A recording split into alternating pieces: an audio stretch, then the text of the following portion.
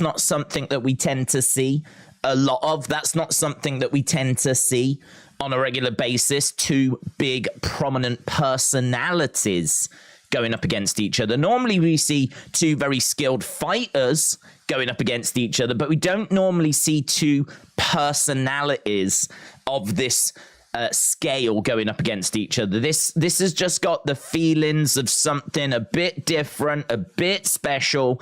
I think it's going to really grab a lot of that casual fan attention. I think that this is one of the biggest fights they can make in UFC at the moment.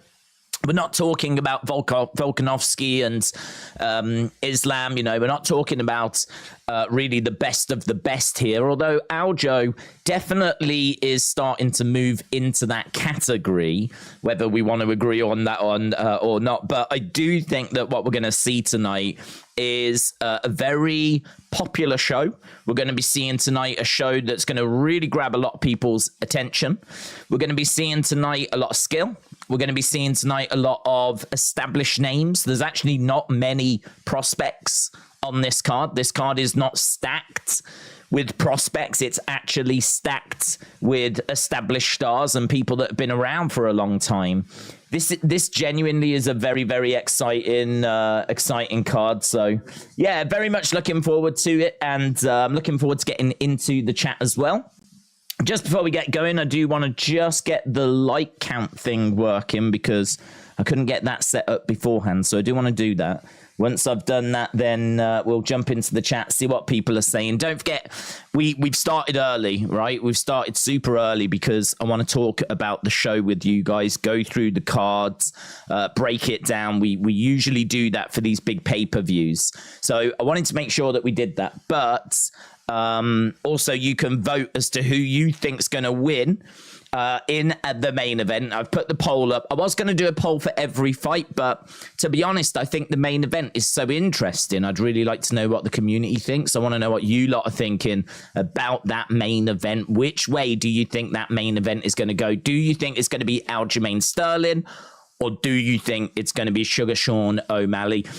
Again, I come back to the fact that I think there's going to be two camps here. I think there's going to be two passionate camps. I think there's going to be a lot of Sugar Sean fans that are going to say tonight is the night.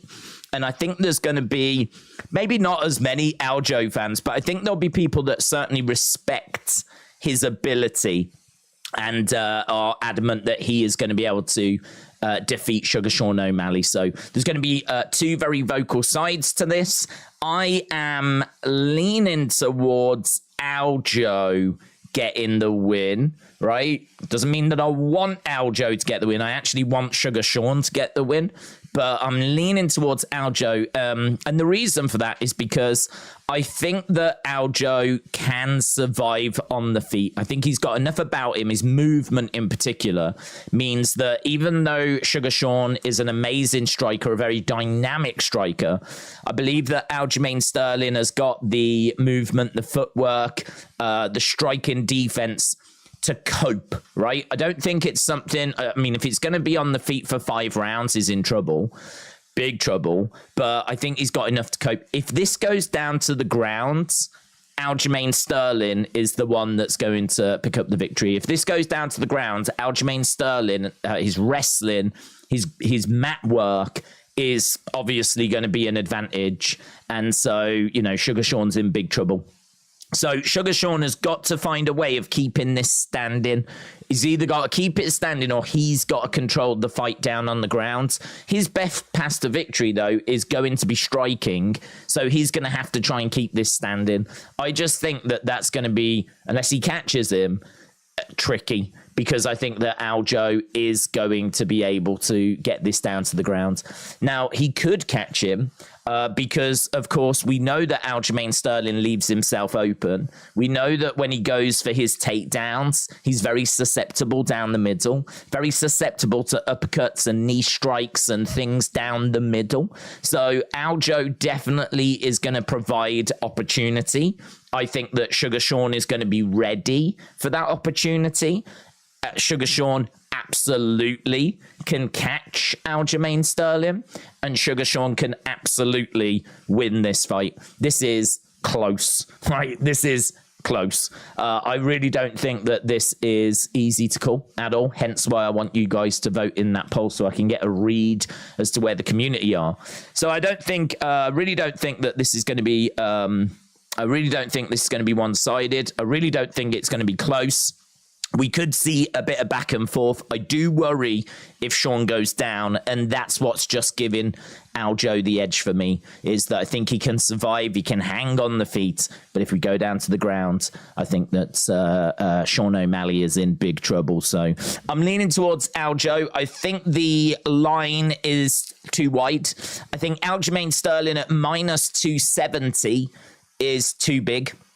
I mean, it's not a pick'em for me. I would have it like as close as you can make it, not a pick'em.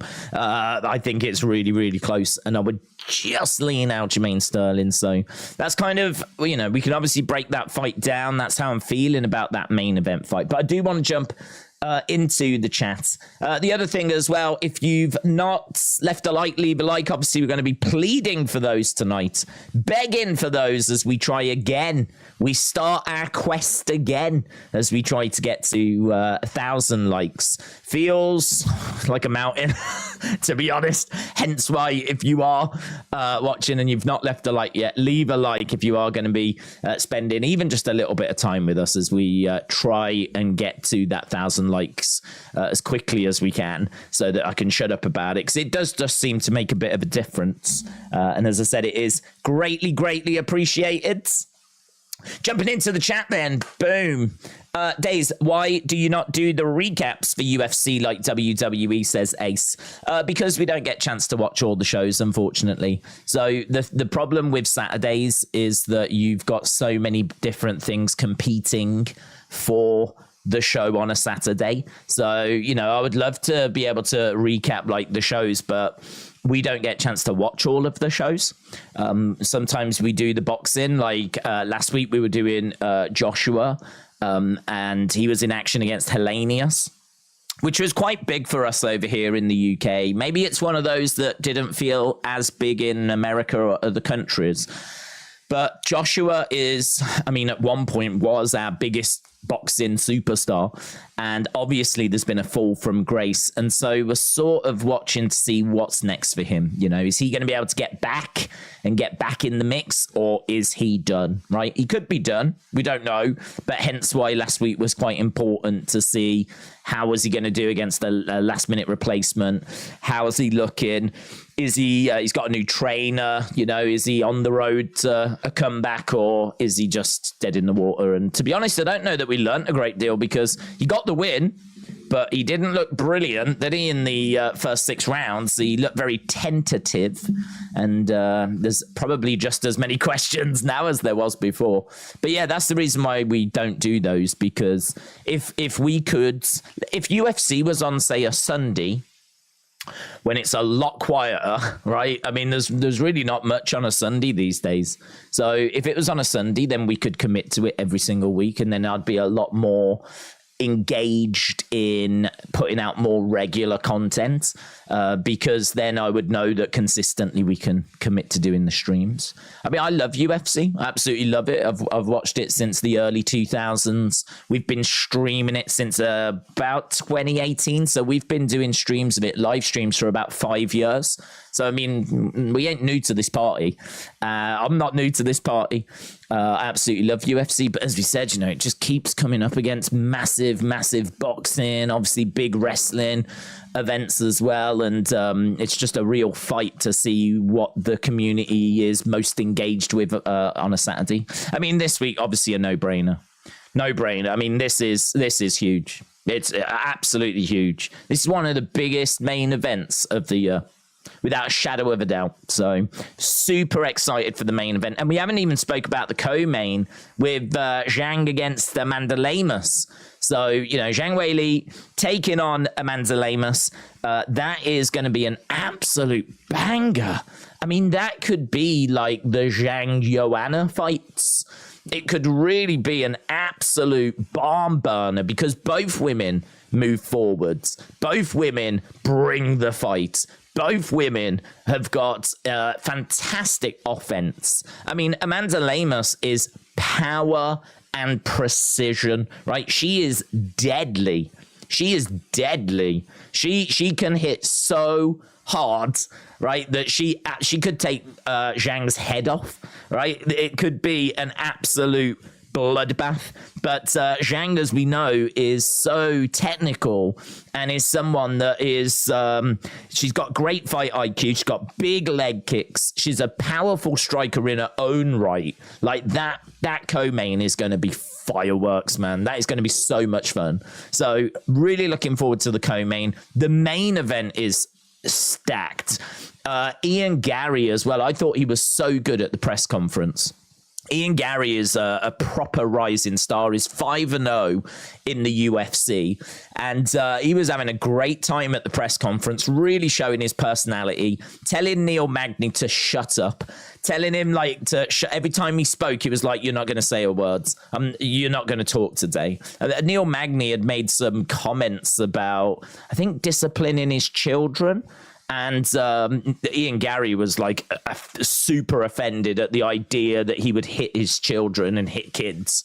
And so he kept saying, shut up, you hit children, you hit kids. And he kept shutting him down. And he really showed like a lot of personality. He really showed that this is not too big a stage for him at all. 25 years old, 12-0, 5-0 in the UFC.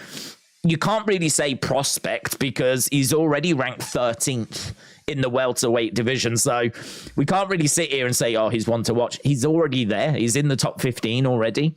It's number 11 against number 13 in the welterweight division, but that is still going to be a banger. And then Marlon Chito Vera taking on Pedro Munoz is going to be a war. Like, that's going to be amazing as well. Both are super, super durable. Both have got good offense as well. You know, Pedro Munoz is very well-rounded. This is a potential fight of the night, that one. So we've just got the top of the card in particular looks so good. And we've got 2 Ultimate Fighter finals. And we've got 2 great women's matches first up as well. Like, they're not low-level, boring women's fights. These are 2 good, really good women's fights. Karine Silva is obviously getting a bit of buzz at the moment, and so I expect her to win in a really good fight against Marina Moroz. But Natalia Silva, I mean, I've been asked before, who do we need to keep an eye out for? And obviously there's loads of great upcoming prospects, but one of the first names I always think of is Natalia Silva. Natalia Silva, I've just been blown away with just how good she is. 3-0 in the UFC. She ain't been around all that long in the UFC. Already got to a 3-0 record, having her 4th fight tonight. Everyone knows now what she's about. She's a minus 350 favorite. She's going to be the 2nd fight tonight. And she's got great body kicks. She's got good volume. She's got good Brazilian jiu-jitsu. She works well on the front foot, on the back foot. There's so much to like about Natalia Silva. I'm such a fan. So I'm really looking forward to both of those early fights. Then we've got like Petrosky against Gerald Meerschaert. That should be a lot of fun. We've got Ultimate Fighter finals. We got the return of Chris Weidman as well, who's going to get murdered tonight. Like, it's stacked. It is stacked. It's if you can't tell, I'm really excited. This is a card I'm genuinely looking forward to, man. And I look forward to most of the UFC cards, but there have been a few this year, as you get with most years, that are a bit, take it or leave it kind of situation. Like, that's just the way it goes, That's just the way it goes. But this one they've stacked. This one is super exciting. This is actually one, and I don't say this often, this is one that I would really like to be in attendance for. Like, I would never not stream. Like, if I could, I would always try and stream, of course, but if for some reason I wasn't streaming or whatever, this is one that has caught my attention that I would go to. I would go to this show. Aljamain Sterling, Sean O'Malley is just such a great main event. And as I said, Zhang Weili against Amanda Lemos, amazing. And Ian Gary, I'm a fan of, and there's just plenty of tasty fights. So yeah, Right, we are going to jump in the chat. I really want to see what people are saying. Put in your thoughts. What fights are you looking forward to? We've got about half an hour to go until the first of the fights. So the coverage, I don't believe, has started yet. Normally on the early prelims, we've got about 4 fights, but there's only 3 this time around. So I believe the coverage starts at past. Which is fine. As I said, I wanted to start early so that I could talk with you guys, get your thoughts. What fight are you most excited for? Who do you think's winning in the main event? What fighter on this card are you most excited for seeing? I mean, genuinely for me, it could be Natalia Silva. I'm so into what she's doing. I'm a big fan, but I really like Ian Gary as well. I like Ian Gary. I'm always one for the upcomers, if you will, you know, people that haven't quite got there yet. Like the main events, like you should just be excited for that. Everyone should be excited for that. I feel like that one just goes without saying. I feel like it'd be a bit boring to sit here and go, oh, I'm really excited for the main event. Like, of course you are, right? And the co-main event as well. Of course you are, right? But actually looking a little deeper than that, going into the rest of the cards. What is it that jumps out? As I said, for me, Natalia Silva is one that jumps out. Ian Gary jumps out. I suppose in a way I'm looking forward to seeing the return of Chris Weidman as well. And it's always great to see Chito Vera. So, yeah, lots and lots on the way. Hayden, shout out to you, said, hello, Days. It's great to be back in the community. It's great to have you back as well, Hayden. Welcome back, my friend. I hope you are going to have fun tonight. I would also just say, if you haven't left your predictions on Tapology, then get over to Tapology. I think there might still be time where you can make your predictions and enter our little thing. Let me just show this off because some people might be able to take part. Here you go. Here you can see a long list of people that have already done their picks for this week. We've got a group, the Wrestling Days League, which you can join at any time. What I would say is get over to Tapology. We're not sponsored by them, right? I'm only saying it because it's just a bit of extra fun, some a bit more interesting on this Saturday night, where you can actually go to the website, create an account for free, make your predictions, and then play along with us, right? And as we said, we're not sponsored, don't get any money from this, blah, blah, blah, blah, blah, right? It's not why I'm saying it. I'm saying it to make your Saturday night a little bit more engaging, right? So I think we've got about 280 odd people in our little group, and feel free to come and join and play along, and we'll keep referring to this throughout the evening and see how people are going. As I said, I think I get asked a lot, oh, how'd you do it? How'd you do it? All you have to do is go to Tapology, create an account, and then on the side, I think it's like the right-hand side, you'll see like where you make your predictions, and you click on the event like UFC 292, then you make your picks, and then it says Pick'em Groups, click on that, find Wrestling Days League, done, join, and then I'll accept you. So I would say joining the league it's not tricky. You can find it. It's pretty straightforward to do, but you can join at any point. The big thing is making your predictions, get them done first, and then you can join the league at any point after. So yes, welcome back, Hayden. Welcome back. Mosley, the wrestling god, shout out to you. Loving the profile picture. It is my face, just looking very chilled. Very chilled. I'm into that. Biplob said, this card is stacked. I am picking Sterling to win, but I won't mind a staggering knockout from Sean O'Malley as well. Chito versus Munoz also is going to be a banger. Yes, I've got that as a potential fight of the night. Chito Vera is, you know, he grows into fights. He's not going to look great for me in that first round in the early stages, but he really comes good. And I would expect him to be able to get the victory. So I am leaning Chito Vera, but Pedro Munoz, I mean, he is got such great grappling, is very dynamic, is very well-rounded. He's got Brazilian jiu-jitsu. He's got nasty kicks. He's really, really dangerous on the ground, but he is hittable. He is very, very hittable. Both of these guys are very durable as well. So you're going to have to really work to put the other person away. It's going to make for a very fun fight, as I think there's going to be openings that are presented by both guys. I think there's going to be openings that are exploited by both guys. And as I said, yeah, I completely agree. I mean, that should be an absolute barn burner. But I am leaning towards Chito Vera to pick up the victory there. He comes in as a minus 190 favorite. 77% of people on Tapology, when I was checking about 48 hours ago, have gone with Chito Vera. So I'm in line with those guys as well. He does need to improve and increase his output, though, because his output is just not enough. He's got to make sure that he's getting more volume and getting more like into the fight quicker. He is a very slow starter, but once he gets going, he's very aggressive. He's very, very aggressive. And as we said, that should be a really, really exciting fight. So, Biplob, shout out to you, my friend. I completely agree. It is stacked.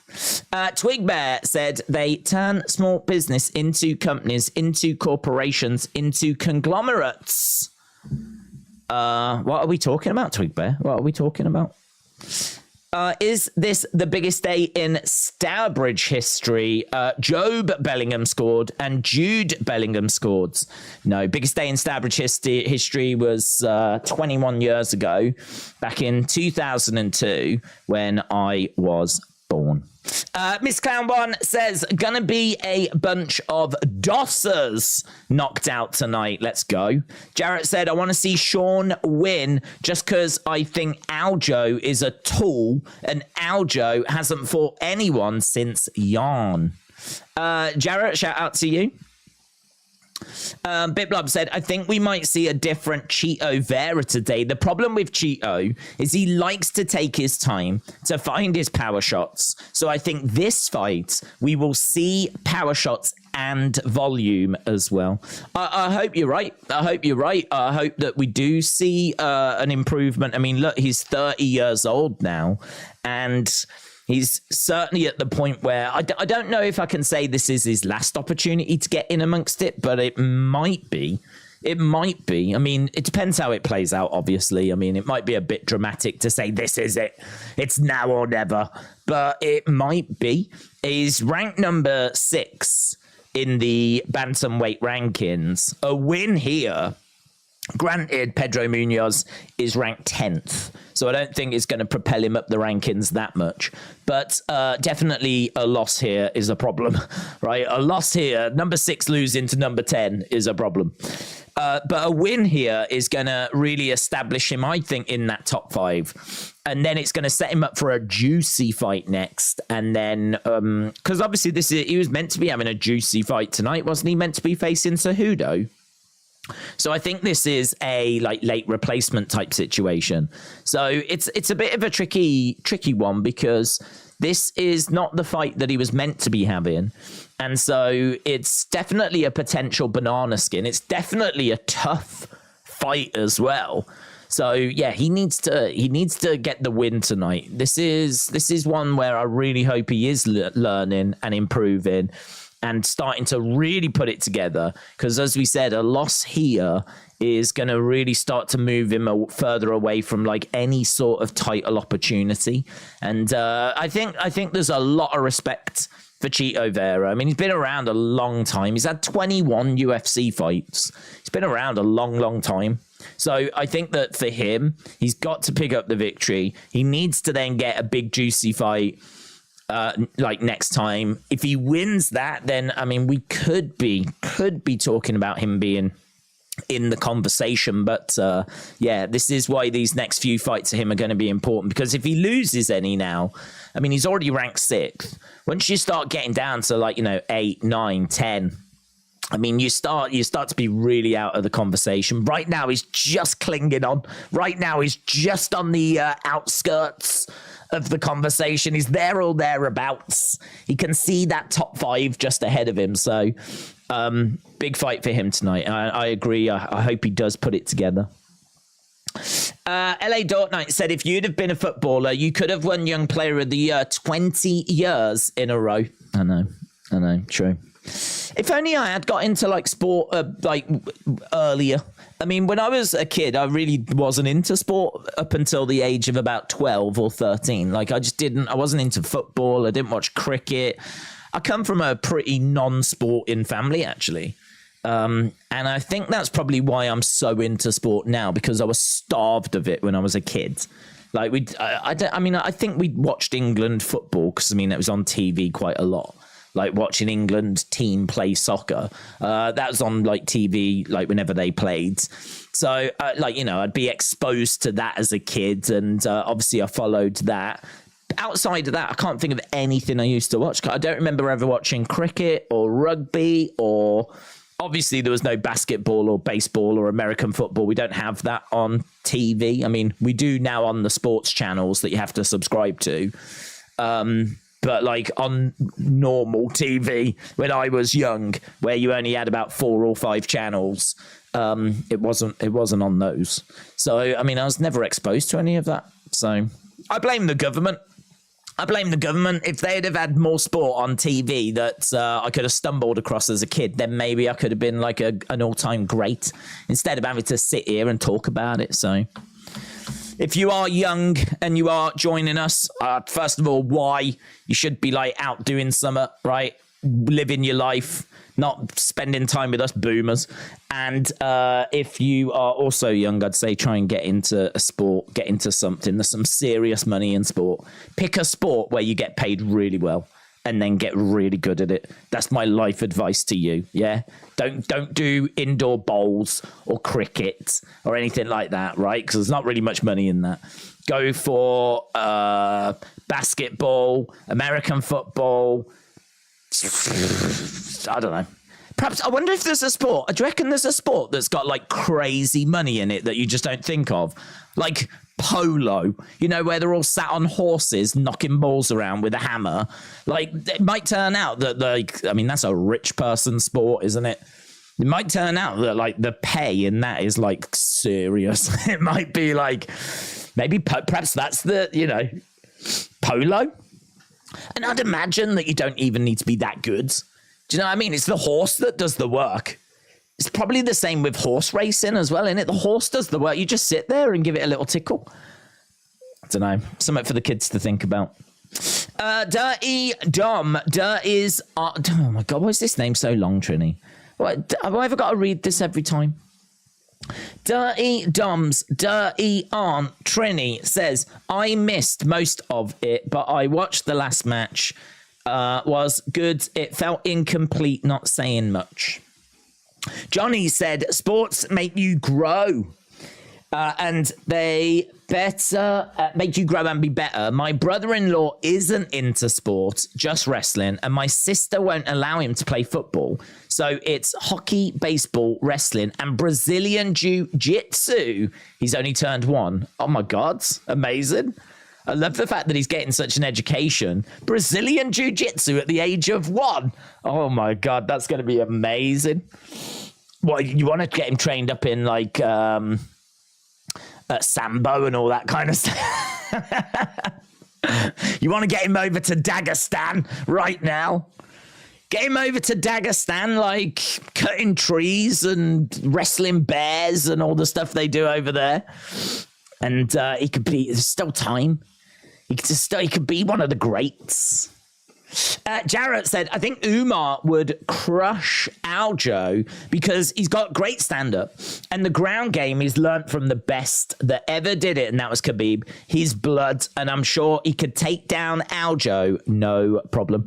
Well, I mean, Aljo's not sticking around, is he, when it comes to bantamweight? I don't know if Aljo's actually come out and said this, but there is a big belief that he is going to be moving up in weight. I haven't seen any interviews where he's confirmed that and said, yeah, that's what I'm doing. But I've seen certainly a lot of talk that he's going to be moving up in weight. And this could be the final time we see him competing at like a bantamweight. So I saw Sean O'Malley saying like, he don't want to go after someone like Volkanovski, like, But Aljo was like, listen, I embrace challenges. I don't run away from them like you. So there's already been a few words exchanged. There's already been a few shots fired as a result of that. So yeah, I don't know. We'll have to see. I don't know. I hope Aljo sticks around, to be honest. I think the weight cuts are hard for him. I think he is struggling with the weight cuts. But I sort of hope he sticks around, because I think like you want the best in the divisions that they're in, and he is the best in this division. He is undeniably the best up until this point right now. I mean, he beat Jan. Obviously, he beat Henry Cejudo. And so, like, for me right now, he is the best. I'm going to find out if he's the best when he takes on Sugar Sean. Obviously, Sugar Sean might prove to be the best, but at the moment, Aljo is the best in this division, and I hope he sticks around. There'll be plenty of people that want him to go. There'll be plenty of people that want him to go out of the UFC altogether, to be honest, but I hope he sticks around. I'm a big fan of, like, if you are the champ of a division, not go until you lose that title, or at least kind of keeping this belt going as you try to chase another one. So if he wants to go after in a higher weight class, then go after like a belt in a different weight class, but try and keep this one going as well, because you're the king of this division. And I don't know, I just think if you forfeit the title, whoever comes after is always a little in their shadow. Not that Aljo's going to care. Not that Aljo will care. But if Aljo wins tonight, and then he relinquishes the title to go after like a different weight class, whoever wins this title will be seen as just secondary to Aljo, in my eyes anyway, you know. And I'll feel sorry for Sugar Sean if Sean gets it. If Sean loses tonight and then wins the fight for a vacated title, like, he'll just be seen as like still not Aljamain Sterling. Aljamain Sterling will still have that over him. So I don't know. I don't know how I feel about it. I'm not the biggest Aljo fan with everyone else, but I think he is the guy at the moment. Biblub said Aljo moving up does make sense. He cuts extreme weight during the fight. It's not sustainable for a long time. If you look at him at the weigh-ins, he looks shredded. Aljo doesn't want to fight, Volk says Jarrett. Trini said, as a kid, we had cricket and football everywhere, but my dad got me into boxing and then wrestling, and now Dave's got me into UFC. Wow, your dad did a great job. Getting you into boxing and wrestling, getting you into, like, the combat sports. You know, I know a lot of people will be like, wrestling, what? But, I mean, you know, when you're a kid in particular, you don't know it's scripted. So I didn't know what was going on. So to me, it was like a combat sport. I mean, like, it's funny, isn't it? I would imagine now. I mean, I think wrestling really struggles to know. I think it's found its place, I will say. But I think wrestling struggles to know where to sit, because when I was growing up, wrestling, there was no like UFC. Or if there was, it was going on in the background. Like, it was not a major thing when I was a kid, right? It was playing out in the background. Not like it is now. I mean, now it's like a, you know, global sport. Everyone's heard of it. Everyone's seen clips of it. But, you know, I'm talking pre-internet days. I'm talking like when it was I'm talking pre-Dana White. I'm talking like UFC 1. I'm talking 93. I'm talking the Gracies. I'm talking it was specialist, and you sort of had to know about it. Maybe it might have been a bit more bigger, more prominent in America, but over in this country, when I was a kid, didn't even know it was going on. Didn't see any adverts for it, didn't see anything about it. So to me, boxing was king when it came to combat sports. And then wrestling, because I didn't know that it was scripted when I was young, that just felt like a very interesting theatrical alternative. And now that UFC has come along, I think wrestling all of a sudden doesn't quite know what it's meant to be, because it can't be that kind of alternative to boxing now, because UFC is the alternative to boxing. So, and like, if you want drama, there's so many TV shows that, like, you go there. Wrestling, I think, has been caught in this really weird situation where it's like, yes, we're scripted, but we really want that kind of UFC boxing crowd. But like they've got so much that caters for them now. Like you can watch boxing every weekend. You can watch UFC every weekend. Where does wrestling fit into your life? And the same with dramas as well. I mean, if you want drama, then you can. There's so many TV shows and dramas and streaming platforms. Like, why would you turn to wrestling? I think wrestling's really struggled with that. And I think it's starting to find its place now. I mean, I think the Bloodline story's been great, but yeah, it's that's an interesting conversation. It's one we have touched on before, like where does wrestling sit in 2023? But I think it's having its best time at the moment for a long time. It's doing some good stuff. I didn't see much about UFC, said Trini, till I joined this community and I went to look at it and I found there's a lot of fans. Yeah, so you do find that, these secret worlds, don't you? Pride was my first MMA, said Johnny. Oh, okay. I saw over here, and boxing was always the biggest. Yep. Yeah, I mean, I saw a bit of Pride towards the end, but Pride was not something I was watching regular. Pride was something that was an exciting alternative to UFC. But to be honest, I didn't have like loads of time, what with being at work, to get into like, you know, too many different alternatives. So I've always been quite, you know, I get asked a lot, oh, are you watching Bellator and all this? But the truth is, I mean, I'm always focused on UFC and dialed into UFC. I see it as the market leader. And I understand if you are like super passionate about MMA that you would want to watch Bellator and all these other alternatives, you know, but I mean, we did watch a little bit of one for a time because it used to be, I can't remember, on a Wednesday night after Dynamite. I think Dynamite would end and then one would be on straight after, and we actually watched a little bit of that, and you know, it was good. I enjoyed it, and I'm sure I would enjoy many of the alternatives that were out there, but same with like Strikeforce as well. I wasn't watching that.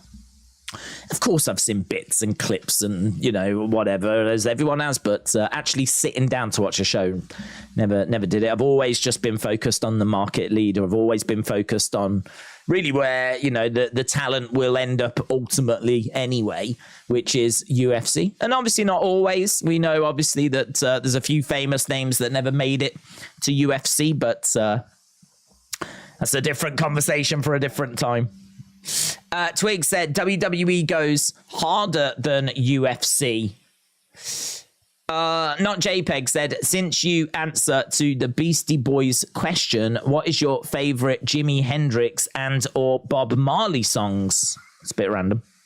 I mean, Jimi Hendrix, I'm thinking like, I do love his version of All Along the Watchtower, but I'm a big Bob Dylan fan, and I think the original is amazing in its own right as well. I would say, though, there's not many covers.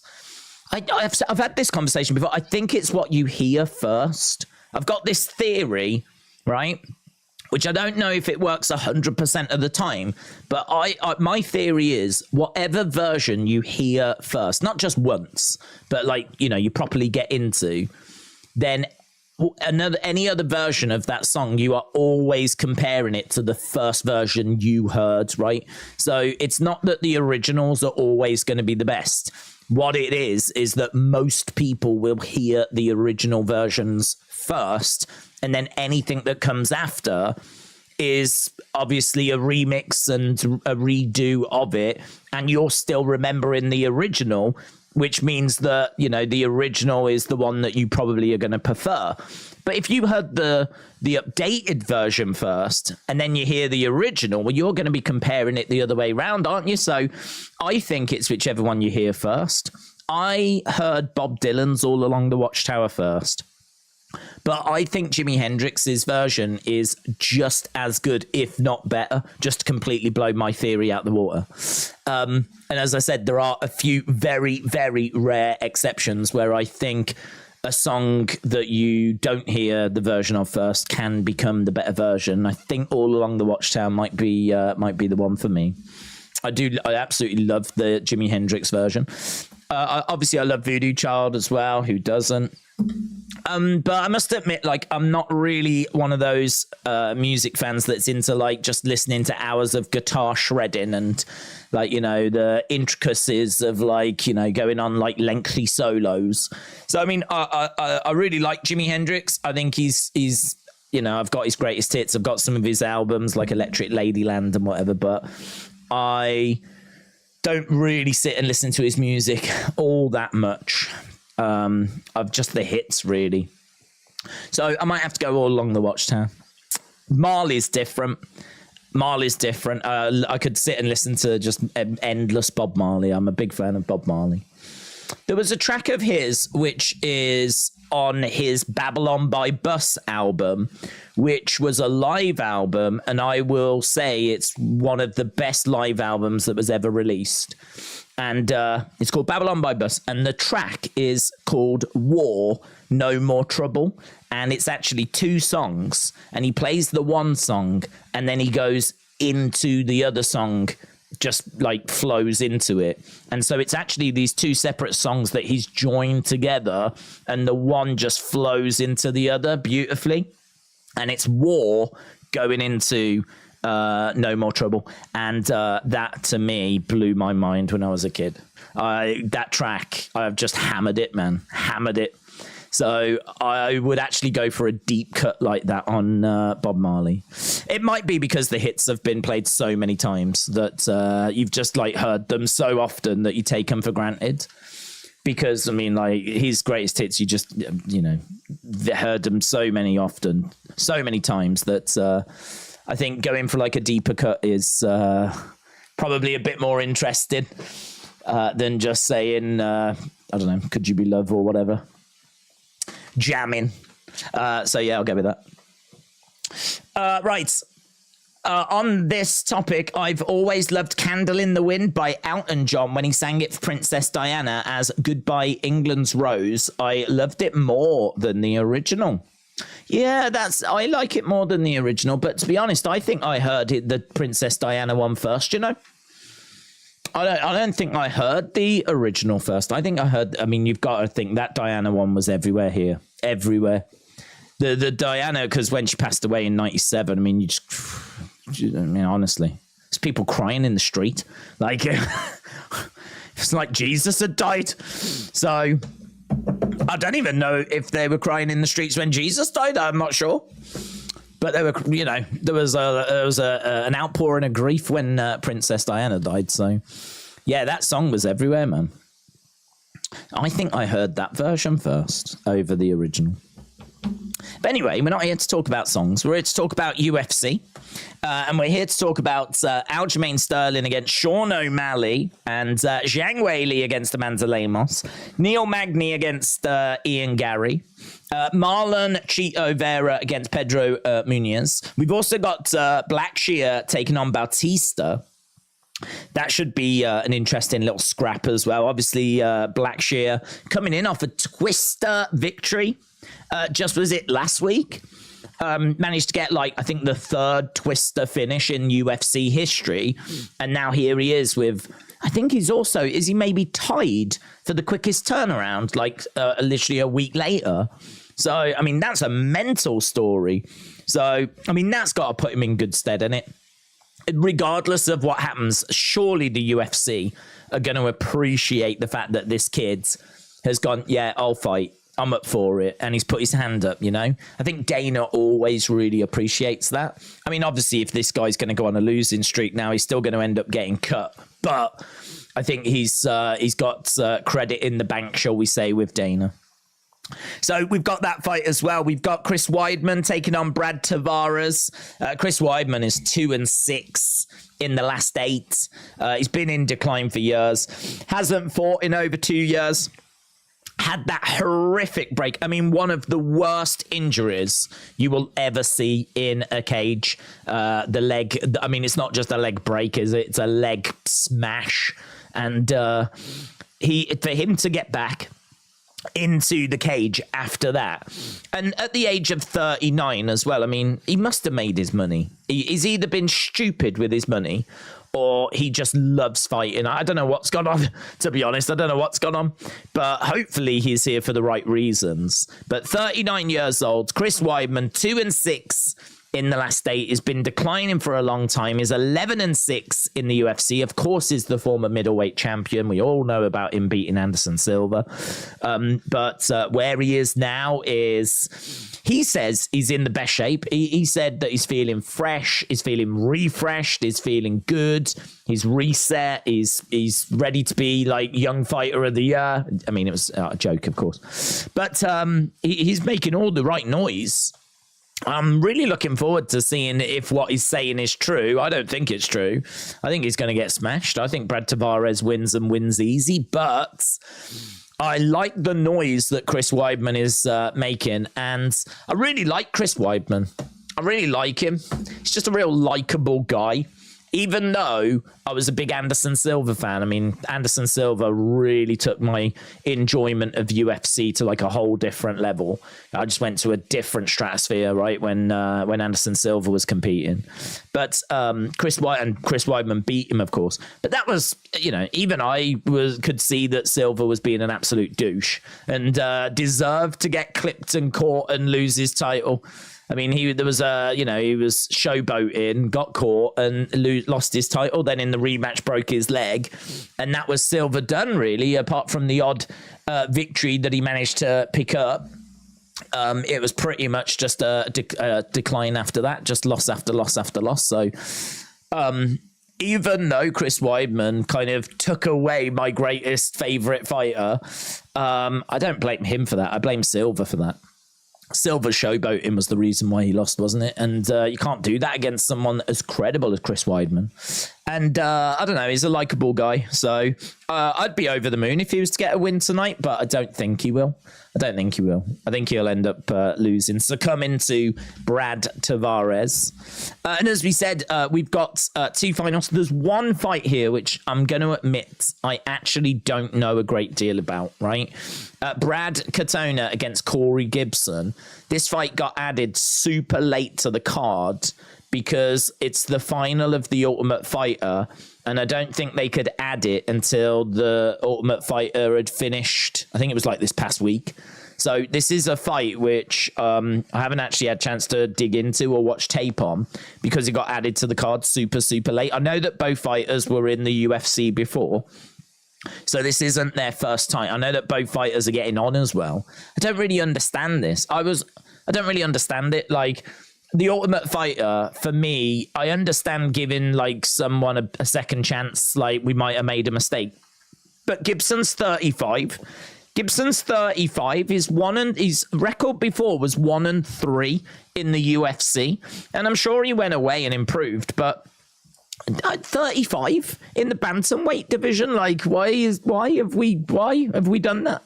Why are we not looking for the young, hungry fighters that are like coming through that could be in that position instead? So I don't really quite get it. I mean, Brad Katona was 2-2 in the UFC. He lost twice in a row, ended up getting cut in I think it was like 2019. He's 31. That one makes a bit more sense to me. Like 31, you're probably just getting into your prime now. I mean, you've already got some UFC experience, so hopefully you haven't got to do that kind of, baby steps kind of, or getting used to being in front of a crowd, blah, blah, blah. He's had 4 UFC fights before. But, and he's won the Ultimate Fighter before as well. He won the 27th edition of the Ultimate Fighter. So he's actually a Ultimate Fighter champion previous. I think he'd be the first person to win the Ultimate Fighter twice if he wins tonight, which would be crazy. So Brad Katona is my pick. He's the person that I'm leaning towards. I know that he's favorite as well with the bookies, -155. I just haven't got much of a read on that fight. As I said, of all the fights we've got tonight, that's one that I just don't have a great read on. because I haven't had a chance to sit down and really watch the tape on it. But all the other fights I've got pretty good notes on. And as we said, really looking forward to that main event. If you are joining us as well, and I can see we've got nearly 250 people joining us. I think that it just exploded as soon as we started talking about Bob Dylan. And all along the Watchtower, it's just the floodgates opens. You've got to give the people what they want, and they want Bob Dylan conversation. And the live chat just exploded into life, as it's probably more the fact that we're getting towards the start of the show, to be honest. But 3 minutes to go, and then the coverage will begin, and we'll be getting underway with our first fight. I think the first fight tonight is going to be Karine Silva taking on Marina Moroz. So we can just jump into the chat, and then we'll try and break that fight down. Clyde said, moreover, what looks like showboating with his hands down was Silva's way of takedown defense. It's easier to defend a takedown with the hands lowered than the hands in a high guards. Well, I mean, what he did against Weidman was showboating. I mean, he was even like, you know, provoking and sticking his head out, and like, you know, you could see he was clowning in there, and it was something that he had a reputation for doing anyway. So that was, you know, you can say that he was provoking or whatever, but I mean, it was showboating, and also it was a very dangerous game. He had shown elements of this in previous fights as well, and I don't know, if people want to dress it up as something else, they can do. As someone that watched Anderson and was a big fan of him, it was clowning. It was him. He was quite arrogant at times, and it was him getting caught and paying for it. And it was the start of an unfortunate decline. I wish he had found a way of getting himself back to that level, but it just started to fall away for him. I actually don't know why. And then also you've got the kind of the failed drug test as well, which put even more kind of heat on the whole situation, because I think fans, you know what fans are like. If you're king of the world, you're the best thing. But as soon as you start that decline, you start slipping, then people start to turn on you. And there was a little bit of jumping off the bandwagon that was going on that time. And what with the drugs coming in then, and the failed drugs test when he went up against Diaz, that was not a good time for him. And then like he just couldn't even buy a win, could he? Couldn't even buy a win. Really sad what kind of happened in the end, but I'm really pleased that he went out as a legend and is now remembered as a legend. And certainly I think when people talk about Silva, they speak fondly. There was a hell of a run, though, where people were like saying he needs to call this time. He needs to go. Like, this is damaging his legacy. This is damaging his reputation towards the end of that time. But with it being the Ultimate Fighter final, do you think Conor and Chandler will be there tonight? No. I think Dana has already said that Conor won't be there tonight. I think Conor came out, didn't he, and said that he will be... Conor said that he will be there. He's going to fight Chandler in December. I'm trying to think exactly what he said. He said he'll fight Chandler in December. Then he's going after Gaethje. That's right. He's going to fight Chandler in December. He's then going after Gaethje, and he's going after the BMF title. And then he's going after Diaz trilogy. That's what he said. I saw an interview that he did, I think it was like yesterday or the day before. And that's his plan, which is good to know what his plan is. So it's good to know there is a plan, because I don't think there has been a plan. But Chandler in December, and Dana said at the press conference that Conor won't be there. Whether Chandler will be there, I don't know, but he said Conor won't be there. We then know that we've got Gaethje. He wants the BMF title. Don't know why. And then maybe because he thinks he can't beat any of the actual champs. And then he's going to try and do the Diaz trilogy. And that might be it then. That might be him done. Which I think if you're a Conor fan, you're probably going to be a bit disappointed with. Right, we are in Boston for this. This is the first time since October 2019. I believe it is a record for them in Boston.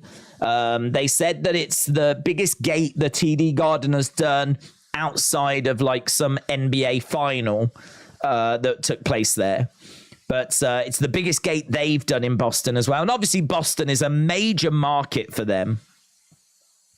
So we got John Anik, we got Joe Rogan, RIP Joe Rogan as well. Big shame to see that news earlier today about Joe Rogan. So RIP Joe Rogan. And we've got Daniel Cormier in attendance and on the call as well. We'll be getting over to our first fight very soon. It's going to be Karine Silva taking on Marina Moroz. Silva is 2-0 in the UFC on a 7-fight win streak. She's athletic. She's sub or bust. She gets plenty of finishes. She does lack an overall MMA game, but she should have enough to be able to pick up the victory. Marina Moroz is coming in as a slight underdog here, plus 150. Only 17% of people on Tapology have gone with her. She is a wrestler. She's good on the ground. She might have a slight striking advantage. She's definitely got tools and a path to victory. 6-4 as well, a little bit more experience, but she lost by unanimous decision last November. Tough, durable, good jab. She was on the Ukrainian national boxing team. She is not got great takedown accuracy, though. She does train at American Top Team. She's a couple of years older. But as we said, like Karine Silva has got plenty of finishes to her name. She does lack that experience. And Marina Moroz, you know, if she is going to put it all together here, could definitely get the win. I mean, her striking's very good. She's very good down on the ground. She's a very, very credible UFC fighter. But her record, I think, sums her up. She's got experience, but she's 6-4. So, you know, she's won 6, lost 4. She is bringing plenty to the table, but if Karine can just go about her work, she should be able to go 3-0 in the UFC. So very close little fight, though. And Karine Silva comes in at a minus 175. Marina Moroz at plus 150. 83% of people on Tapology have gone with Karine Silva. 17% have gone with Marina Moroz. So that's going to be our next fight, or our first fight that's going to come up. The coverage has begun. We are just getting video packages right now of Zhang Weili and Amanda Lemos. Obviously, they're going to be competing for the UFC Women's Strawweight Championship. That's going to be our co-main event coming up later. Main event tonight is, of course, Aljamain Sterling against Sean O'Malley. And obviously, we're building towards that. We got the early prelims coming up first, though. 5 fights on the main cards. Marlon Vera against Pedro Munoz. Damon Blackshear taking on Mario Batista. Neil Magny takes on Ian Gary. Zhang Weili takes on Amanda Lemos. And Aljamain Sterling takes on Sean O'Malley. So those are our 5 fights on the main card of UFC 292. And we have got a few early prelims to get to first. Sticky Buds, shout out to you. Appreciate the support, my friends. Welcome, welcome, welcome. We're in the TD Gardens. I feel like we go here quite a bit for different events. We do a lot of wrestling events at the TD Gardens. It's a very popular venue. And it should be absolutely bouncing tonight because they're getting treated to quite a card. Right now, we're just seeing some of the submission finishes of Silva. As we said, she is sub or bust. She's got some fantastic finishes, some fantastic submissions to her name. She is going to be really, really tricky. Marina Moroz, though, is also very good on the ground. So Karine Silva her last 5 fights have been wins, and 4 of them have been by submission. 1 of them was a TKO. I still believe USADA said they would give Conor a pass and say, we're not going to test your blood, see if you've got any possible enhancements in your body. Rumors started with a shared post, RIP Joe Rogan, dead at 55, gone way too soon. The rumors are false. Joe Rogan is alive. What about Joe Rogan? I mean, RIP to Joe Rogan. That's what I will say. Good egg. AB Jobson said, I predict Karine Silva at -150. She's got an odd crescent kick and a yappy Randyplex. Oh, I think we all bring out the Randyplex most weekends, don't we, eh? And also a kooky double wrist lock. Silva must lock the counter agent. Easiest pick of the night. Well, there we go. One vote there by AB Jobson for Karine Silva. We're backstage with Megan Levy.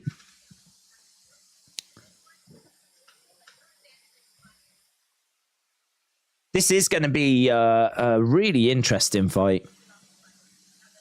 Back-to-back female flyweights start in the card. Very excited, said Casey O'Neill. Here's Marina Moroz, as we said, used to be in the Ukrainian national boxing team.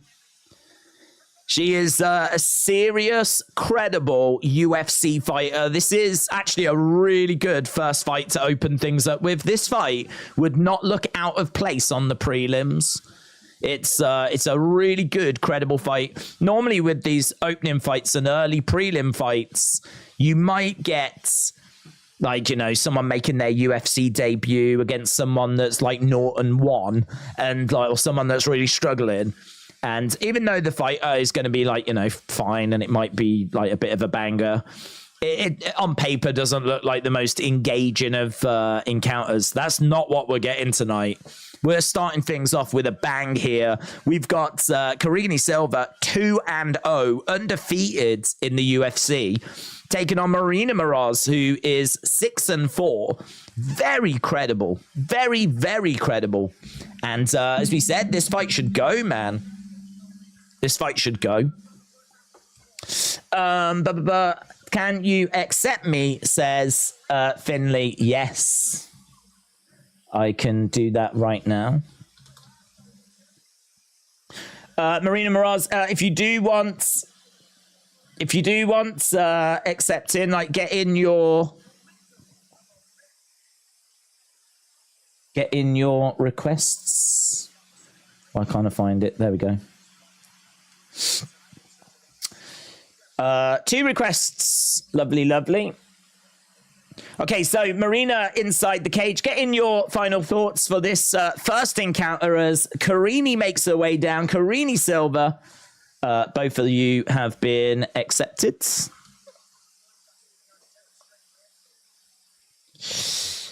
But Silva for the win. Have we got a... Let's go down. Did we get a request? Did I get another request? Oh, I think it was Sticky Bud. Sticky Bud, shout out to you. Right, Karine making her way down to the ring. She'll be about to step inside. We'll be underway with this very, very soon. Hopefully you've managed to get in your predictions for this event. We did start a little bit early. We did say you can go over to Tapology, you can get in your picks. Karine Silva, 7-fight win streak. Only Z-lock submission in UFC history. One of 2 Darce choke submissions in UFC women's history as well. She's looking very cool, calm, and collected as we're about to get underway. 29. She's getting on a little bit. 29. I'd like to see her be a couple of years younger, ideally, but now's the time for her to get going. I always think if you come into UFC when you're like in your early 20s, maybe even your mid 20s, you can afford a bit of a blip if you're coming into UFC in your late 20s, I mean, she's 29. I don't know when she turns 30, but once you start getting into your early 30s, like, that's your prime. That's your prime. That's when you've got to be right, like, you know, going for titles near the top of the card. She needs, like, I don't think she's got much room here to, like, make mistakes. She can obviously lose a fight. That's not going to be a problem, but then she's got to pick it back up. But, like, if you get to the top of the cards and then you start losing fights and then you start slipping back down the rankings, like, and other people start overtaking you, it's really hard if you're going to be in your kind of early mid-30s when that's happening, you know? There's not really much wiggle room at that point. So at the age of 29 with only 2 UFC fights under the belt, like, it's all right, but I do worry that she's just left it a little late. But let's see if she can pick up the victory here and take another step forwards in the women's flyweight division. She does come in as a -175 favorite. 83% of people on Tapology have gone with her. Don't forget as well to leave a like if you haven't already. We're going to try and smash that 1,000 mark. Don't know if it's going to be possible, of course, but we're going to certainly try and smash the 1,000 mark. We're on 158 right now. Here is Karine Silva. She's been a favorite in all of her UFC fights so far. Payback and AEW All In are on the same weekend. Yes, that is Saturday and Sunday. Free Hasbulla shirt. Right, here we go.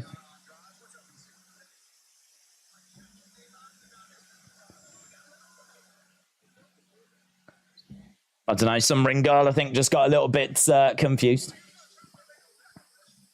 Okay, here we go then. We are underway with our first rounds. So kicks coming in by Silva. Silva bouncing around, looking for a low leg kick. Lots of kicks on the outside by Silva. We've got Moroz standing in the center. Front kick coming in there by Silva. Again, shots coming in by Moroz. Edging forward, trying to go upstairs and then go to the body. Kick coming in to the midsection.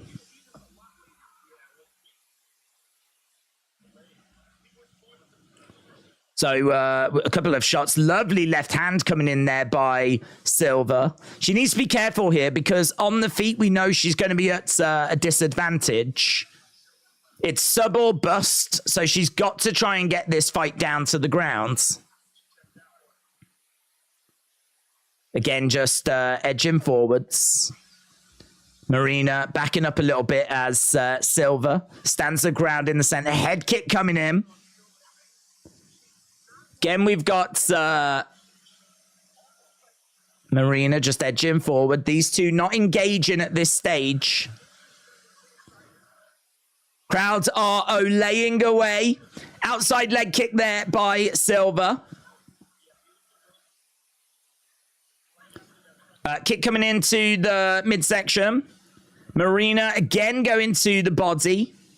Couple of steps back there by Silva. Shots coming in upstairs by...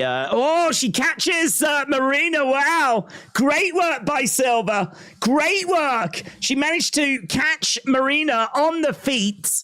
Marina stumbles back a little.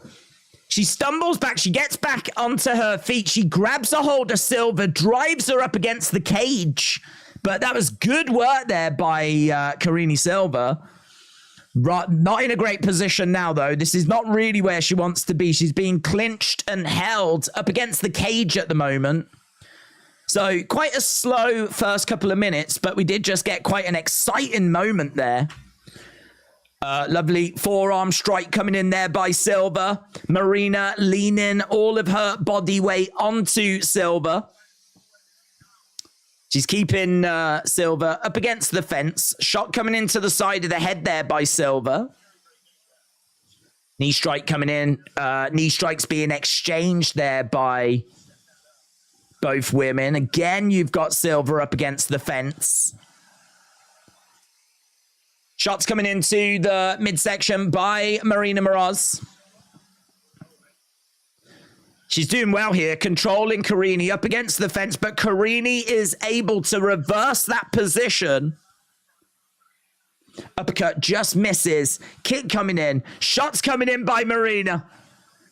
Moroz managing to control the action, but Carini goes back into the center, throws in a few kicks. This fight's banging, man. This fight is banging. The crowd are making some noise as well.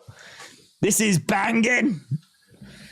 This is a really great way to start the night, and it's just what we were hoping for. Lovely little takedown attempt there by Carini Silva. Looking for the takedown, getting Marina Moroz down. Really great work. Moroz was really starting to flow with her striking then. So she's looking for an armbar. She's looking for a bit of a triangle as well. She's trying to get some off the ground here, Marina Moroz. But we know that Silva is very, very dangerous. She has got the neck. She's got the neck in a very unorthodox position. She's managed to get into side control. So she's in side control. And she's actually got her arm around the neck. Now she's like rotated round. She's let go of the neck. She hasn't done anything with that. Marina's done a great job there to get on top of Silva. It's a real scramble. There's a real battle down on the ground. I mean, look, Marina's not lost on the ground, but you know how dangerous Silva can be down there. This is dangerous. There's a guillotine. There's a guillotine that's been applied there. She's really trying to put on a tight squeeze, and she's got the legs. Oh, I think she's going to pop her. Oh, she's tapped. Oh, Marina Moroz taps. Marina Moroz taps. We said it would be sub or bust. It was right at the end of the first, man. Oh. There was like a second left. There was about a second left at the end of the first. Oh, that's heartbreak, man. That was such a tough little scrap, that was. It was a real tough little fight. The crowd, I tell you what, it's not full at all. But there's a good number of people there for the first fight, and they are making some serious noise. This place is going to bounce, man. If they're making this sort of noise just for the first fight, this place is going to bounce. But, yeah, she had to work hard down there because Marina Moroz asked a few questions of her own.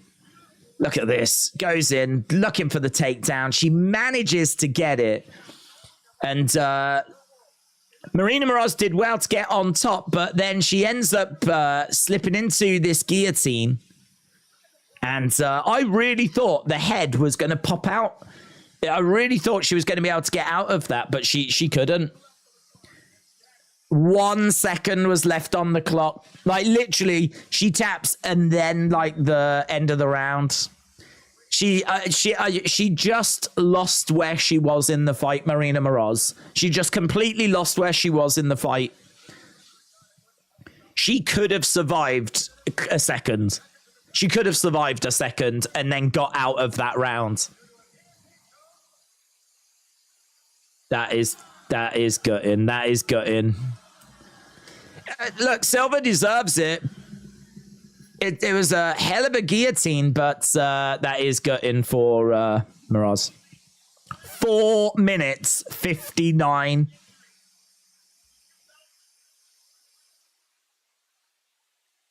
First woman in UFC to get consecutive first round submissions.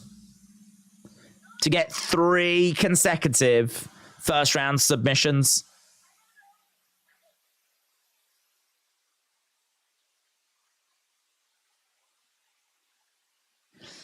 Carini Silva said, when I get into that sort of position, I finish. great. Really great. Tapped with just the second letter. That's crazy, isn't it? Crazy. Longest active win streak, Karine Silva with 3. Natalia Silva, who's coming up next, has also won her first 3. We've got another women's flyweight fight. It's going to be Andrea KGB Lee taking on Natalia Silva. We've got that fight coming up next. So we got another Brazilian Silva in action.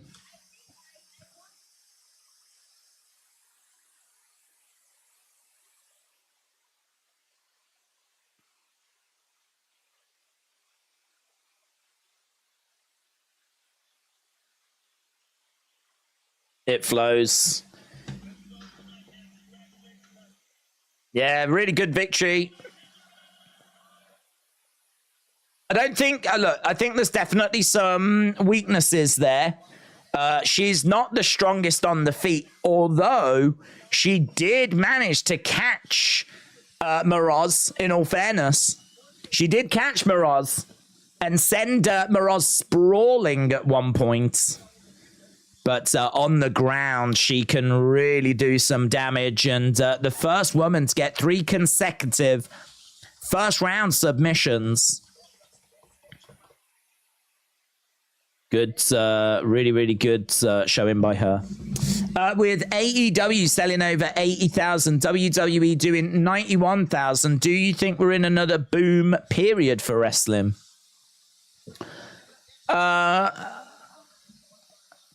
No, I mean, I think business is doing all right, but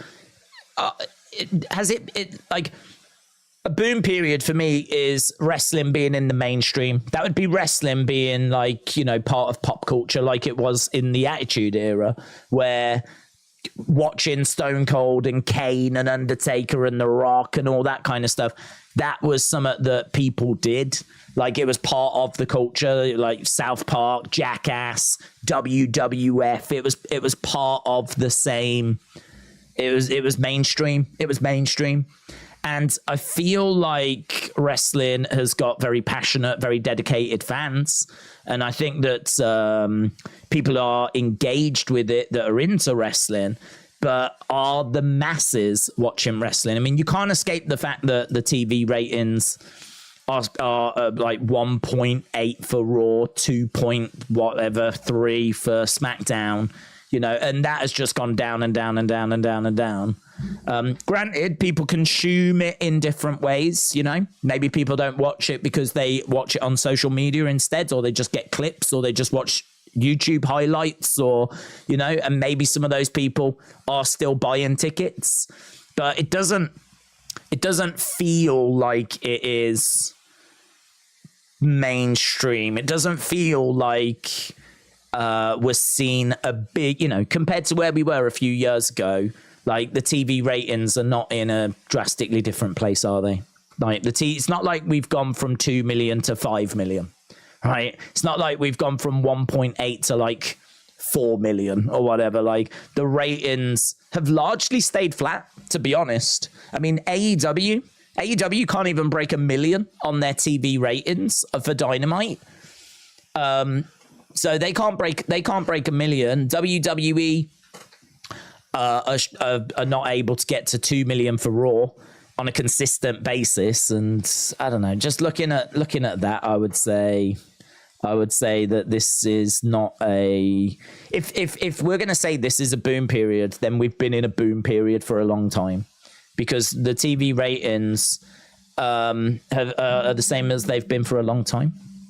And social media for WWE has been strong for a long, long time, hasn't it? I mean, WWE have had one of the biggest social media platforms for years and years and years. They've been shouting about that for years, about how they've been beating all these different records. Their YouTube channel, I think, has been in the top 5 for like the past 5, 6, 7 years. So if we are going to say that now this is a boom period, then this boom period must have been around for about 5, 6, 7 years. And it doesn't feel like that to me. So I just think that WWE have got like Triple H in charge. The storylines are super captivating. People are engaged with it that watch WWE. There's not really a question of shall I, shan't I? People want to go. And so, you know, they've done really well on their WrestleMania tickets. And I think that the AEW show, I mean, we know that Wembley's an exception. They struggle to sell out, don't they? I mean, all you keep hearing about is that Double or Nothing struggles to sell its tickets, or I don't even know how All In is doing to be All Out, sorry, is doing. But apparently, like in America, it's a bit of a struggle for them to sell their tickets. So I can't say that we've gone into any different period. I can't say this is any different than where we've been. But what I would say is that it's a good time to be a wrestling fan. It's certainly not a bad time. It's certainly not. It's certainly not 1995, is it? So, Mitchell. So it's a really good question, James. I really like it because that's something that I've seen get mentioned. There was a TikTok that I saw a woman do where she actually said, "I think we're about to enter a boom period," and she actually gave a list of reasons as to why she thought we were about to enter a boom period for wrestling. But which I only watched the other day. So that was something that I've been seeing more conversations of. And maybe Wembley has kind of sparked these conversations, you know. But for me, as I said, I think it's... I can't sit here and say that we're in a boom period if the ratings have not drastically changed. And a little fluctuation of a few 100,000. You know, it ain't much, is it? Going from 2.1 to 2.4... 300,000 extra watch SmackDown, like that ain't doing a great deal. Like for me, I think I'd want to see that really moving. I'd want to see that number really moving. And you know, it's possible. I think that didn't the new Walking Dead TV show get nearly 10 million viewers? I heard it did fantastic numbers, the new Walking Dead spin-off. So like it is possible to get big numbers still. Like it's not like it's just completely impossible. It is possible. I mean, sure, gone are the days of like maybe 20, 30 million tuning in regular to a TV show. I don't know. I actually don't know what the most highest watched show in America is getting right now. That'd be interesting. I'd imagine it's probably sport in it. But I don't know what the ratings are for whatever, like not one-off things like Super Bowls, but like regular shows. That'd be interesting to know. That'd be interesting to know. But yeah, it's a good time for wrestling, certainly creatively. Gordon said Andrea Lee probably drew some of that early crowd. Fans know that she's been robbed repeatedly, says Gordon. GSP tapped with 1 to 2 seconds left against Hughes in their match. I always wondered what would have happened if he had just waited a little longer, says Chrome Cobra. It's a good point. Mitchell said, do you get more excited for a dream match in UFC or a dream match in wrestling? Do you have feelings between dream matches? No, I don't. That question's come up before about, what do you prefer? A great football match, great this, great that. It's irrelevant. If you're really into something, then you're not less into it because it's UFC, you know? Like, if you're really into something, you're really into something. And I don't think there is this differential. I don't think it's not that I don't want to answer the question. I don't think there is a question to answer. If you're really into something, like I love watching UFC fights, and when you've got a good UFC fight, a banger, something that's like edge of your seat that's really got you going. Well, it's got you going. If it gets you going, then it doesn't matter what it is. I mean, it could be flipping dressage, right? It could be like horses dancing away, having a little prance around a paddock, right? If that's your thing and it gets you edge of the seat, proper screaming your head off, like, go on, Dixie Rose, go on, whatever they're called. Like, whatever it is that gets you going, it's all the same, innit? It's all the same. So for me, there's no difference. An amazing, well-told, dramatic, important wrestling match is just as exhilarating as a dramatic, important UFC fight. I mean, what I would say is that certainly with UFC, you always have that little extra element of this could seriously hurt someone. You do have that. But I would say that you do get that with wrestling as well. We've seen so many times moves go wrong where people have got seriously injured. Seriously injured. I mean, like Big E broke his neck from a belly-to-belly suplex. We all saw Undertaker come crashing down at WrestleMania 25. Thankfully, he didn't get hurt in that, but easily could have done his neck in. Obviously, Droz as well got paralyzed. So, you know, the guy that fought Rey Mysterio that lost his life.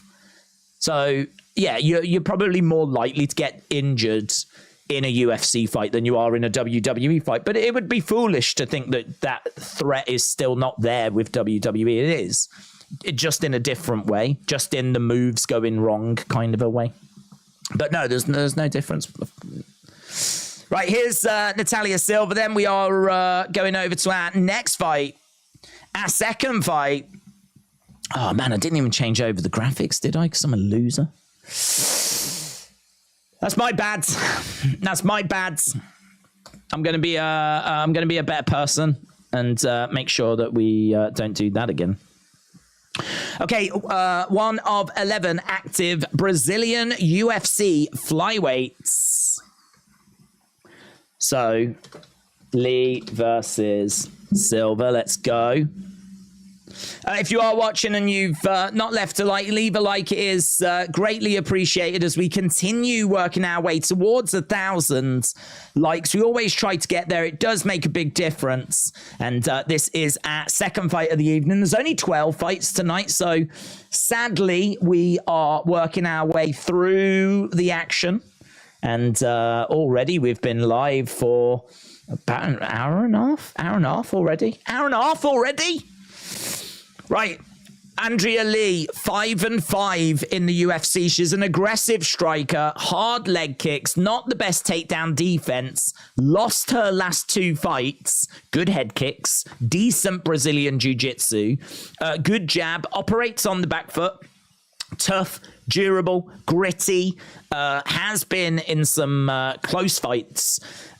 She's credible. She's very, very credible. She's 13-7 overall. She's ranked 13th in the division. Natalia Silva, I got a lot of time for. I really enjoy watching her fight. She's got good Brazilian jiu-jitsu. She is 3-0 in the UFC, 15-5 overall. She seems to be really putting it together. She's got good body kicks, decent volume. She's got a 90% takedown defense. This is a big step up for her in competition. She is taking on a ranked, experienced, established fighter. This is a really intriguing fight.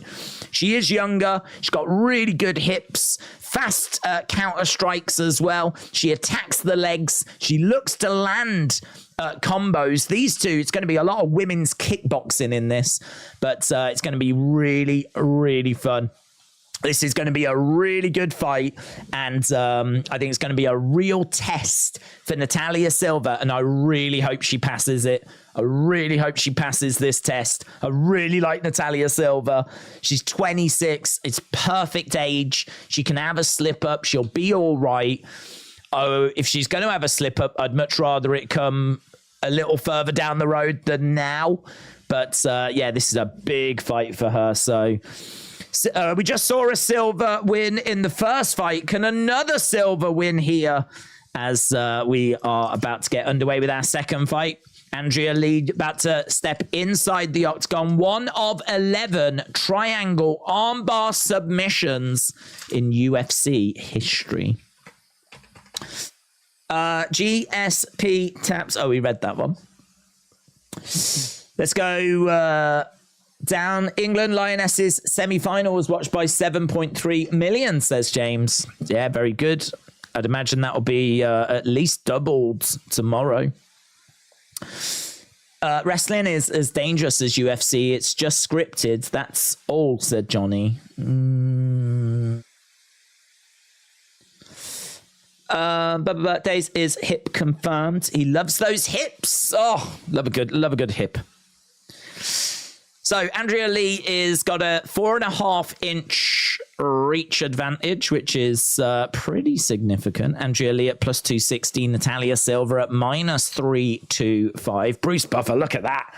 That jacket looks like a flipping magic eye thing. I feel like I could hold Bruce Buffer quite close, move him away, and I might see like Dana White's face appear or something. Or the words, "Are you ready?"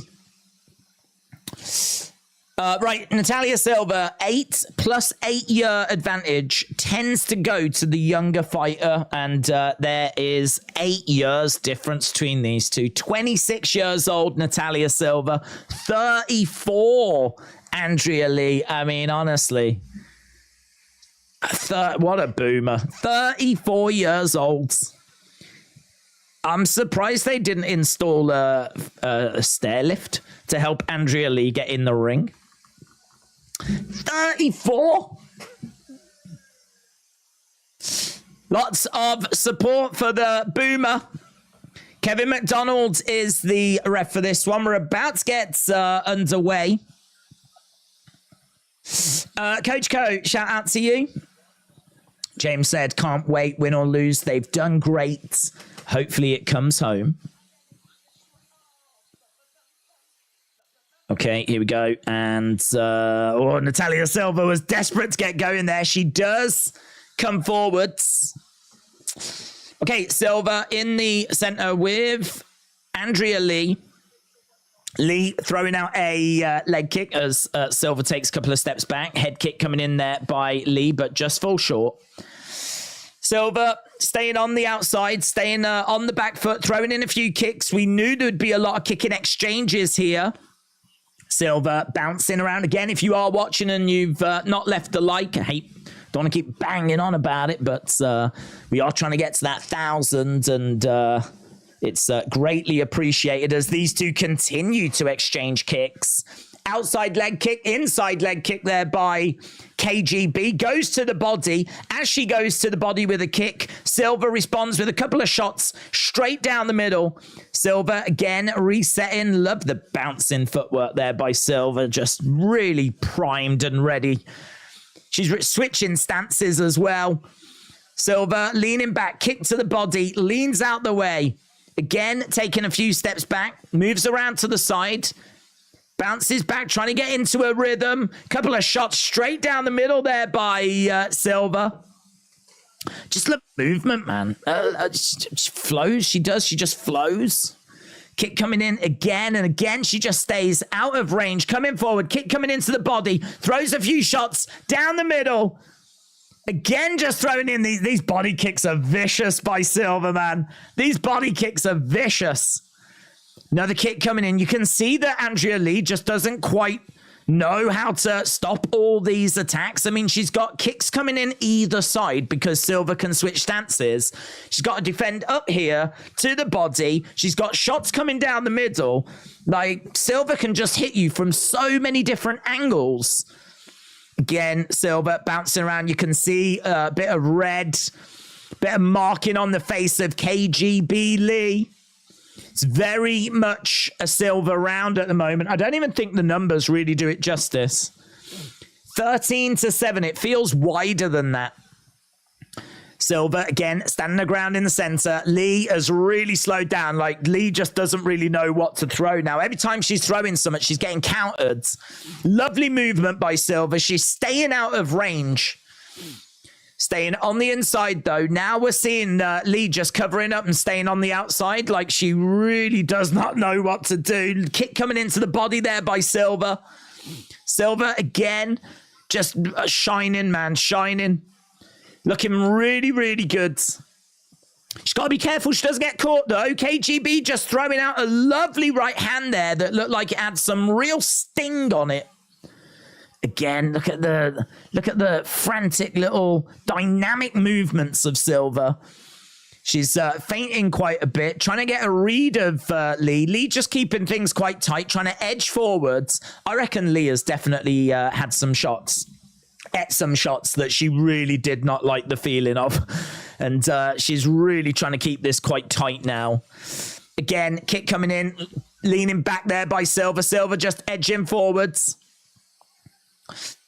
So we've got 1 minute 30 left to go. There's eight strikes in it at the moment. Oh man, she's busted open KGB's nose. I think there's her face has got seriously red. Yeah, there's blood coming all down the face of KGB now. So she's busted open that nose. These shots straight down the middle are really causing some trouble for KGB. We know that damage. That nose is bleeding and there's blood dripping down her body, on her legs as well. We know that damage is something the judges look for.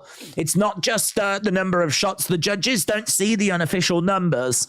It's damage. And the damage looks very significant here in this first round. Starting to get a little bit wider. Starting to look at the blood, man. KGB Lee is busted.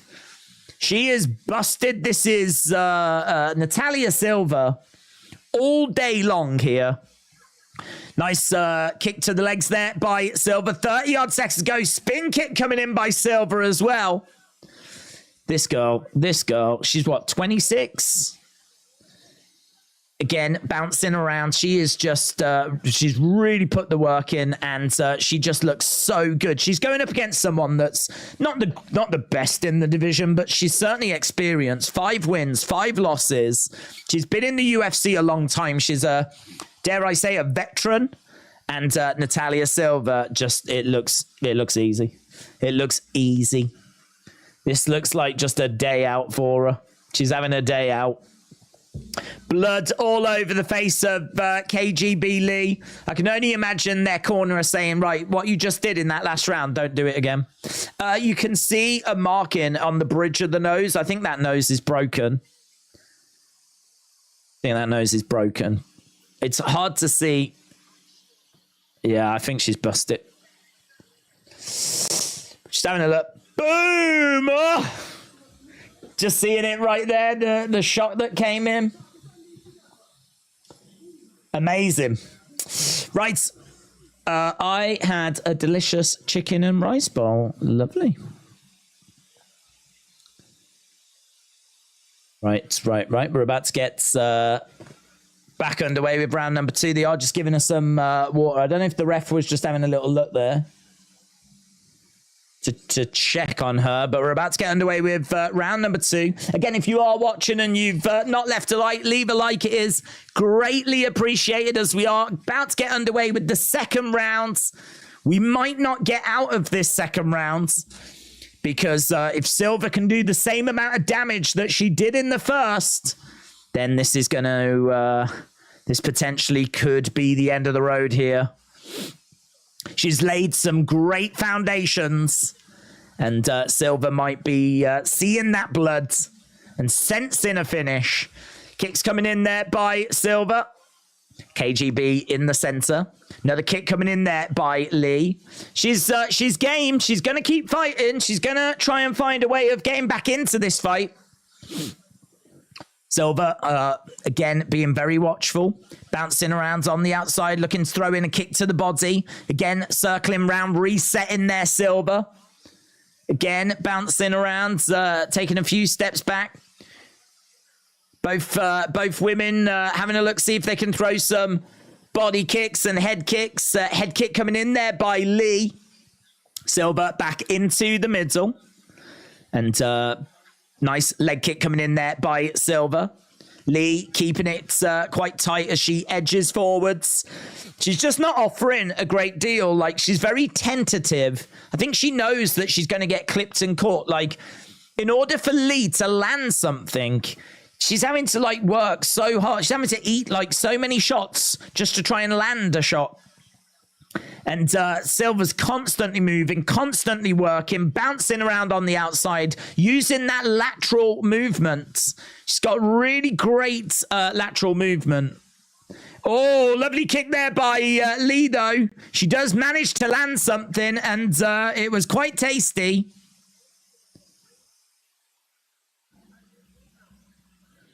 So Cormier says that it might do Lee well to try and get a takedown here. She is actually quite a good grappler. Kick coming into side kick there by Silva. Silva moving back a little bit as Lee continues. to grow into the fight a little here. Silva hasn't really landed. She's landed, but not anything that's felt significant, just like outside leg kicks, little kicks to the body. Doesn't feel like she's cracked KGB Lee. Oh, but she did there. Just as I said that, she did there with a beautiful left hook shot. That was really nice. That was really nice. So staying on the outside at the moment, circling rounds. That was good. She really cracked her there. She really got through with some at there. Head kick coming in by Silva. Spin kick there by Silva as well. 2 minutes left to go. It feels like another Silva round. As I said, maybe not as many occasions as where she's landed some at juicy. It's been a lot of kicks to the body, kicks to the legs. So looks like she's going to take the round at the moment, but nothing more than that. But there was a lovely left hook that got through. Now we've got Lee continuing to move forward, put that pressure on. Silva staying on the outside, kick coming into the body. Trying to throw in a couple of shots and throw in a kick, bouncing around again, circling rounds. Using that movement, lateral movement. Lee just stalking. I mean, the amount of conditioning and cardio that Silva's got to have. She does a lot of moving. She does a lot of work when she's in there. She's quite jittery as a fighter. But it does make it very hard for her to get red. Because she's constantly moving, constantly changing angle, switching stance. Again, back into the center. Lee in the middle, looking at Silva, throws out a straight left, falls short, kick coming into the body. Again, putting the pressure on Lee. Silva, though, is out of range. And Lee just isn't throwing. I mean, she's backing Silva into a corner. It's like Lee's trying to cut down the cage. But she never quite achieves it. That's what it seems like. It seems like she's edging forwards, trying to back Silva into a corner, maybe so she hasn't got that movement, taking that movement away, narrowing the space down. She's constantly looking to do that, or it feels like she's trying to do that, but she never achieves that. And so Silva just moves out the way, resets, and then goes to work. Kick coming in there by Silva, and that's the end of the round. I think for me, that round was a little bit disappointing for Silva. It was tight. It was tidy. It's the kind of thing that she needs to do, in all fairness. But as someone that obviously would love to see her get a finish, I think Lee was there for the taking. I think that Silva is playing it very safe. I think that she's not taking many risks. I think she's won 2 rounds. I think that she didn't do anything that adventurous in that second round. And really, you know, I suppose she did what she had to do. I think we're at the point where Lee's going to need a finish if she wants to win this fight. And it's hard to see that finish coming. Lovely kick that came in there by Lee, though. And nice shot. Just seen a replay of that shot. Kick coming back as well. There's been some really good exchanges. AB said, I've got a crush on Silva at minus 330. She has a kosher mounted elbow drop. Well, I don't know about that, but I do know that she is winning this fight with 1 round to go. Right, here we go. Both fighters in the middle of the octagon. Head kick coming in there, or at least attempted by Silva. We got an outside leg kick there by Lee. Lee edging forwards as Silva backs up a little bit. Kick coming in straight down the middle there by Lee. Kick coming back there by Silva. Silva switching stances. Head kick attempt there by Lee. Lee again putting this pressure on Silva, but we're not seeing much in the way of volume. I don't know what we're going to see out of Silva here, to be honest. I mean, she's at the point where she doesn't need to like really take any risks, and she didn't take any risks in that second round. So I'm not really convinced she's going to take any risks in this round. So I don't know. I don't know that we're going to get a finish. we might just see this go to the judges, and I think that it'll be Silva that gets the victory. Silva is just too fast for Lee. Lee can't even get started. It's 2018 Silva, said Sean. Again, we've got Silva on the outside, moving around as Lee stands in the center. Kick coming in there by Silva. Silva again bouncing around. Couple of shots coming in by Silva again. Kick by Lee.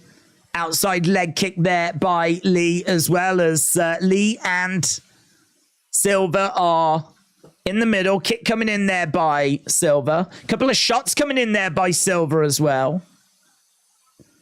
So Lee trying to move forward as Silva backs away. Lovely kick there by Silva. Lee goes down. Pops back up again, though. It was more of a little push kick. I mean, there wasn't really anything to it. It's not like she just knocked her out, but she did manage to just kick her off her feet. So, yeah, Cormier said this is nothing but target practice. Like, this is just training for Silva now. There really does not feel much of a threat. I'm not watching this thinking Silva's in any sort of trouble here whatsoever. It doesn't feel like Lee is really applying herself in this fight. I agree with those comments that she just hasn't got started. Lee edging forward again. Low kick coming in there by Lee. Silva back in the middle as Lee continues to edge forwards. Silva dodging out the way as the kick just whistles past. Couple of kicks coming back there by Silva. Silva again bouncing around. Backs up a little bit, changes, switches her stance. So, we've got just under 2 minutes to go. And I must say, this fight has kind of petered out a little bit. I think Silva's doing what she needs to do. It's really down to Lee now to be taking the fight to Silva, and she's too tentative. She's too concerned about the striking ability of Silva. Silva's got a number, so Lee can't open up and go for it. Oh, because when she does, she gets cracked. And she got cracked there. I think she already broke her nose in the first round. She's edging forward, but deep breath there by Lee as Silva continuing to work. It's going to be a win for Silva. Do you think Dana should do real life celebrity what? Real life celebrity deathmatch like Misfits? No. UFC is the best of the best. It's the creme de la creme. Like, if other companies want to put celebrities up against each other, then let those other companies do that. This is a sport. We're trying to find who the best is in the world. It's a bit like saying, should the FIFA World Cup do a celebrity match as well? It's like, I'm sure some people would find that entertaining, but that's about trying to find who the best team in the world is, isn't it? It's a showcase for the best players in the world right now. And that's what the UFC is. It's a showcase for the best MMA fighters on the planet right now. It's, again, it would be like at Wimbledon. You know, should we be putting on celebrities to have a little knock around? It's like, no, because we're trying to find who the best tennis player is in the world. So for me, UFC is about trying to find the best. And I think that Dana has always been very clear about that, about how he always, he was not interested in like trying to find a fight for Jake Paul when that presented itself. And I mean, I don't know if he would do it as a one-off for like Elon Musk and Mark Zuckerberg. The interest in that fight would be mental. That, you know, as a one-off exception, would he look to do that? I genuinely don't know. The numbers involved in that would just be mental, right?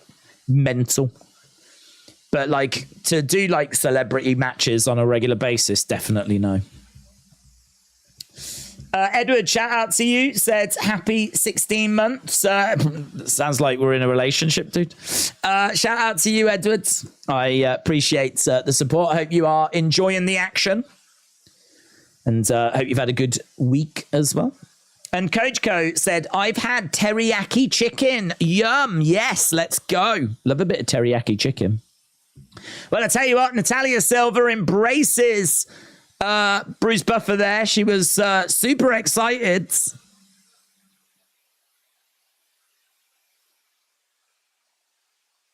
$30-27, all three judges. Natalia Silva picks up the victory. She knew that she'd got the victory.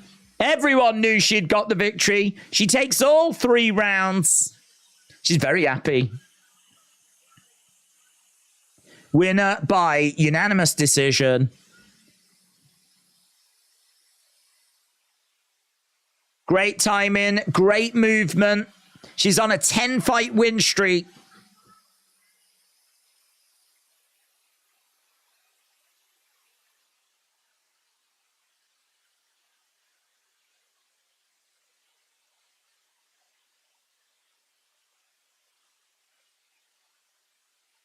I don't know what she's saying. In all fair, I don't know what she's saying.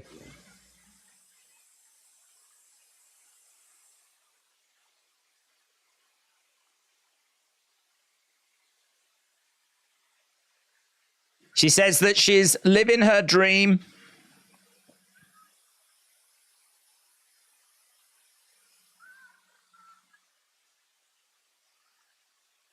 I love you, Jesus. Well, she loves Jesus. She said it's about giving all the glory to him. She should have a bit of glory herself, though, in all fairness. I think Jesus would want her to have a little bit of glory. I can't speak for Jesus. I don't know. I feel like he's a pretty giving guy, though, you know? I think he'd be like, nah, you have a little bit. I can promise you that if I was in there and I was victorious, I'd be having all the flipping glory.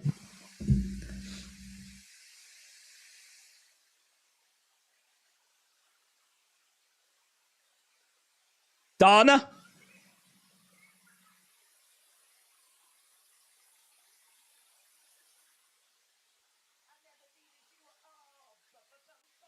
Yeah, no one knows what she's saying. No one knows what she's saying. I don't know if she thinks that we know what she's saying, but I don't know what she's saying. I think she called Dana. Love that. And then she said something that no one knows what the flip she said, or I don't know what she said. Well, there we go. Dana. I hope Dana White was watching. TD said, Days, who's the English athlete you're most proud of in your country's history? Like athletics-wise, like running-wise. I mean, we haven't really been brilliant at producing like track and field stars. The one I remember growing up was Linford Christie. I remember there was a lot of buzz around Linford Christie.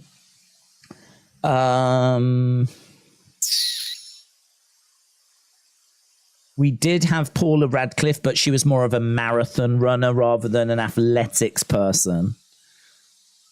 Linford Christie is the first name that comes to mind.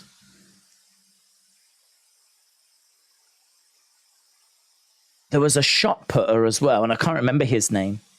But it's not really athletics, is it? I mean, I think if we're talking athletics, we're talking running. I mean, if you can open it out to Olympics, then we've had some great cyclists, amazing cyclists, amazing rowers. So Steve Redgrave won, I think, 5 Olympic golds at 5 different Olympics. Amazing, right? So we do really well at the Olympics. We're always like 3rd or 4th in the medals table. But those don't come from athletics. Those don't come from athletics. They tend to come from a lot from cycling, a lot from rowing. We tend to do well at boxing as well. Obviously, we've got a bit of a boxing pedigree. So we get them there. A little bit from BMX we tend to do quite well. There's, we pick them up in a few different places. Not so much in the athletics, though. So I would be leaning towards Linford Christie. And I'm ashamed to say I don't know if he actually won gold or anything. But I can tell you as well, he was born in Jamaica. lol. But he represented Great Britain. He did win gold at the 1992. I didn't know this, actually. He won gold in 92 for the 100 meters. That's the one, innit? That's the one. 100 meters is the one. If you win gold in the 100 meters, then you're goated. And he's the first name that I thought of. I didn't know that it was 100 meters he'd won gold. Respect. Dennis Taylor, yes, the great athlete Dennis Taylor. I meant athlete from any sport. Oh, okay.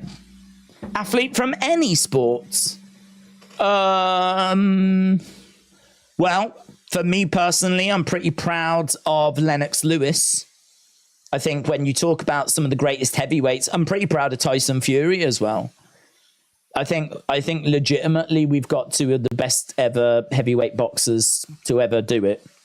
I mean, are they going to be up there with your Joe Lewis's and your Muhammad Ali's? No, but they're probably just that next level below.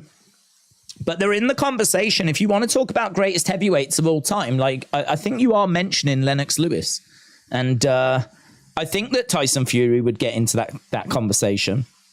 Hopefully, once if he beats Joshua and he beats Usyk, then I think he has to be in that conversation. So I'm pretty proud of those two.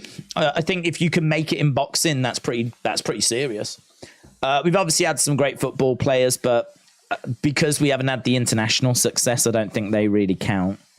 I think obviously Leon Edwards, pretty cool. Bisping, pretty cool. But I don't think we've had that guy in MMA yet. I don't think we've had... I feel like this country has got a real proud history when it comes to like boxing and various different sports. I feel like this country should be able to produce not just champions, but like people that get into that sort of GOAT conversation. We should be able to produce a heavyweight that you know can seriously mix it up in that division, win the title and win a good chunk of fights. Maybe Leon Edwards, if he keeps winning, will get into that conversation.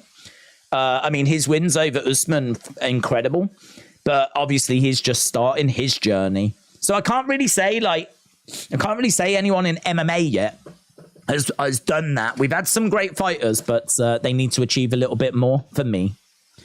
So, yeah, I don't know. I think I'd be looking at probably the boxers. We've had, as we said, though, Steve Redgrave and Chris Hoy. They did really well. Obviously, a lot of people might go with Andy Murray, who won in the tennis and obviously won Wimbledon, which was a big achievement. So you might want to look at him. You might want to look at some of the footballers. The team that won the World Cup in '66, they obviously get a lot of love, but that's a team thing, isn't it? I think the thing with football is it's a team sport. So if you say like, I don't know, Bobby Charlton or Jeff Hurst or whatever, like they were part of a team. You can't do it on your own. That's why I think with boxing, where you're in there on your own, that's why I feel better saying like one of the boxers like Lennox Lewis or Tyson Fury. So I would eliminate any team sports. I'd eliminate like cricket. I'd eliminate football. I'd eliminate like those kind of things. This is why I'm thinking like cycling or boxing or whatever. So yeah, I'd probably go with one of them. We've had some good sports stars over the years. Lewis Hamilton. Did anyone mention Lewis Hamilton? No, I didn't see. But Lewis Hamilton won 7-time Formula One world champion. Hard to ignore that. Maybe it's Lewis Hamilton. Perhaps he deserves a bit of love. Well, in all fairness, we all deserve a little bit of love. I like that question, though. It's a fun little question. Who would you say is the one in America? It's got to be Ali, surely. Would you say Ali? He's the first I would think of when I think of America. I would think Ali. Had a lot though, ain't you? Maybe some would say like Tom Brady or something. Mike Tyson. That's pretty sick, isn't it? Johnny Wilkinson said Top G Wheels. He was a rugby player for those that don't know. Mo Farah. Mo Farah gets a lot of love. Phil Taylor, said James. Tim Henman, said John. Stuart Broad. How about David Beckham? No. David Beckham is a brand that was a great football player, but England didn't win anything when he was there. And I think that, he was part of a great Manchester United team, but this is where, as I said, I couldn't count a team player, someone that does team sports. For me, these moments, they can provide the key moments in the game, but they can't win those games on their own. So that's why for me, I can't say Ben Stokes, who's an amazing cricketer, or whoever that's been in the team, David Beckham or Ryan Giggs or whatever. I would exclude them for that reason. For me, doing it on your own, win or lose, it's down to you. For me, that's why I would say. That's why I think if I was to go with one, I'd go Lewis, Lennox Lewis. I think that feels like the one, but I would definitely be open to a conversation about Lewis Hamilton.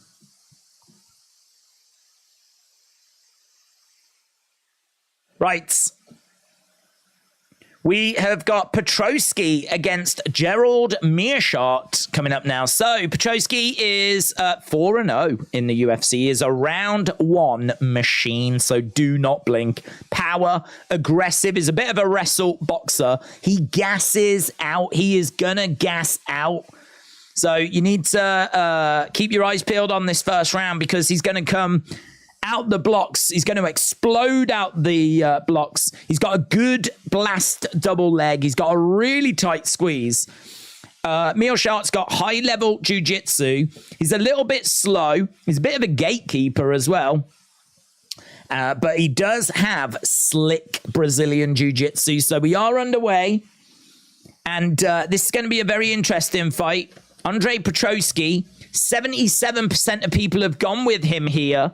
And he is a -245 favorite. And we've got Meerschaert on the outside. There's a shot coming in there by Petrosky. Meerschaert has got good body kicks. And he's got solid cardio. He's going to need to really try and empty the gas tank of Petrosky here. Get out this first round. Take it into the deeper waters. Petrosky first round finish, I think, definitely is on here. Kick just misses there by Petrosky. Meerschaert staying on the outsides. And he's edging forward, swinging away as Meerschaert continues to circle round. Again, we've got a right hook shot coming in there by Petrosky. Meerschaert, again, just backing up. Petrosky just taking a moment here. He's trying to set up a few shots, and he does throw a few shots. Big left hand there, but couldn't connect. Meerschaert backing up a little bit. Jab coming in there by Petrosky. Petrosky, again, just having a little look as Meerschaert moves out the way. He's backing up as Petrosky, swing and a miss there by Petrosky.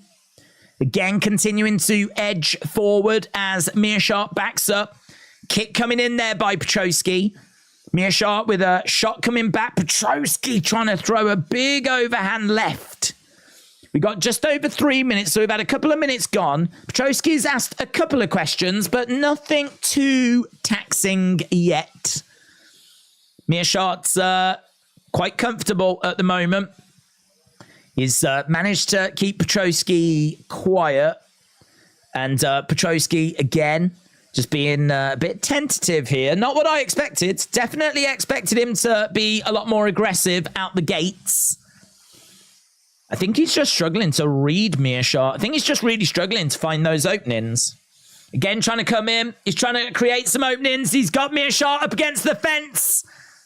An opening presented itself, but Meerschaert just shrugs it off, goes right back to the middle. Right back to the middle there by Meerschaert. Low kick coming in. 10-5. Petrosky winning this round at the moment.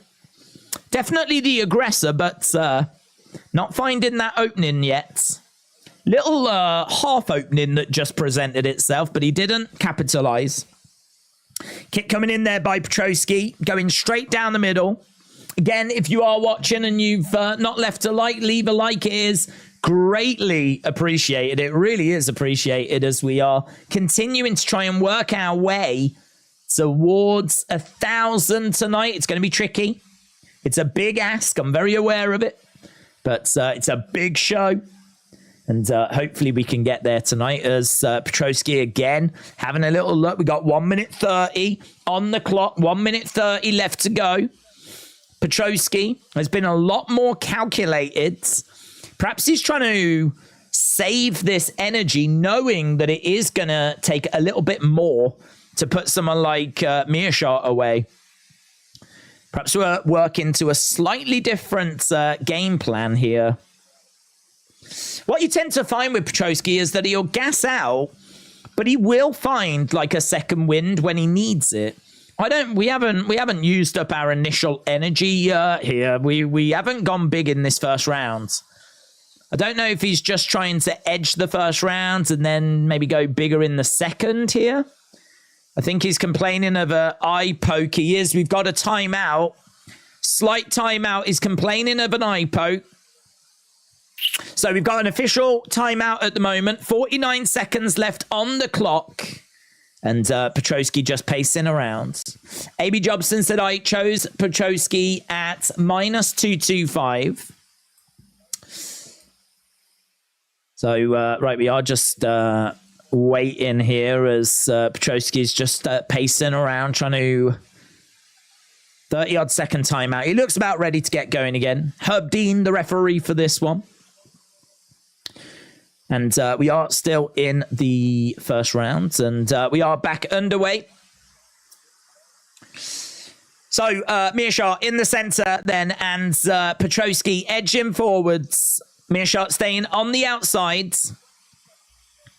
And shot coming in there by Mearshart. Petroski lunging forward with a straight right. Keeping it quite tight. I mean, I think he's probably just going to see the round out, but he tries to get a takedown. He's gone into a triangle. Mearshart, that was not wise there by Petroski. That was not wise at all. I think, are we just going to drift our way to the end of the round here? 5 seconds. We're down on the ground. No one's doing anything. And there we go, end of the round. A little bit of a flat way to end that round.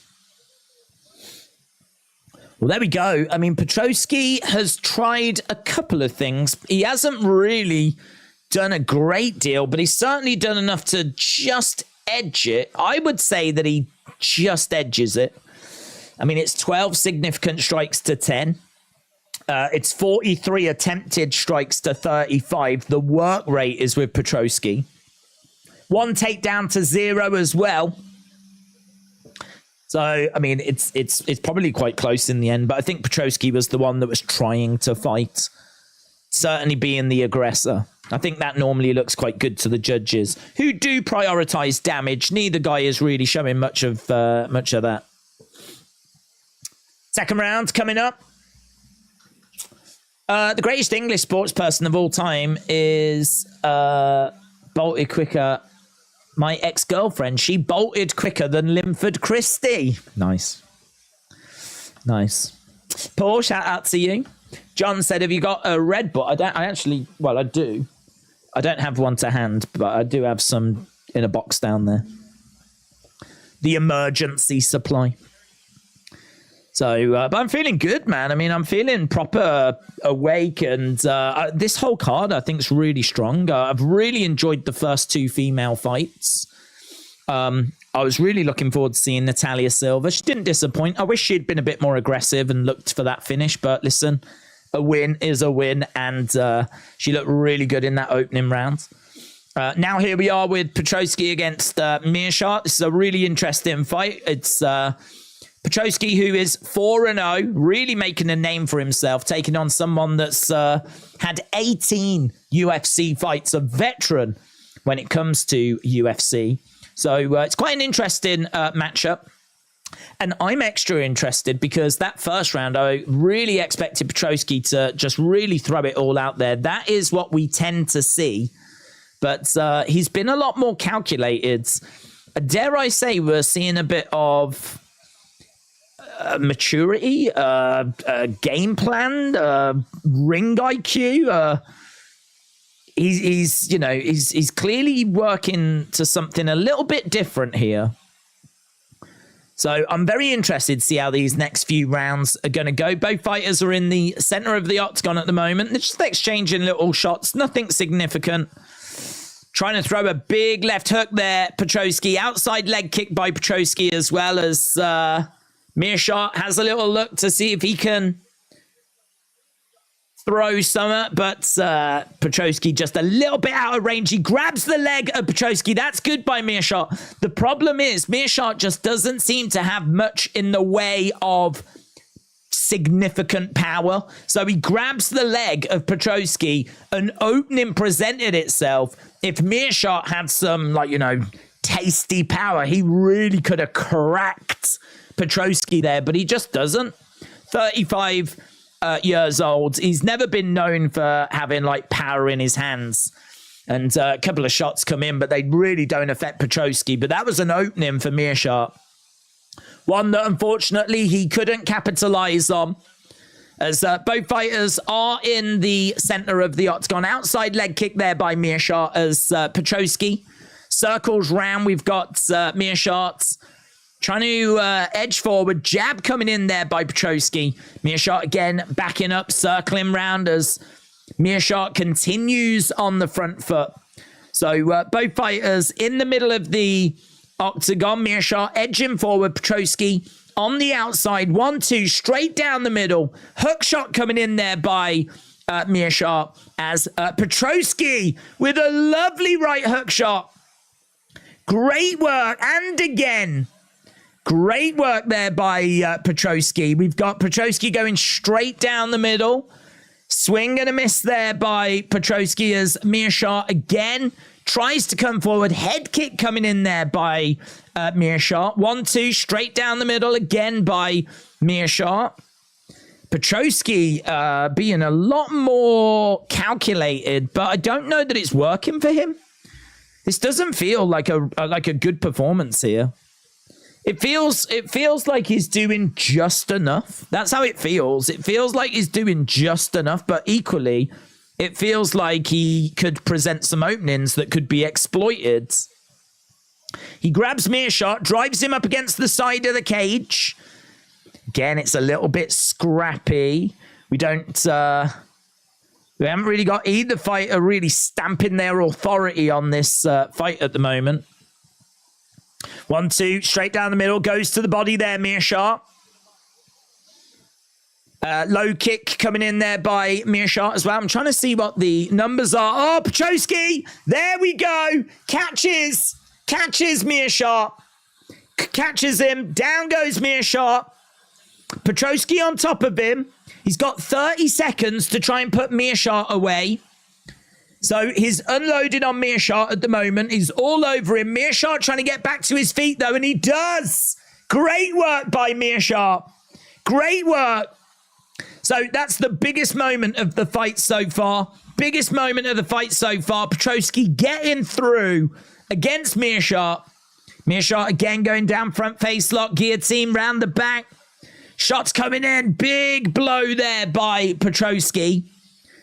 He's all over Meerschaert as the ref comes in, separates the fighters. Big applause from the fans. That's what the fight needed. That's what the fight needed. We needed something significant, and we got it in the second round. So Petroski takes that second round. It was kind of very even, and actually looking at the numbers, significant strikes were 29-24. There was really not much in it. But there's a shot in there that Meerschaert goes down off. Petroski is then on top of him, but Meerschaert does a great job of getting back up to his feet. This, for me, though, is 2 rounds to Petroski. We're just having a look at this big winging left hook. Comes all the way. He takes that thing all around the TD Garden. Goes all around the concession area, into the car park, back in through the side door, boom! Into the side of the head. Meerschaert goes down. And we are just over 2 hours away from the start of the main card. Of course, we've got the prelims still to come. But let's go. Let's go. Fun Fight said N. What? Knifey. Shout out to you. Makes me think of New York. Probably because you're in New York. That's my guess. Kick coming in there by Petrosky. This is close, said Paul. Down goes Petrosky. So Meerschaert managing to get Petrosky down now. Now he's looking for a triangle. Petrosky, he was on his back. Meerschaert gets up, gets out the way. Yeah, I tell you what, this fight has burst into life. I feel like Meerschaert knows that he's behind here. I've got Meerschaert behind. I've got him down by 2. He's exploded out and has looked for something in the early stages here, Meerschaert. Petrosky is not known for being brilliant in the 3rd round. But as we said, we've seen a lot more of a patient Petrosky. Kevin has got it 20-18 Petrosky, but Aaron has got it 19-19. Ryan Frederick has got it 20-18 Petrosky. I've got it 20-18 as well. Never know with the judges, but right now, Meerschaert has got Petrosky down on his back. This feels like a Meerschaert round at the moment, but of course, we've still got 3 minutes 30 to go. And he's keeping it chest to chest. He's keeping Petrosky on his back, on the ground. We're in the middle of the octagon. We're not over by the side of the cage. Center of the octagon. Shot coming into the sides of the heads. A few strikes raining down by Meerschaert, who then goes to the body. He's keeping Petrosky grounded. This is not enough. I think he's going to need to find more armbar. Looking for an armbar, but no joy. Petrosky looking for an armbar there. Armbar from God, but shots coming in by Meerschaert. Petrosky trying to get back up to his feet, and he gets back to his feet. Petrosky back on his feet now. I mean, what I will say is if anyone had this 1 round each going into this 3rd, Meerschaert is up in this 3rd. Petrosky is looking a little tired now. Knee to the body. Meerschaert again looking to come forward. They're exchanging shots. And again, a bit of damage on the face of Petrosky. Meerschaert is the one that's stalking Petrosky. Petrosky is backed up against the cage. We're on the feet. Meerschaert again having a little look. Jab coming in. Right hand jab. Petrosky circling round. He steps forwards. Shot coming in straight down the middle there by Meerschaert. Oh, swing and a miss by Petrosky. And again, jab by Meerschaert. Meerschaert just keeping it really tight. And we're down on the ground. There's a guillotine that's been applied. Guillotine by Meerschaert, but great work by Petrosky. Explodes out of it. He's got into guards. He's on top. Meerschaert is down on the ground.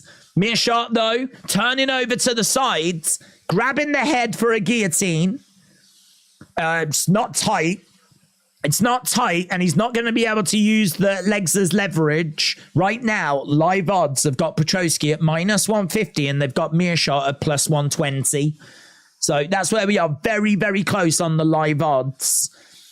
Just over a minute to go. Right now, Meerschaert is down on the ground, turned over to the side. Petrosky's on top of him. Petrosky has got a hold of the heads. Petrosky has got a guillotine applied, and it looks quite tight. He's trying to move the... Oh, it's nice, actually. He's got the guillotine on, and he's kind of stepped over to the side as well to get a bit of extra leverage. Meerschaert has survived as Petrosky lets it go. 40-odd seconds left to go. Both fighters getting back up to their feet. Great little fight. Great little round. Shot coming in there by Meerschaert. Petrosky pushes Meerschaert away.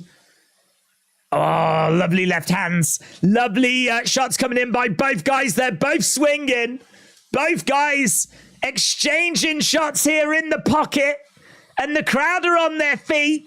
15 seconds left to go. Whatever is left in the gas tank is being emptied out.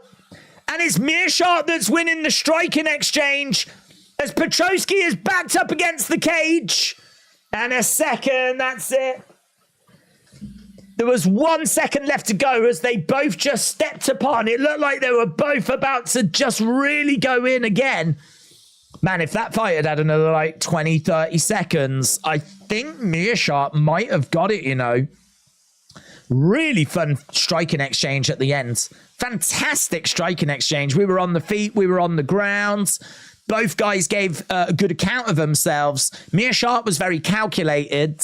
I feel like Petroski tried... I feel like Petroski went into this fight knowing I ain't going to finish Meerschaert in the first round. I need to be more calculated. I need to be prepared for this to go into the deep waters. And even though he conserved his energy in the first, there was still a definite cardio deficiency, if you will, in that third round by Petroski. He was not coming out the better in that third round. He was getting driven back against the fence. And actually, significant strikes. The third round, 35 significant strikes to 11 in favor of Meerschaert. Gerald Meerschaert outstruck Petroski in that third round. And I really think the cardio looked to be a big factor there. So Petroski edges the first round 12-10. He takes the second round 29-24 and then loses the third round 35-11. If that fight had continued, I think Petroski would have lost the fight. Now, I would say, does that factor in the judges' scoring? But the way the scoring works is you score each round as it goes by. So for me personally, Meerschaert was already 2 rounds down going into that final round. So I think that it'll be a win for Petroski. But there was people that did have it 1 round each. If you had it 1 round each going into that third, then Meerschaert's won that fight. I wonder if you... Yeah, round number 1 is the close round. I feel like Petroski definitely takes the second. I think Meerschaert definitely takes the third. How do you score that first round?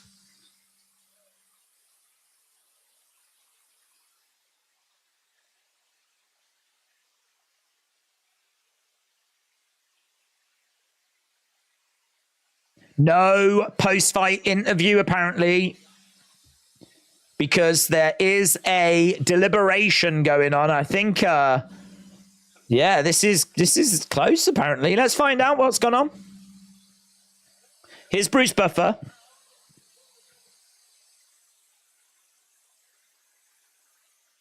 $29.28, Meerschaert. $29.28, Petroski. 29, there is a winner. Split. So Petroski wins. Petroski wins 29-28, 29-28. 2 of the 3 judges went Petroski, but 1 of the judges did go Gerald Meerschaert. So split decision, and sadly no post-fight interview as we now move on to the prelims. There we go. Right. Prelims coming up next. This is the final of the Ultimate Fighter coming up next. Brad Katona against Cody Gibson. So this is Ultimate Fighter final for Bantamweight. So this is the one that I don't have a great deal of information on because this fight got added super late. It wasn't there, I think, on Tuesday. I think it got added like midweek. Wow. Yeah. Okay. We are going over to the prelims. I think that should be on TNT Sport, actually. So I think we can be done with Fight Pass. Thank you, Fight Pass. There we go. Right.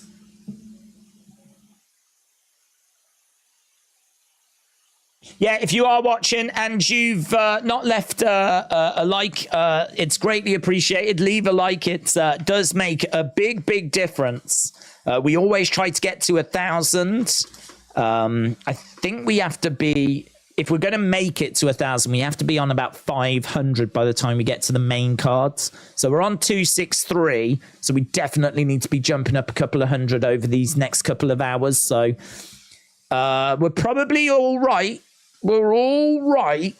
But yeah, we need to be on at least 500 by the time we get to the main card in order for us to make it to the 1,000. So if you are watching and you've not left a like, leave a like. You can see it in the bottom right corner. 267 is where we are right now. 267. So anyone that's not left a like, leave a like. It is greatly appreciated as we're getting ready to move to our next fight. And as we said, this is going to be Brad Katona taking on Cody Gibson. I've got Cody Gibson as 19 wins and 8 losses. They're listing him here as 20 wins and 8 losses. That's MMA for you. And he's an orthodox fighter. Both of these are orthodox fighters. You can see that according to these numbers, though, Gibson's coming in with a hell of a reach advantage. Massive reach advantage. Coming in with like, what, 6.5 inch reach advantage. So I don't know if that's legit. Sometimes these numbers can be a little bit out. But if that is true, that is significant. Shots landed per minute, you can see that Katona's got the better volume. He's got the better accuracy as well. So much better on the feet, Brad Katona. Throwing more and landing more. But and takedown average as well, it's fairly similar. A bit of an advantage to Gibson. Gibson's takedown accuracy is much better, 38% compared to Katona's 22%. And submission average, nothing there for Katona, but 0.37 for Gibson. So it looks like Katona's going to have the advantage on the feet. It looks like Gibson's going to have the advantage down on the ground. He's not massively outgunned on the feet by the looks of it. But and both of them have been in UFC before. Both of them have had 4 UFC fights before. Brad Katona, 2 wins, 2 losses. Gibson, 1 win, 3 losses when they were in UFC. This is the final of The Ultimate Fighter. I am going to lean towards Brad Katona. As we can see, like the numbers look good for him from a striking point of view. But not only that, he's also 4 years younger, and that is significant. We do see on a very regular basis the younger fighter tends to be the more successful fighter. We see that quite a bit. We saw it earlier, actually, when there was 8 years difference between KGB Lee and Natalia Silva. Natalia Silva obviously picking up the victory there. Only 4 years difference here, but 31 plays 35. And Brad Katona is a minus 155 favorite. Corey Gibson at plus 130. Brad Katona is 12-2, although again here listed at 14-2. Same sort of records. And so both are bringing plenty of experience. I don't really get it, though. I've said before, like for me, like the Ultimate Fighter, I would think we'd be trying to find like the best young up-and-coming talent. I understand that we've got like Contender Series as well, where we're finding that kind of upcoming talent. I think they tried to mix in a few old names here as well, you know. But yeah, both of these guys have had a little run in UFC before, and someone is looking to have another little run again. I think it'd be better if it was Katona at 31 rather than Gibson at 35. I don't know what kind of run Gibson's going to have as a 35-year-old bantamweight, but today we'll find out. Let me know in the chat if you've got a take on this, a read on this. Who's going to win, O'Malley or Sterling? Well, I'm glad you asked that question, because we do have a poll that is up and running at the moment, and Sterling, 52%. So 52% of people think that Aljamain Sterling is going to win. 48% of people think that Sugar Sean O'Malley is going to win. So really close, really close. And I've got I've got Sterling winning as well. I think Sterling just edges it. I think this is really close. I think that we are looking for just really, really little areas that people are edging. And Aljamain Sterling is not just edging it on the ground. He is dominating it on the ground. On the ground, he is miles ahead. So I think that that is the reason as to why I would just edge Aljamain Sterling. I think that Sugar Sean is definitely going to have the better striking. He's a very dynamic striker. He's got a little pop in his shots as well. So I really do like his striking, but the problem is that I think Aljamain can stand and cope with what O'Malley is going to be bringing. I think he's got good movement. I think that he can be quite evasive. I think that O'Malley can get through, and I think he has got the ability to really put Sterling on the back foot, catch him, cause problems. I mean, if he can find an opening, then, you know, O'Malley might be able to find a victory. But what's more likely? Is it more likely that Sterling's going to be able to just survive on the feet and find the takedown and do the damage on the ground? Or is it more likely that O'Malley is going to find an opening, exploit that opening, and put Sterling away on the feet? I've got to think it's more likely that Sterling finds the finish on the ground. And so I'm just leaning Sterling, but I agree with the chat. I agree with the community. I don't think there's much in it. If we're sat here later and O'Malley is the new champion, I'm not going to be surprised. I'm not going to be like stunned or shocked, or like, it'll be like, fair play, you know, fair play. He's just had to beat one of the best bantamweights to do it. I mean, Aljamain Sterling has built quite the CV. He's put together quite the resume. I know that he's not the most popular of guys. I know that that victory in particular over Jan when he got the title was definitely one that turned a lot of people off to him. It's not really his fault, though. But he won in the rematch. And then, you know, he's picked up a few victories since. Obviously, he got the win against Henry Cejudo, which I expected him to get, to be honest. But he still had to get it, and he did get it. And so, yeah, I'm expecting Aljo to get the win. But Sugar Sean has definitely got the striking to do it. He's definitely got the striking to do it. So it could be the Sugar Sean show. If Sean can guard, take properly the takedowns and sprawl the right way and take the shot when Aljo wrestles, that would be the moment where he can take it, says Jarrett. Aljo will shoot for a takedown in the first minute, said DJ. Rusty said Aljo is going to be difficult for O'Malley to deal with if he catches him with a takedown. I just think he will. I just think that he's going to keep looking for it. I mean, that we know what the game plan is going to be. We know what the game plan is going to be. We know that Aljo's got a very clear path to victory. I would say clearer path to victory than what Sean O'Malley has got, because O'Malley has got to obviously keep it on the feet and try and land something significant. I think that's easier said than done against Aljamain Sterling. Aljamain Sterling is not a sitting duck. He's not just going to sit there and allow O'Malley to just like land these shots. He's got good footwork. He's got really good movement. Like trying to catch him is going to be tricky. So I just give the advantage, but it's nothing more than that. It's just a little edge, just a little advantage to Sterling. So I agree with the chat. I agree with where the poll is at the moment. But if you haven't voted, get your votes in. If you really think that it's wrong and it's going to go the other way, then make your voice heard, because that's absolutely what we're here for. I'm here for UFC opinions, thoughts. If you've got a bet on, what bet have you got? If you think it's going to finish in a certain round, what round does it finish in? I'm definitely here for these conversations.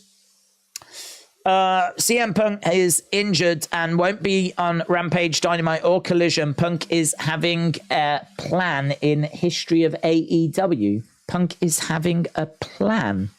What does that mean, Richard? Are you doing the Women's World Cup? No. No, I think there was a big interest in it. I think there was a lot of interest from America in particular that was interested in us doing it. I think once America went out, I think the interest in the community dropped. Obviously, there's a lot of English, British people that are still very engaged and very interested. And maybe there's some passing interest in America. But I think since when America dropped out, the interest fell away. So... yeah, unfortunately not. It's something that I will be watching, though. But I need to try and get into Birmingham tomorrow. I've got a few places I need to go to tomorrow. So I might actually I might travel during the first half. I might not be able to watch the first half. I might try and travel whilst it's nice and quiet, because I'd imagine everyone's going to be in and watching it. So I might try and travel to Birmingham for the first half. And then when I get into Birmingham, see if I can just catch the end of the game on a screen somewhere. I mean, every pub will be showing it here. I think they might even have set up like a big screen in the cities. So, I mean, I might find like a big screen in Birmingham or something where I can just catch the end of it. As long as I see the end, I mean, who knows? By the time I get to Birmingham, it might already be like 3-0 Spain. And I might not have to worry about it. But yeah, I'm looking to... I'm trying to get out of a weekend to do like more toy hunts, because I know that's what people want. So I've got one recorded. I'm thinking of going out and trying to do another one tomorrow. So I'm looking to do that rather than women's football. Petrosky had better work on that gas tank, said AB Jobson. AB said, I choose Sterling at minus 250. David said, I'm here for all the streams. David, shout out to you, dudes. Shout out to you. William said, I've got a bet. I bet my dong can beat your dong in a sword fight. Well, maybe that's a stream we'll set up in the future. I don't know. But what I do know is we've got Bruce Buffer announcing our next fight. Both guys are already inside the octagon, so we're not going to have to wait too long. We're about to get underway with the final of the Ultimate Fighter for the Bantamweights. Brad Katona taking on Cody Gibson. And Bruce Buffer announcing both guys. These guys obviously have got their Ultimate Fighter shorts on. So Cody Gibson is a plus 140 underdog. He does have a 7-inch reach advantage. That's amazing. That's significant. Normally you see like 3, 4, maybe 5, but like a 7-inch reach advantage is pretty serious stuff. There is Chandler. So Chandler has shown up. Here's Brad Katona. Brad's fighting out of Dublin, Ireland, representing Canada.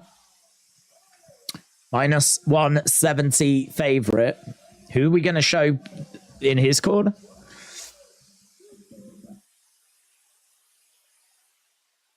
So, just some fans.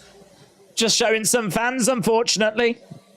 Mark Goddard is the referee for this one. You would have thought they would have said to Connor, like, you are going to be there, yeah, for the final. Like, that is part of this deal. Okay, here we go. Round number 1. We are up and running then. Brad Katona against Cody Gibson. And we got Gibson in red on the outside as Katona edges forwards. Kick coming in there by Gibson. Kick coming in by Katona. Swinging away. Good work at the moment. Shots coming in by Gibson as they're in the clinch. Gibson trying to drive Katona back. Lovely little uppercut there by Katona. Katona backing up a little bit as Gibson puts that pressure on. And again, we've got Gibson trying to throw in a leg kick, low leg kick. Just missing with it. The crowd are olaying away. Man, I tell you what, this crowd are going to be red hot by the time we get to like those title matches. This crowd are up for it, you can tell. Inside leg kicks coming in there by Gibson. And a couple of jabs coming in, a couple of shots there by Katona. Connor is probably somewhere getting drunk, not giving a shiz. Probably. Right, again, Katona trying to come forward. Inside leg kick there by Katona. Again, edging forward as Gibson just gets clipped. Again, Katona trying to come forward. There's a little hook shot there. Oh, shots coming in by Gibson. Straight down the middle. Big right hands. And left hook there by Katona. Inside leg kick there by Katona as well. A couple of shots straight down the middle. And Gibson trying to throw in a kick. Again, couple of shots coming in. Into a clinch. Yeah, this is a really fast pace. I feel like this fight's been going for quite a while because we've seen so much action. We've only just got to the 2-minute mark.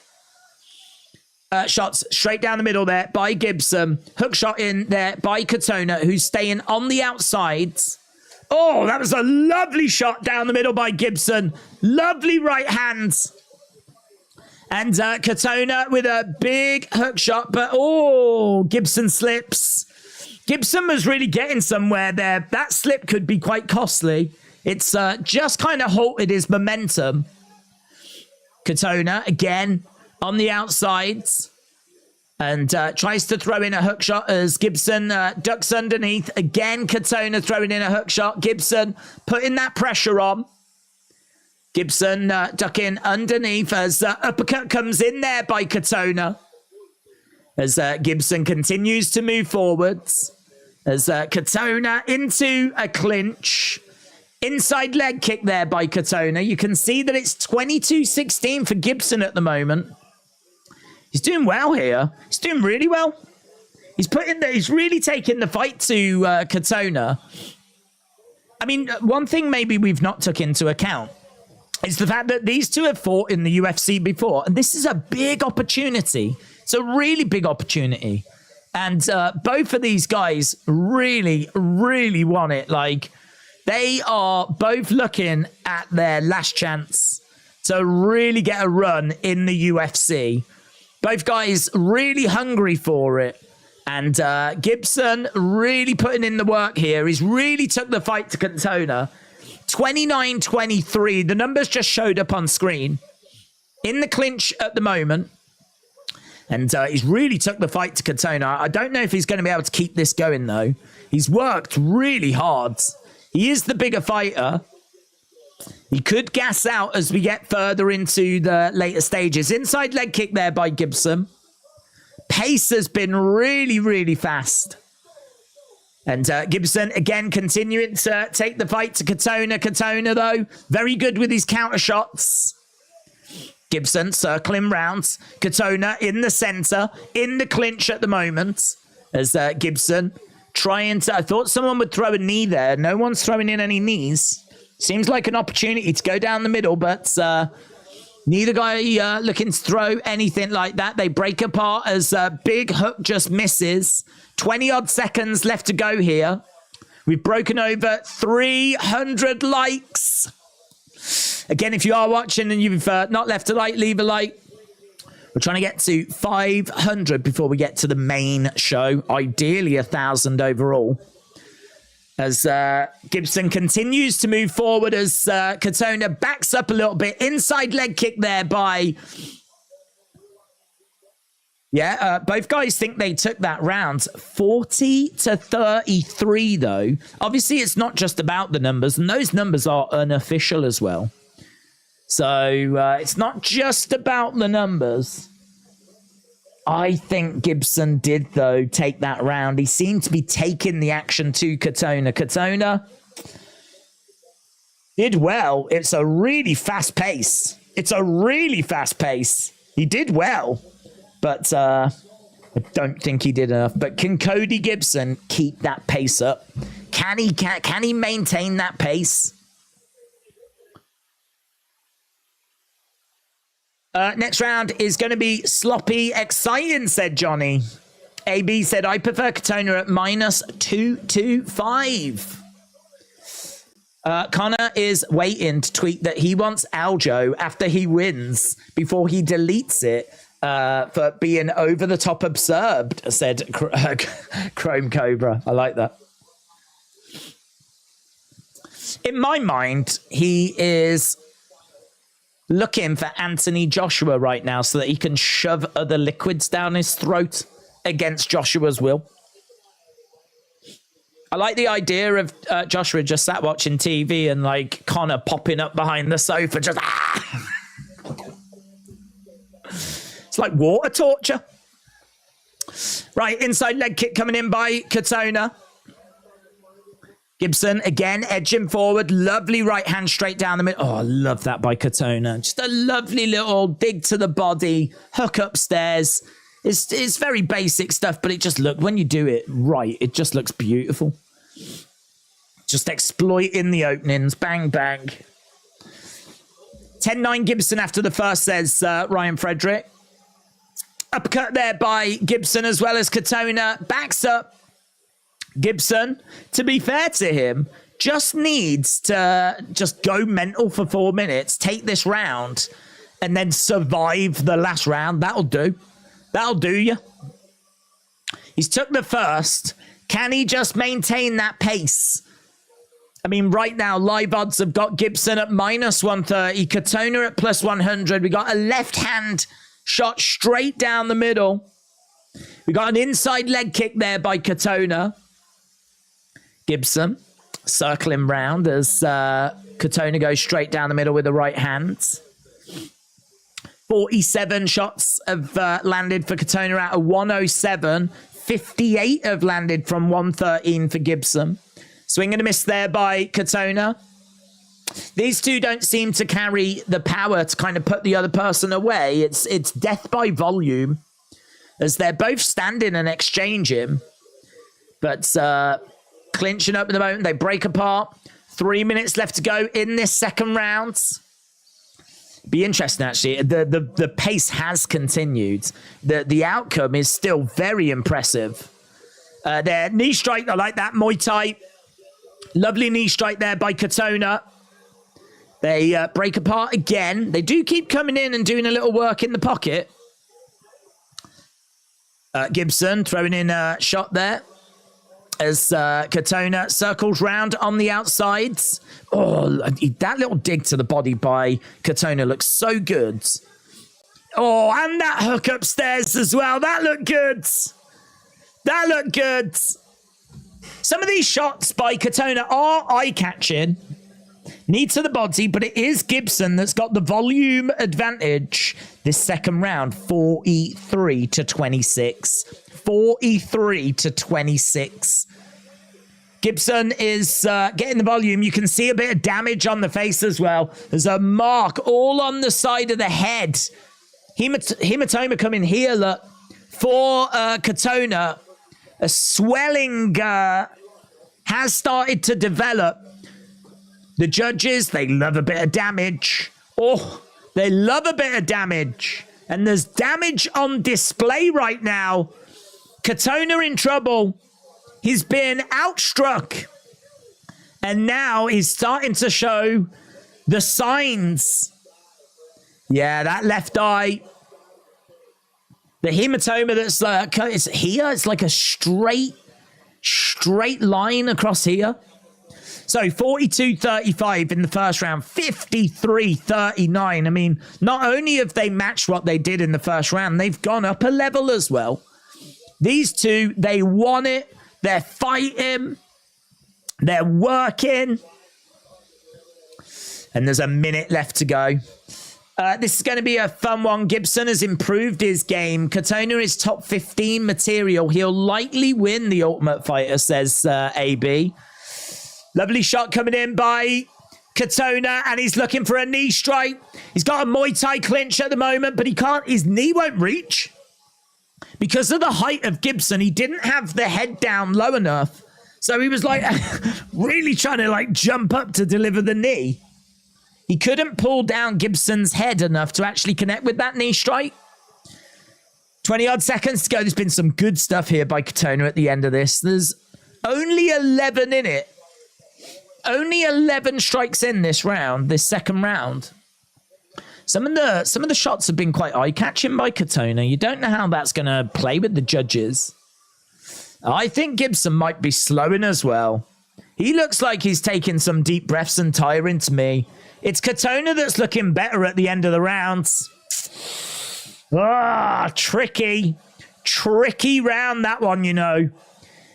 Eight shots in it by the end of it. 62 to 54. There ain't much in it, but I think the damage could be significant. The swelling on the side of the eye could be significant. It might be that Gibson just gets given the nod there, but there was definitely some moments in that round for Katona. Definitely some moments. But Katona made him stumble. Make you stumble. But got Gibson at -152 after the first. Johnny said, what an awesome card so far. Vicky May, shout out to you. Hope you are well. Right, third round. Who wants it more? Who wants it more? Both fighters are still in this, and it's hard to know how that second round was scored. Hard to know how that second round went. Could have gone either way.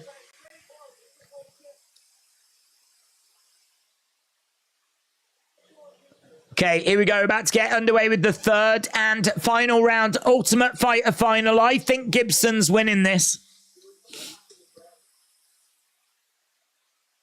Live odds, though, have got Katona at -270. Why would he be -270? Even if he took that second round, it'd be one round each, unless they're thinking Gibson's gassed and that Katona's going to take this third as well. That's live odds are interesting. Live odds are interesting there because they've got Katona ahead. Inside leg kick. I do think that second round is close. I do think you could make an argument for Katona taking it. Shot coming in. Let's see how this third goes. Second was close, said Kevin. I'll give it 10-9 Katona. I've got it 19-19. Aaron has got it 19-19 as well. Sean has got it 19-19. Yeah, I can't say I disagree. I think that Gibson's ahead in the sense of it's either one round each or 2-0 Gibson. That's why I think Gibson's ahead. But seems like the majority have got it one round each. So let's have a look, see what how this third round's going to go. We're seeing some great output by Katona. He is continuing his output. Gibson, I definitely think, has slowed. Gibson landing a big shot there, though. Big right by him. Couple of shots coming back by Katona. It's a great scrap, this, and it's been at such a good pace. Gibson continues to move forwards into clinch at the moment. Knee strike coming in there by Gibson. Katona in the clinch. Uppercut just misses by Gibson. That would have been a beautiful shot. Gibson 24-17 in this round, but we know it's not the number unless it's a seriously significant difference. It's more the damage that you're causing. It's more that how good the shots are looking. Kick coming in there by Katona. Again, Gibson blocking, defending. Katona's working. I must admit, I'm quite surprised that Katona's behind in this round. I would have said that it was close or maybe even Katona ahead. But the numbers say it's 25-20 in favor of Gibson right now in this round. Again, we got just over 2 minutes to go. Oh, that's a lovely right hand by Gibson. Lovely right hands. Gibson, again, just coming forward. Little uppercut. Hook shot just misses there by Katona. Minutes to go, and honestly, I don't think it's an exaggeration. Either fighter could get this with a big final 2 minutes. They're standing and exchanging shots. We got a kick coming in there by Gibson. Duck underneath. Uppercut coming in. Big knee strike. Love by Gibson. Gibson again, but these shots coming in by Katona. 35-25 on the unofficial numbers right now.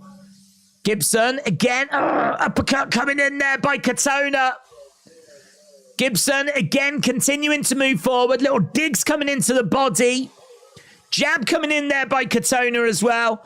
36-33. Gibson in trouble. He's backed up against the cage. Katona is starting to edge the round. Oh, that's a big moment in this fight, you know. That's a big, big moment. He just catches Gibson, and Gibson just shuts down momentarily. But the 20-30 seconds that he just was backing up and covering, it allowed Katona to land some shots. Right now, it's actually 50-42 in favor of Katona. Katona, this fight is mental, man. This fight is so good. Uppercut down the middle. Gibson's head goes back. Gibson's got blood on his nose. Shot down the middle again by Katona. Gibson's looking for a takedown. I don't think that sends a very good message to the judges. Because if you've stood and exchanged, and now right at the end you're looking for a takedown, it looks a little desperate. And it is desperate because Katona has got 63-43 in this round. That moment where Gibson just stopped momentarily might have just cost him. Oh, and he tries to throw a big shot at the end. I think that final round is a Katona round, and I think Katona might have took it 2-1, but there could be people out there that already had him 2 rounds down going into that final round. It's a really good fight. It's a really, really good fight. It's 155 significant strikes to 148. 155 plays 148. It's a really good fight. Let me know in the chat which way you think that just went. I think it's really damn close. I think it's really close. Body shots are hard. Both guys are going to get signed after that, and deservedly so, says Knifey. Gibson takes it, says Blackman. The Sensei. Definitely Katona rounds. Adil said 2-1 to Katona. 19-19, says Carl. Paul has got it, Katona 2-1. 30-27 Gibson. Gibson, Katona. We've got people very split in the chat right now. Very split. So, Katona, 155. Gibson, 148 overall. Gibson took the first 2 rounds by striking on the unofficial numbers, but didn't take the third. Third round went to Katona. Let's have a look, see which way this has gone. Close little scrap, this. Here we go.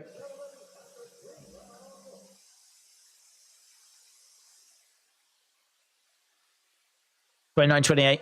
$29.28. $30.27.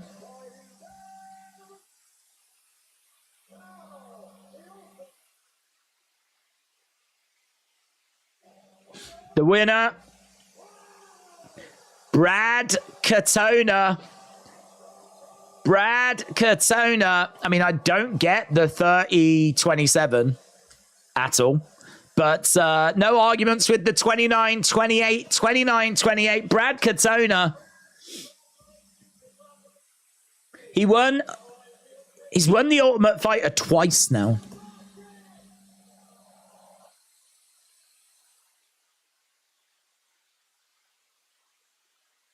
It was a great fight.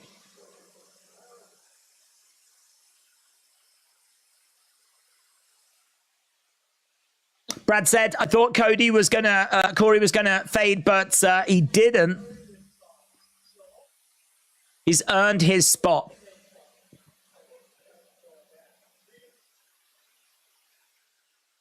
Ultimate Fighter 31, Bantamweight winner, Brad Katona.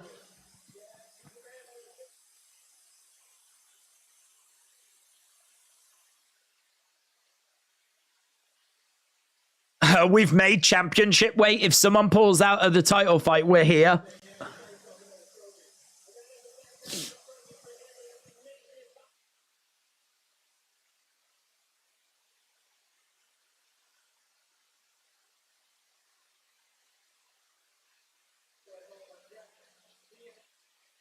Said he feels at home. Both guys should be re-signed after that one, says Mike. What a fantastic fight. Katona and Gibson put on another tough classic. Yeah, it was a great fight. It really was.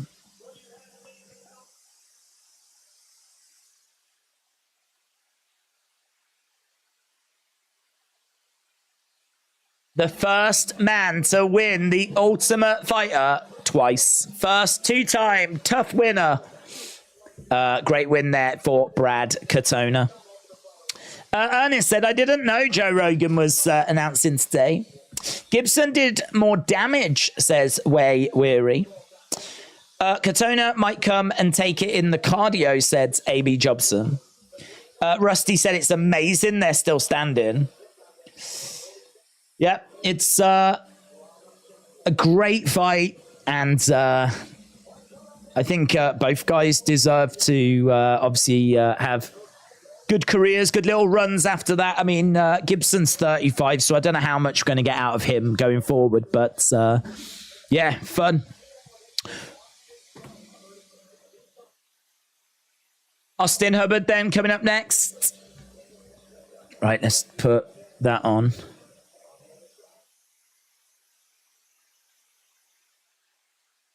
Right. Needs to get his dome checked. That bump just ain't right, said Johnny. Looks moody, doesn't it?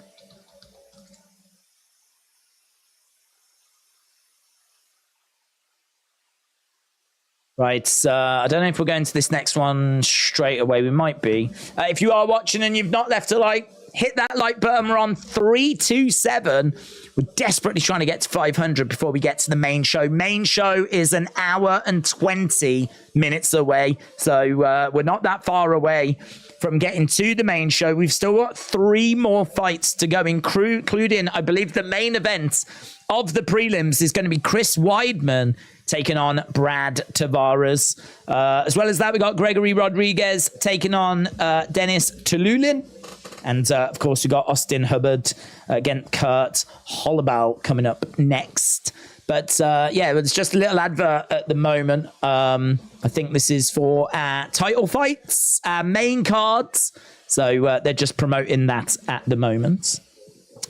Dude's brains are now made of maple syrup.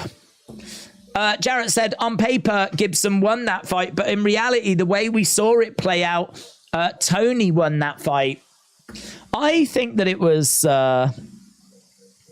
Paddy that won that fight, personally. I'm pretty sure Paddy pinned it. I was amazed they didn't give him the decision. Right, big shout out to everyone that's joining us. I wanted to make sure we're up to date with all the super chats and the live chats and everything, and we are, which is good. I'm not normally up to date with that stuff. As soon as we get to the main card, we'll have a look at the Tapology score as well. Obviously, we are underway with our Tapology game, but we'll wait until we get to the start of the main card before we have a little look there. Obviously, we're still in the early stages of that.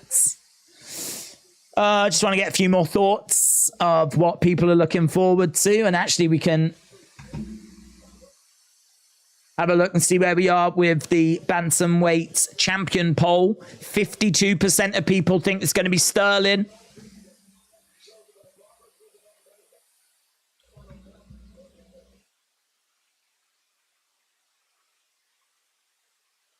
So they're just talking about how this is the final of the next Ultimate Fighter. This is the Ultimate Fighter lightweight final. So Austin Hubbard against Kurt Holloway. Kurt Holloway has been in the UFC before. He's got a record of 0-4, right? So not great. Tough. Last competed back in like 2019. And he is gritty. He doesn't really have like an elite skill set. He does throw some good shots. He's had some moments during his fights as well. It's not like he's just come in and been absolutely battered and destroyed. He likes to move forwards. He is, I don't get it though, he is 36. Like, it is a bit of a weird person for the UFC to give an opportunity to. considering I'd imagine there's lots of kids, young fighters out there that, you know, could benefit from this kind of platform. Like a 36-year-old lightweight getting into the Ultimate Fighter final is, I don't know, a bit weird, but he's here. He's earned his spot, and so we're going to see if he can do it. He is a slight underdog, though, Kurt Holloway. He is plus 165, and only 25% of people on Tapology fancy him to get the victory. He's taken on Austin Hubbard, who is a striker, not really great in any department, though. He was also in UFC before. He had quite a run, actually. I mean, 7 UFC fights is not anything to be sniffed at. He had 3 wins, 4 losses. He trains at elevation. He's a bit of a slow starter, but he can outpace people once he actually gets up and running. He's got good cardio. Good pace, again, once he gets up and running. Good leg kicks, good counter wrestling as well. There's definitely a lot to his game, but as we said, not really great in any department. And minus 190, 75% of people on Tapology think Austin Hubbard's going to do it. I think Austin Hubbard's going to do it as well. But could be another little banger, this. Could be another little banger. We just saw in that last fight, you know, these guys know this is last chance saloon. These guys know that they need to get the win here if they want to enjoy like another UFC run. So they're both going to be hungry for it. No doubt about that. And that last fight was a banger, and we might get another banger here as well. So another final of the Ultimate Fighter, this time in the lightweight division.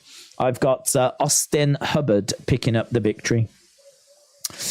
Charlie said, come on, people, let's get to 1,000 likes. Thank you, Charlie. I've missed you for the past few weeks. Love to see you back with the UFC. Love from Florida. Love to Florida. A place very close to my heart. I love Florida. I've been there about 4 or 5 times. I absolutely love it. Such a great holiday destination, Florida. I'm one of those annoying holiday makers that Florida gets. So, yeah, nothing but love to Florida. This time, William, shout out to you. Drew Who said, a hungry fighter is a dangerous fighter. Chrome Cobra said, us old people need some love too. Well, I mean, I'm a big supporter of old people. I'm not a big supporter of putting old people inside MMA cages, you know. That's all I'm saying. 36, I mean, boomer, mate. Anything over the age of 22. It's just a downward spiral from that point. So, 36, I mean, geez. It will be a banger. No way you can wait at 150, says Johnny. 30-27 is a shocker, says AB Jobson. Right, we are at commercial break. I think the ring walks are taking place right now. As we said, we've got a firm favourite in Austin Hubbards, who comes in as a minus 190 favourite. 75% of Tapology have leaned towards him picking up the win. And we've got the stats on screen as well. You can see that he's got better takedown average, really good takedown accuracy, 61%. I mean, that is not to be sniffed at. Even his strikes aren't bad. I mean, 3.6 is not bad. But Kurt Holloway is 4.5. So obviously really good volume that he lands per minute. And actually what's amazing is he's only landing 56% of his shots. So the volume, what he's actually throwing is, that's quite the work rate. So yeah, this should be another really fun exchange here. This should be another, I mean, I think we'll see Austin Hubbard try to get this down to the ground. I think we'll see a lot more of him trying to get it down, with obviously Kurt trying to keep it on the feet. But, you know, their takedown averages aren't too dissimilar. I mean, Kurt looks for a takedown like nearly one every 15 minutes. Austin Hubbard, 1.3. So, you know, takedowns, not crazy numbers, but I reckon this fighter's got a better chance of getting down to the ground than the last one. But I think we'll see a bit of striking, a bit of groundwork. I think we're going to be all over the place on this. And as we said, I think Austin Hubbard probably comes out with the dub. But Days, has your dong got any upcoming dates? Wrestle with Andy, shout out to you, but I can tell you that your dong was meant to be on this card, but pulled out. So we was meant to be seeing your dong tonight, Wrestle with Andy, but sadly pulled out. I hate it when your dong pulls out. That's, you know, disappointing. I like to see your dong going to work, seeing your dong having to pull out, and pull out due to injury as well, I believe. So very, very disappointing. So I don't know if we're going to have to reschedule. I'm guessing we are, but I don't know when that's going to be. Days, Dong has a date with Sunny. Oh. I thought you liked putting old people in the ring whilst their children are watching and crying, said Ernest. Oh, yeah, I'm definitely down for that, but I don't think any of the kids have been in attendance for the Boomers. You know, if some of these old people do have some of their kids, and what's great as well is if you're an older fighter, like getting towards your like late 30s, chances are your kids are old enough to understand what's going on. I mean, if your kid's young and just doesn't really get it, like they're just babies, it's not really satisfying if the parents are beaten up in front of them because they just don't know what's going on anyway. But I think if you're that little bit older, then the kid starts to know what's going on, like what's daddy doing, you know, kind of a thing. And for me personally, not that I'm like, you know, a mean-spirited person in any way, but I do get a little kick out of, like, you know, parents getting beaten up in front of their children, and certainly children that are of an age to know what's going on, you know. But maybe not old enough to know that this is a job, and to not really old enough to totally get it. Not totally get it. Old enough, though, that it, like, you know, scars them for life, terrifies them. So I know that we all get our own kicks different ways, don't we? You know, some people like collecting stamps. I don't know. I'm not sat here judging. Each to their own, that's what I say. Whatever gets you through this life. Right, here we go. Ultimate Fighter final. Austin Hubbard against Kurt Holloway. I tell you what, the ring girls didn't look very up for it then, did they? All looked a bit moody. Okay, here we go then. Fight number 5. We are working our way to that main card. Holloway, he's got some horrible shorts, hasn't he? I mean, look at those just horrible grey shorts. It's a very uninspiring colour. Could he not have chose a better one? Or takedown there by Hubbard. So Hubbard already managing to get a takedown. We thought we was going to see a bit of striking, a bit of groundwork, and we have. Now we're seeing Holloway trying to grab a hold of the arm of Hubbard. Holloway on his back as Hubbard is throwing in some elbow strikes. And he's on his back here at the moment, Kurt. Hubbard just raining down a few blows, but not able to get anything going too significant at this stage. He's keeping Holloway grounded. And shots coming into the side of the body and side of the head there by Holloway. Hubbard, again, trying to grab a hold of the head as Holloway, we've got a guillotine that's been applied here. Hubbard getting back up to his feet. We're over by the side of the fence. Knee strike coming in there by Hubbard, and again. So Hubbard throwing in some knee strikes. Holloway trying to grab a hold of Hubbard's leg. Staying on the feet. Nice knee strike straight down the middle there by Holloway. So we're on the feet. We're over by the fence. Hubbard in control. Knee strike coming in there by Hubbard. Couple of knee strikes coming back by Holloway. And again, nice work there by Hubbard. And they break apart. We've got lovely shots coming in by Holloway. And we've got a lovely hook shot coming back there by Hubbard. Hubbard on the outside. Nice kick coming into the body. And, oh, that was a lovely right hand straight down the middle by Hubbard. That looked really good. And again, we've got Holloway standing his ground in the middle. Couple of jabs, doubling up on the jab there, Hubbard. Where are we on the... Yeah, there is a very much a difference between them in the striking. 12-5.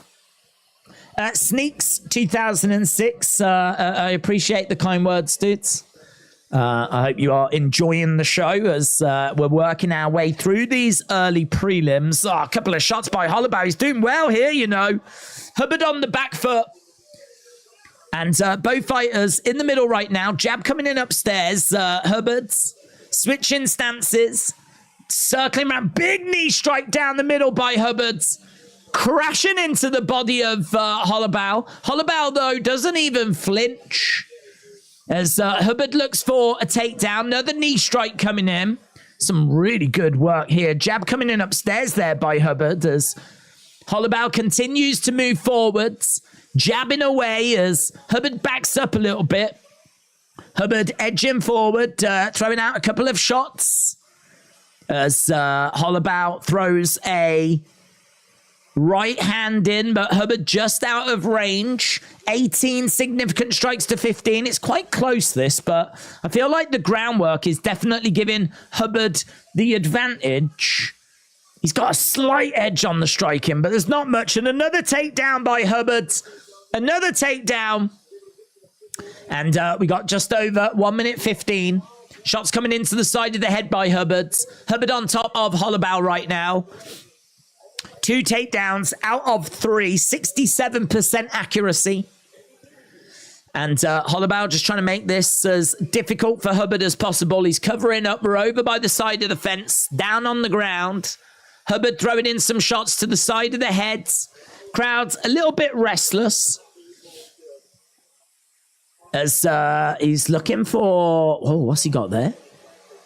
Is he going for a dart? I don't know what he's going for. Is Holloway getting up to his feet? They break apart. We got Hubbard in the center.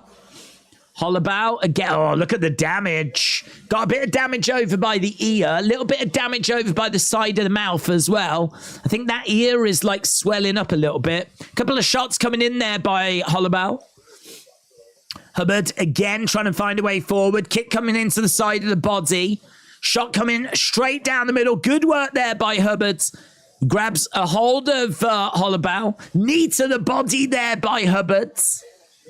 And Holloway, oh, that's a lovely right hand kick coming into the body again there by Holloway. End of the round. I tell you what, that last fight was fun. This has had quite pace to it as well. We're not landing loads. I mean, Hubbard threw 74. He landed 24. Holloway threw 71. He landed 26 in the end. So he actually came back right at the end and got a few more shots through. But I don't think that really tells the story of the fight because Hubbard managed to secure 2 takedowns and he managed to get 2 minutes control time. I know control time doesn't mean anything, but I think he showed a better all-round game. I think that striking on the feet, look at it, 26-25. There's nothing in it. There's nothing in it. I think that you give it Hubbard. Plus, there's a bit of damage on the face of Holloway as well. So I think you give it to Hubbard, but good little scrap this. Good little scrap. Chrome Cobra said main card is going to have to bring it to match the prelims. Weidman better bring it after his comments. No, he was making out that he's never felt better and he's feeling rejuvenated. And I don't know, man. I'll have to see it because I ain't believing it. But yeah, I like him a lot. I think he's done. I think he should be. I don't think he should have come back from the leg break. I think that could have been it. But I don't know. I suppose in a way I've got a lot of respect for him coming back from that injury. But that is our main event of the prelims. We've obviously got this fight and another fight to go till we get to that. If you are watching and you've not left a like, leave a like. It is greatly appreciated. We got just over an hour. That's it. Just over an hour until we get to that main cards. Right now, Austin Hubbard trying to grab a hold of the leg of Holloway. Holloway bringing the fight to Hubbard. Lovely shots. Straight down the middle by Holloway. Doing really well, Holloway. Hook shot there by Hubbard. Couldn't quite land it. Lovely work by Holloway, though. He seems to have just worked out, Hubbard. He seems to be really getting his shots timed really well now, Holloway. These hook shots, oh my God. Holloway just landing these hooks. And they're landing, and they seem to be causing real trouble. Hubbard went for a knee strike, landed it, but lost his balance, goes down. Holloway grabs the head. Right now, Hubbard on his knees. Holloway with the head, trying to get round the back. He gets round the back. He's going to be looking for a rear naked choke. And the arm comes in, and it goes around, but good work there by Hubbard to try and defend that. He's got a hold of the wrist at the moment. And he's got a bit of wrist control. He's trying to make sure that this does not get any worse.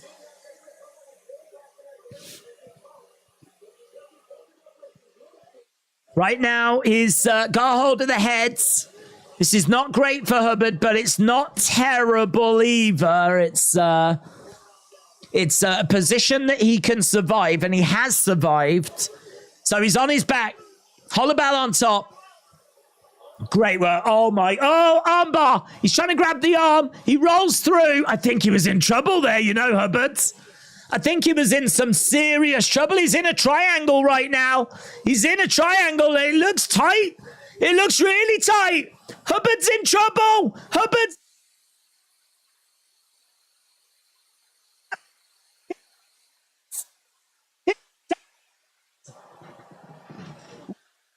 Oh, Holloway taps Hubbard. Triangle. You just don't see triangle wins. Look at the crowd, man. Crowd are pumped.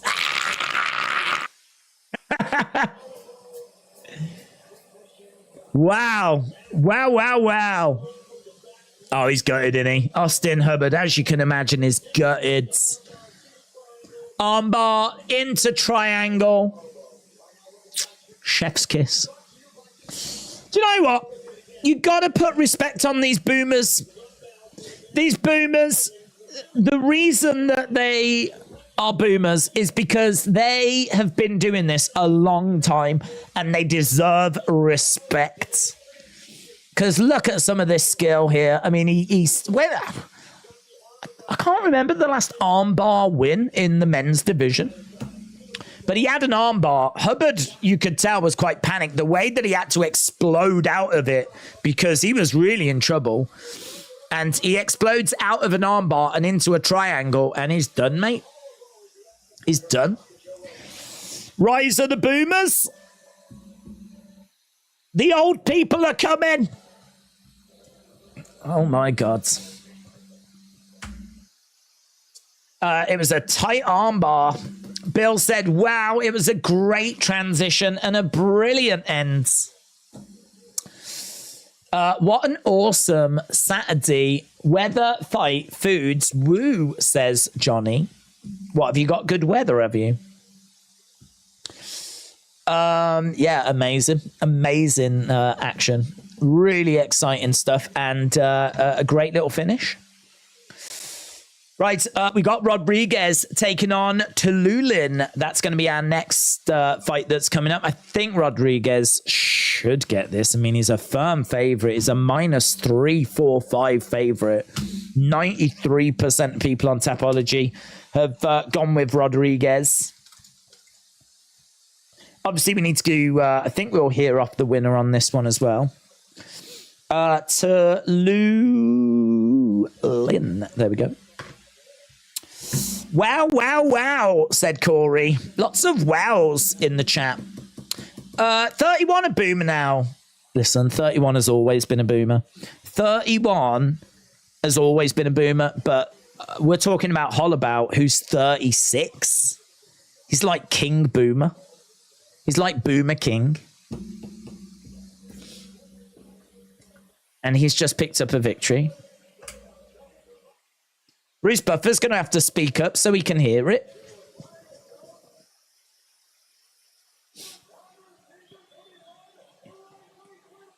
This was just a day out for him from the old people's home. It's just a lovely little day out for him, and now he's gone and won Ultimate Fighter. Unbelievable. There we go. He gets his trophy. Winner by submission. Paul said, perfect counter after the armbar. The triangle was awesome technique. Ultimate Fighter 31 lightweight winner. I actually don't know who was on whose team. Who has Connor won anything here? I don't know. I don't know on whose team was Brad Katona. On whose team was Kurt Hollowell?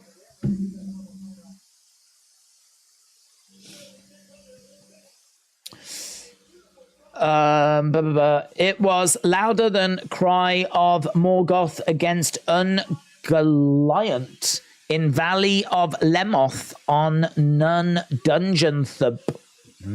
Twig Bear, shout out to you. Some facts right there. William said, I love including people in my comments, especially James, because he doesn't give an F. Well, that's true. Hi, Wrestling Days. Do you enjoy UFC? I am rather partial. Giants, Rangers, Nets, Yankees, Rules, EST, 2004. I do enjoy a little bit of the old UFC. That is true, yeah. Terence McKinney said that was sick.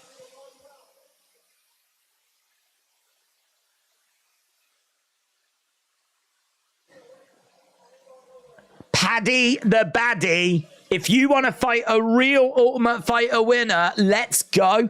Listen, Paddy will take that fight. Paddy will take that fight. If Paddy can go step in there with someone that's nowhere near the rankings, amazing. Amazing. That was Chandler, actually. That was a Chandler fighter. So, Team Chandler picking up a dub in that one. Here's RoboCop. RoboCop, Gregory Rodriguez, second highest knockdown rate amongst the active UFC middleweights. Things are always amazing if you lower your expectations, says William. AB said, I think Hollowell's striking will make Hubbard end up panic shooting. He'll gas himself out. I think Kurt should win the decision easily. That is true. He should celebrate with a Timmy's and an episode of Doc Martin. You're the man. You deserve every like, says Slick83. Slick83, shout out to you, my friend. I appreciate the kind words. What about the NFL, says Jarrett. What about it? I don't watch it. It's not really a thing in this country. It's definitely grown over here over the past 5-10 years, but it was not a thing when I was a kid. I don't even remember the Super Bowl being on TV. If it was, then it was on BBC Two. It was on a channel that like not too many people will watch. Late at night, I mean, like, 1, 2 in the morning. There won't have been much in the way of any sort of adverts for it. It just wasn't a thing. No one at school ever spoke about American football. It never came up in conversation throughout my life. No one I know watches it. I would say it's different now. I mean, listen, we live in a bit of a different world, what with the internet and all the different sports channels that we have now. We've got like Sky Sports and TNT Sports. There's Eurosport. You've got like DAZN. You've got all these platforms that are trying to find content to fill their time. And so, of course, now we're starting to see American football having some of that time, basketball having more of that time. I feel like football has probably been around, but I think you've had to look for it. Whereas now, I think it's starting to become a bit more ever present. And so I would imagine the generations of kids that are growing up in this country will be exposed to football a lot more. Plus also they come over now, don't they? Every time they come over, like the adverts for it are everywhere. So NFL definitely making some moves in the UK. I don't know how people feel about like a UK team. I think that would be massive for in the UK. How it would work, I mean, the flights would be pretty moody, wouldn't they, in all fairness? Having like flying people over, teams over to come and play in the UK. I mean, that would be moody. So I don't know if it would work. Maybe we could have a UK team that's like based in America. Maybe we could just, you could give us a little bit of America, just enough for a stadium. Maybe we could just buy like a little bit of America, build a stadium on it, and then we'll just, put telephone boxes everywhere. Make it look like a Buckingham Palace. Make it look like the Tower of London. Buy it. I'm not saying just give it us. We'll buy it. And then that way, maybe like we'll call it the London Stadium or something. Tower of London 2. The Revenge. The Houses of Footballerment. The Houses of Footballerment. That could be what it's called. Footballingham Palace. That's what it can be called. Oh, I've got so many great ideas.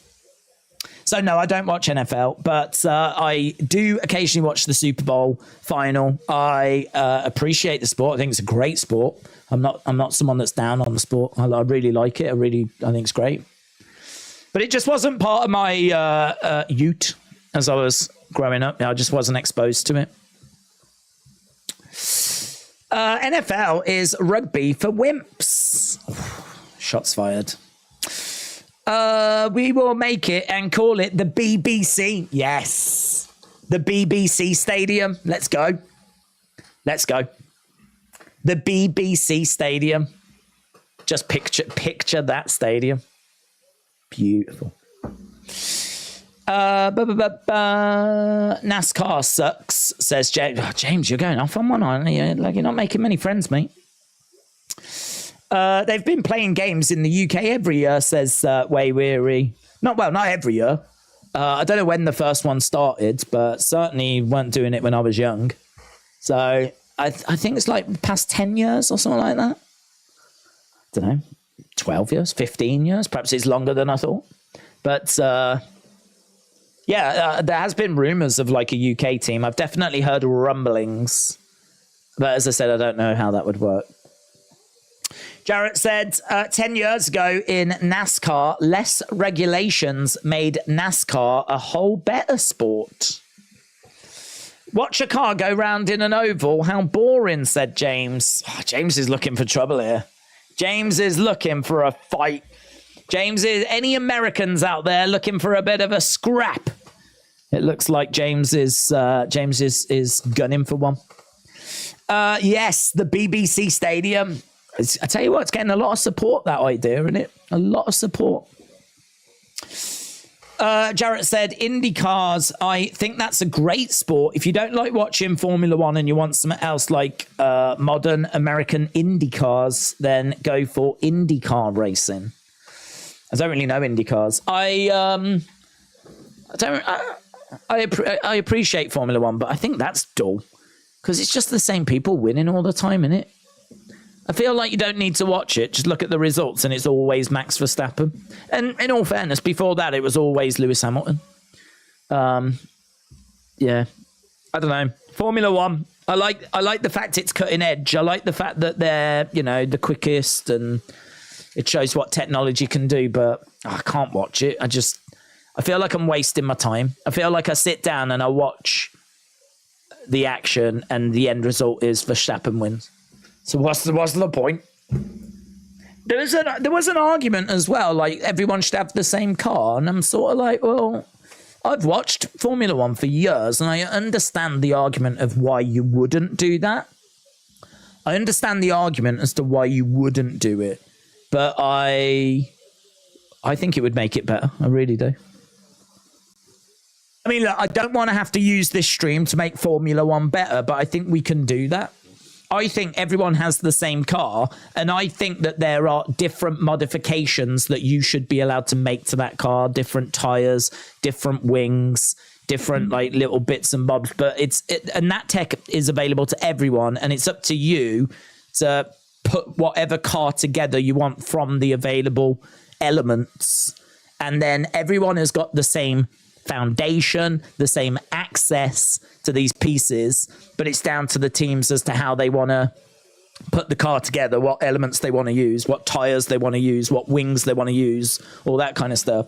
And maybe then we might get a bit more of an exciting sport rather than it just always being the same person that wins. I didn't want to have to fix Formula One, but I have. Not my fault. So I can't say Formula One is grabbing me more than, I don't know. And maybe it's the same problem with NASCAR. I don't know. Does the same person keep winning? I have no idea. Gregory Rodriguez then against Tallulah. We're about to get underway with this. Rodriguez is well-rounded. 4-2 in the UFC. Can be a little slow. He's got a lot of experience, though. Likes to stand and bang. He has got jiu-jitsu, but he just doesn't really go to it enough, to be honest. I'd like to see him use it a bit more. Tallulah hits hard. Lacks a little bit of wrestling. Can struggle a little bit on the ground. This should be RoboCop Rodriguez all day long. I think we're looking at Gregory Rodriguez picking up the victory here. 93% of people on Tapology have gone with him. I think he'll get it done as well. And we are about to get underway. Finley said, what do you think about darts? I think darts is really exciting. I think they've got they've got a really good atmosphere. They've got a product that I think that the world is starting to wake up to. America seems to be paying a bit of attention to darts now. So I must admit, it's not a sport that I watch personally. I've seen the odd event, the odd thing as I've been flicking through the channels. I love the atmosphere. I think it's great fun. I think they do a great job with it. So I don't think I need to fix darts, to be honest. Right, we've got Rodriguez in yellow. We got Tallulah in black. We've had nearly 1,000 votes as well in our main poll. And at the moment, Aljamain Sterling, 51%. 51% of people gone with Sterling. 49% have gone with O'Malley. Right hand there with Rodriguez as Tallulah stays on the outside. Rodriguez looking for a single leg. And in a clinch, lovely work, picking up Tallulah, slamming him down. Great work there by RoboCop. So Tallulah on his back right now as RoboCop continues to go about his work. So an early takedown for RoboCop, an early takedown.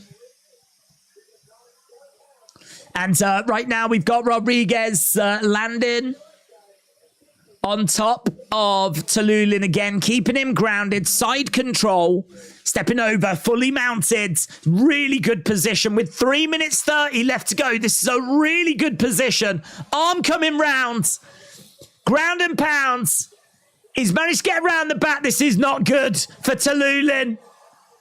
Oh my God, a couple of shots coming in and it's done already. It's done already. Wow. It was a mismatch. It was a mismatch. Gregory Rodriguez, 93% of people fancied him. Tallulah 1 and 2. He now goes 1 and 3. And Restadani said, this guy looks like Jacare Souza. Drawn from memory. That's a great comment. That's a great comment. Are you watching Spain, England? It's in 8 hours 47 in Sydney, says Adam. I am going to try and get the second half. I need to go to Birmingham tomorrow, so I am going to try and time it. So I don't mind missing the first half. So I'm going to try and get into Birmingham so that I can get there for the second half. Quickly pop to a pub, have a drink, watch the action, pop to a few shops. Then I'm meeting up with my cousin, actually, so. Ooh, Cormier reckons that one of the shots there is in the back of the head and not legal. Okay, look, they're having a little look here. That is illegal, actually. Ooh. Smile on the face of Rodriguez. I don't think he knows the controversy. I tell you what, that's interesting. That's interesting. They've just shown a replay of the finish, and he's on the back, and there is a shot that comes in that bounces off the back of Talulin's head. Cormier, very quick to say that ain't legal. That ain't legal. We've got a developing situation here. We've got a developing situation. It's going to be very interesting. I wonder if someone's having a word right now. Let's go. That shouldn't have... a boom. Savage, said Miss Clown. Right. Let's have a look, see what... Official decision. I don't think Talulin's not protesting or saying anything.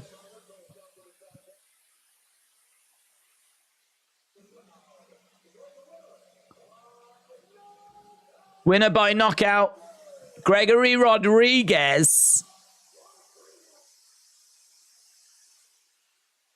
Here's Joe. Okay.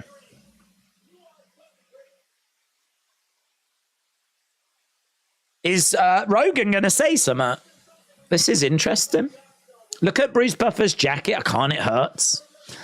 It was definitely legal, said Lucid.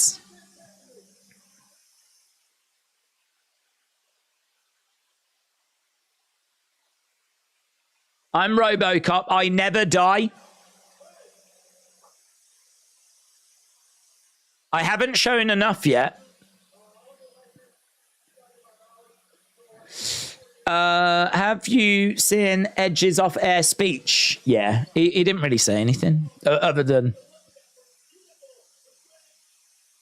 he just said that that'll be the last time in Toronto. So I don't know if that means that he's done. I don't think he knows.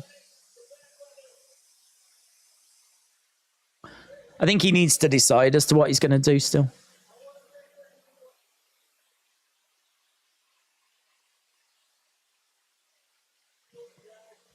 They're showing a replay of these shots here. I mean, the referee was right there.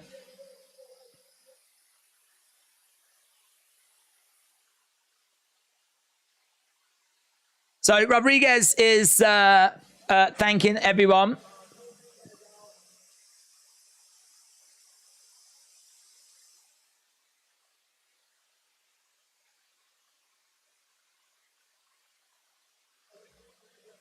RoboCop didn't come to play.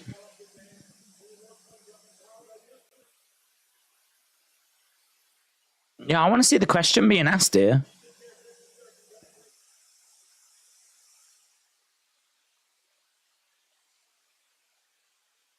No mention of it from Joe Rogan. It's going to be really interesting to see if that gets investigated.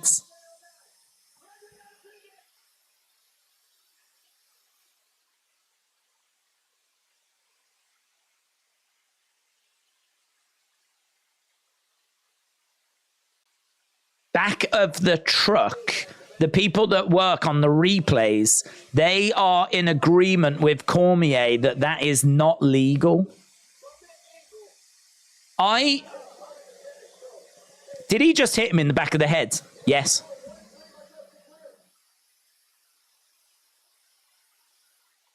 Yeah, Cormier said, if I now am 1-3 in my UFC career and my job is now on the line, I am protesting that. Well, the current decision is that Rodriguez has picked up the win. I think there's going to be more to this. They are ignoring it, said John. There will be a lot of questions asked after this. He did hit him in the back of the head twice. I do think that should have been a disqualification. They just want to get this guy pushed. They were illegal elbows to the back of the heads. I don't like the look of them. I don't like the look of them. You can't be hitting people in the back of the heads. It wasn't as if it was even like on the top or like it was the back of the head. I don't know. The only thing is, I'm trying to think in my head, is there any rule that says you're allowed to do it if the person is lay down and you're fully mounted, making it like really the only thing? I mean, you can throw in hooks to the side of the head. Obviously, you can't get to the front of the head because they're face down. So I don't think there's, I mean, unless there's a quirky rule that I really am not aware of, I can't see why that would be legal. I can't see why it would be legal. If there is a quirky rule that I'm not aware of, I will hold my hands up and say, I ain't aware of it. I don't know it. I don't know it. If someone's going to go, nah, you can totally do that in that position. I've watched a lot of UFC. As people know, we've done a lot of these watch-alongs. I don't know that rule. It didn't look great to me, but this is why I wanted to hear them talk about it, and why I wanted them to talk about it, because if there is a quirky rule I don't know, I'd like to know it. I'd like to know it. We all learn and grow as people every single day, don't we? But either way, it's we've picked the carpet up, we've brushed it underneath, and we're moving on with our lives. Got to support that. Sometimes you have to do that in life. There's a problem. You can go under there.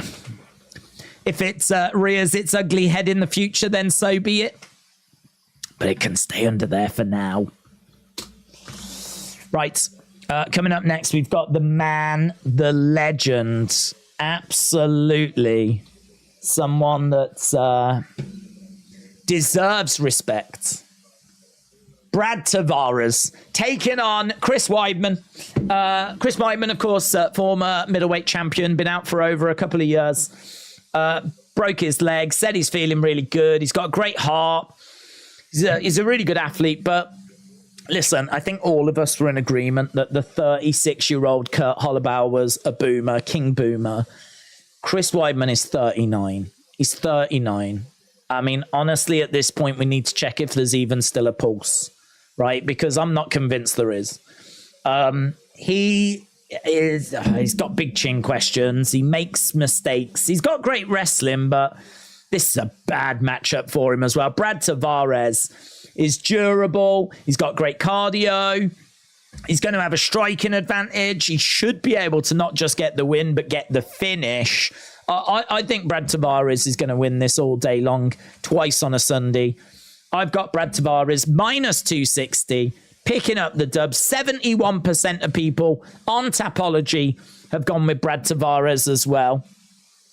Chris Weidman, it is true, you know, former middleweight champion, but it's a long time ago. I think it was in like the 1800s. So, you know, it's a long, long time ago. So I think he's done. He's making great noise, though. He's really making out like he's in a really good place at the moment, but don't know. We'll have to see how it goes for him, but I'm not feeling massively confident. We have got just about half an hour to go till we get to the main card. Half an hour to go until we get to that main card. We are getting closer and closer towards that big, juicy main event. Aljamain Sterling taking on Sugar Sean O'Malley. Chris Weidman, Brad Tavares coming up next. If you are watching and you've not left a like, leave a like. We still need 120, which is a little bit of an ask in 35 minutes. But, well, we need to get to 1,000. That's what we're looking for. We are sneaking our way to 400. But we do need to try and break that 1,000 mark. So, yeah, if you are watching and you've not left a like, leave a like. It's greatly appreciated as we are now going to the main event. The main event of the prelims. This is going to be Chris Weidman against Brad Tavares. Brad Tavares, as we said, minus 260. Win or lose tonight for Chris. He's still my boy, said Wrestle with Andy. Edge said after the 6-man dart match, Lobo took out the ref, came out, speared Vinci, said another thing. Samoa Joe CM Punk match is official. Here in the hurricane in Moolage, storm's eyes now passing. I'm on the East Coast. David, stay safe, buds. Was the person who won part of the Colby team? What we talk about? We talk about the Ultimate Fighter. We talk about the Ultimate Fighter, Chandler. What are we talking about? We're talking like the Holloway was on Chandler's team. I don't know which side Katona is, to be honest. I don't know which side he was. Just waiting a little bit here because obviously that last fight finished in the first round. So we've only got one more fight to go until we get to that main card. We have just jumped up quite a bit as well in the likes now. We now need 101. 101. If you are watching and you've not left a like, leave a like. It's greatly appreciated. 101 in 33 minutes. No, it's 102 now. Ah. Oh. Did I just upset someone? How did I do that? Someone went, no. No. Let's have a quick look, shall we, at Tapology whilst we're still pleading for likes. I mean, I've got no shame. Stratty the Baddie currently in first place. Got a couple of people in second. Miss Clown. Miss Clown up there with KCLCK. I can see Six Soul and Hayden as well. Johnny Boy, Muhammad Ali, Fowler, Bumpy. Lots of people in joint 10th. I ain't reading all them. You can see yourselves where you are at the moment. But Stratty the Baddie is currently leading things at the moment. Obviously a long way to go. Just get those likes coming. This is Peace Google. Win or lose, Chris Weidman wins for just getting back in after that injury. That's a nice way of looking at it. The other way to look at it is if he loses, he definitely loses. If he loses, that's definitely a loss. That's how I'm looking at it. I ain't here for this lovey-dovey mentality, yeah? This is kill or be killed. This is a dog-eat-dog world. If he steps into that octagon and he loses, he's a disgrace. He should never have come back. He's an embarrassment to the sport. That's how I like to look at it. And that's how I'm going to look at it. Even if it's a close battle, if he comes out with the L, then I think it's a disgrace. I think it's a sham. And I think his whole career has been a joke. But we'll see how it goes. Kian said, hope you are well and having a good stream. What's your thoughts on last night's SmackDown? I thought it was a bit flat apart from the ending, which I thought was good. I thought the rest of it was irrelevant. I think you could have skipped that show and not missed anything. You know, Austin Theory had through a tiz. LA Knight came out in a match that we knew he wouldn't win. He didn't win it. Irrelevant. Really, that felt like it was just a way to get LA Knight on the show. Then we had a women's tag match that no one cared about. So that was irrelevant. Really, it just... And then there was loads of video packages for Edge, which was kind of nice, but you could have skipped it. You know, as long as you saw the main event, that's all you needed. So for me, it was... Do you know what? I went on a wrestling review site, 411 Mania. They scored it 8 out of 10. 8 out of 10. And I read each of the match ratings. One match they gave 2.5 stars to. Another match they gave 3 stars to. They even said it was quite plodding in places. And then they scored it 8 out of 10. Didn't get it. I didn't understand. For me, it was flat. Plodding, I thought was a good word. It wasn't a disaster. It wasn't horrific. It wasn't a chore to watch, but I wouldn't recommend anyone seeking it out. Right, come on, let's get to this next match. At the moment, we're just seeing inside the TD Gardens. It's nice and full now, because obviously we're on the verge of the main card, and we're just seeing a video package for Chris Weidman Can he go? Can he bring it? Weidman coming back is admirable, but the guy needs to put the gloves on the mat. His generation is leaving. Every time you leave like an angel gets a beach. What's a beach? What's that? I don't even know what that is. Is that a bad word? Oh, it's probably a bad word, isn't it? I don't know what a beach is. It's not love and dovey. It's Warriors Honor. How dare you? Warriors Honor. Warriors Honor. This isn't Sparta. Oh, man, they're showing a replay of that, though.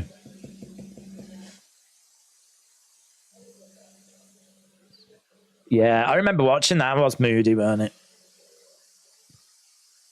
Horrific leg break. And there it is, look, in a cast, and they're showing like how hard the recovery was.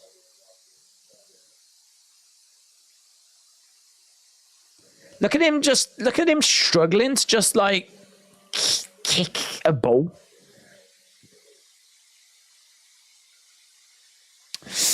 But David said, thanks for the play-by-play. I hope my power stays on. It's twice turned off now.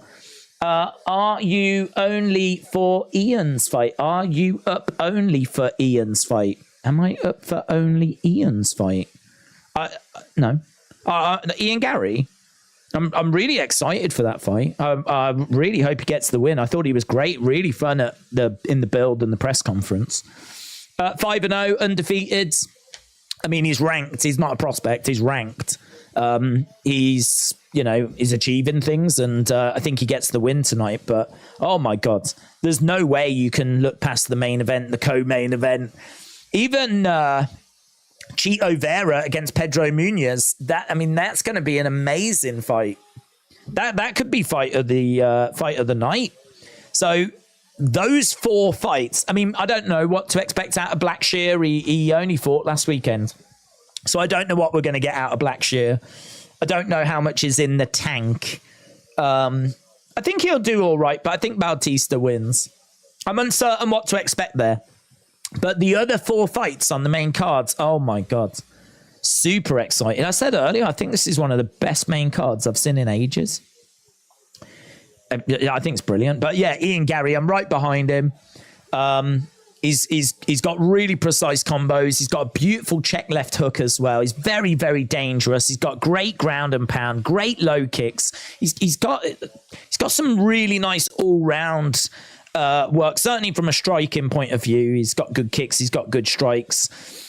He does only tend to compete against pretty low-level talent. This is a bit of a step up going up against someone like Neil Magny. I mean, Magny's beatable, but you've got to be at the races. You've really got to be switched on to get past someone like Neil Magny, and I think Ian Gary will. So, but yeah, no, I'm right with Ian Gary. I hope he does it. I love his personality. I think he's going to be a great asset to the UFC. He comes in as a minus 440 favorite. I mean, that's quite wide, actually. I think it's too wide. I don't think he should be as wide as that. But yeah, that is coming up later. I think I don't know where it sits on the card. I know it's not the main or co-main, but I think it's a couple of fights in that one. But we'll get to it. Why did you call the short line? Why did you call the short line? I don't even know what that means. What does that mean? What does that mean? Guys, please use English. I don't speak other languages. I struggle with English. Irish said, my ancestors were born and raised in Ireland. My mum and dad are full-blooded Irish, but unfortunately I was born here in America. Burn. Wow. I'm sorry to hear that. I'm sorry to hear of your struggles. I mean, Irish, you could, there's plenty of American friends that are in the chat right now, mate. You could have been a bit nicer about it, couldn't you? You could have been a bit nicer. Are you watching Canelo? Oh, I do want to watch Canelo, yeah. I do want to. There's a few other things it's clashing with. I still don't quite know myself yet.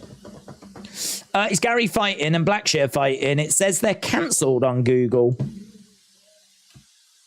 I am not aware of those fights being cancelled. So if they are cancelled, that's going to be news to me. Plus also, if they are cancelled, what's that mean? We got a 3-fight main card. No, I don't think they're cancelled. That would be news to me. Let me look on Tapology. No, they're still there. Well, Tapology still lists them. So 6 fights left to go. 6 fights left to go. If you are watching and you've not left a like, leave a like. It is greatly appreciated as we continue working our way forwards. Aljamain Sterling going to be in action. Taking on... Oh, here's Weidman. Weidman coming out to a great reaction. Aljamain Sterling in action against Sean O'Malley. Right, here's Chris Weidman. SP, shout out to you. Yeah, we are... I don't know what the maths are there. About 75 away. One of 3 active former UFC middleweight champions. Chris Weidman making his way down. He's made all the right noises. Let's see, can he do it? Can he do it? Can you believe it's been 10 years since the Anderson-Weidman fights? Yes, I can. It feels longer, if I'm being honest. It feels longer. I think with all the comings and goings and everything that's happened and all the different superstars that have come through and the rise of Conor and, you know, obviously Ronda, and Ronda's been in WWE for so long. And I don't know, like it actually feels like a different, well, I suppose it was a different era, but it feels, yeah, I would actually say like it feels much further, much more long ago than just 10 years. If this leg breaks again, said Joe Rogan, I'm going to cry. UFC former middleweight champion, most takedowns in UFC middleweight history with 42. He's got 6 wins by knockout, 4 by submission. Chris Weidman is gonna step inside the octagon. We are now 68 likes away. We could do this. 22 minutes, 68 likes. Let's go. Let's go. We looked like we were going to be a bit off. We can do it. If you are watching and you've not left a like, leave a like. It's greatly appreciated. As Chris Weidman gets inside the octagon, 39 years old, taking on Brad Tavares, who's 35. Tavares has lost his last 2 fights, you know. Weidman with a 4-inch reach advantage. Oh, if I was Tavares, I'm just going straight after that leg. Everything's going to the leg. My punches, my kicks, headbutts, everything to the leg.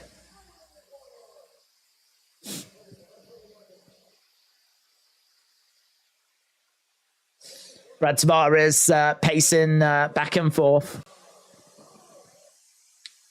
Mitchell, shout out to you, said, in honor of UFC tonight, let's ask a joke because Daze loves them.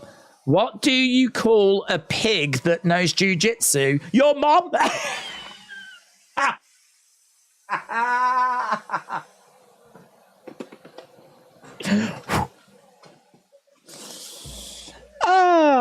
Right, come on, let's go. I'm bored.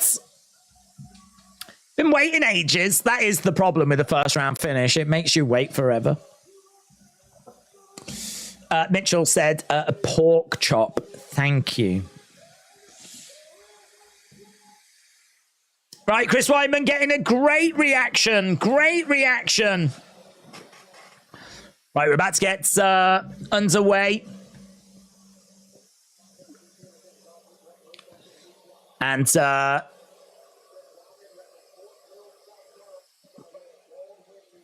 we go, both fighters. Well, Chris Weidman, what a moment. This is nail biting, said Connor. Well, not enough for you to actually be in attendance. Right. Weidman in the middle of the octagon. Yeah, we've just got a close-up of the leg.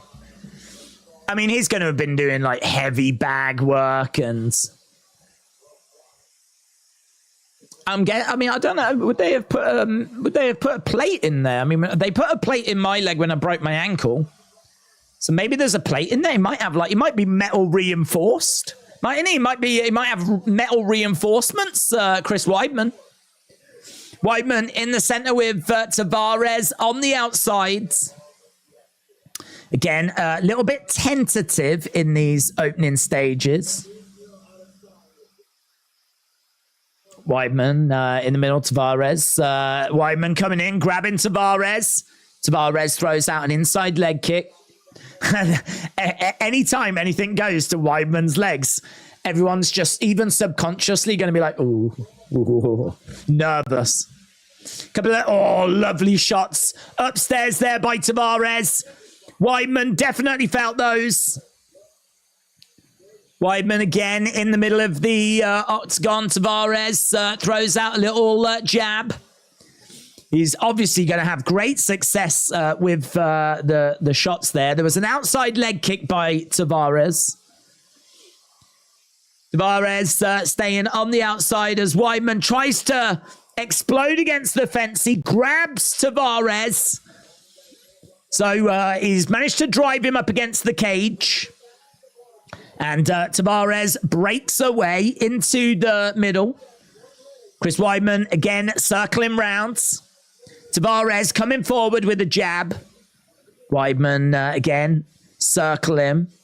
We haven't really had loads of action so far, but Tavares ahead at the moment. 5 significant strikes to 0. Make that 6. Weidman looking for a kick. Oh, I thought he'd hurt his leg. Oh, my God. He threw a kick, and all of a sudden he just stopped, and he was like, and I thought he was grabbing his leg. He was grabbing his dong. Low blow. Low blow. Chris Weidman's got a few minutes to recover. So he threw a kick and immediately... Oh, look at that. Really satisfying. Straight down the middle. He made a great connection with it as well, Brad Tavares.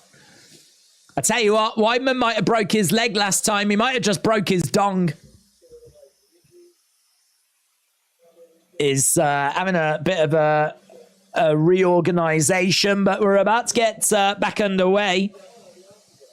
Yeah, for a moment then, I really thought he'd done some damage to his leg, but it was only his schlong.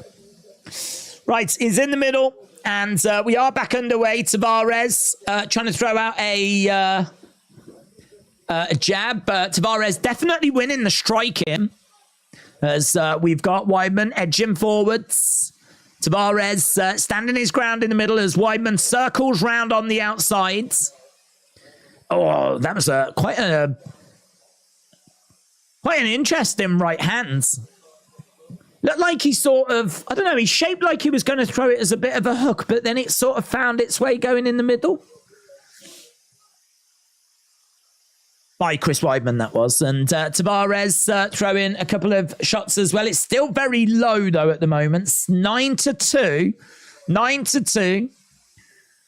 Certainly not a barn burner.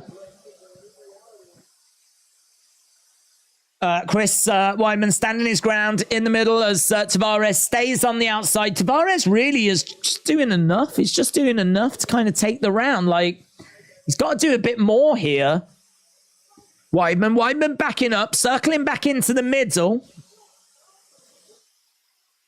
Outside leg kick by Tavares. Weidman again just edging forwards. It's obviously at his age, not, I wouldn't use the word dynamic. It's inside leg kick again by Tavares. 11-5. Just got about a minute left to go. Yeah, there is, you can see a bit of swelling on his left knee, Chris Weidman. Kick coming into the body there by Weidman. Tavares staying on the outside, tries to step forward, throw out a straight left. I tell you what, he's not, even Tavares isn't really taking the fight to Weidman. I think he's looking for counters. And he's just quite happy to stand there. Oh, Chris Weidman just trying to grab the leg. He didn't set it up or anything. He just saw the leg was there. He just went for it and actually got it. But Tavares was able to just get it, pull it back. So far, 3 takedowns have been defended. Heavy leg kick there by Tavares. Kick coming into the body by Weidman. Crowd's not restless, but I think definitely hoping for a bit more action than what we've seen so far. That's the end of the first round. I think it's the Tavares round. Weidman's all right. All right. I don't think there's really, he ain't been destroyed, He ain't been battered. He's still in the fight, well in the fight, but a round down. Weidman's stand-up is out of date, says Big Chungus. I am anxious right now. I'm not going to lie. I'm psycho, said Knifey. Is it Knifey or is it Nyfy? I don't know which way to pronounce it. Weidman. Oh my God, that's the name of my dealer. Chris Weidman is tentative. Oh man, could you imagine that? Imagine if you did like UFC cannabis, and you was called Weidman, Chris Weidman. Let's go. I'm quitting YouTube. I've got a new business venture. Right, round number 2.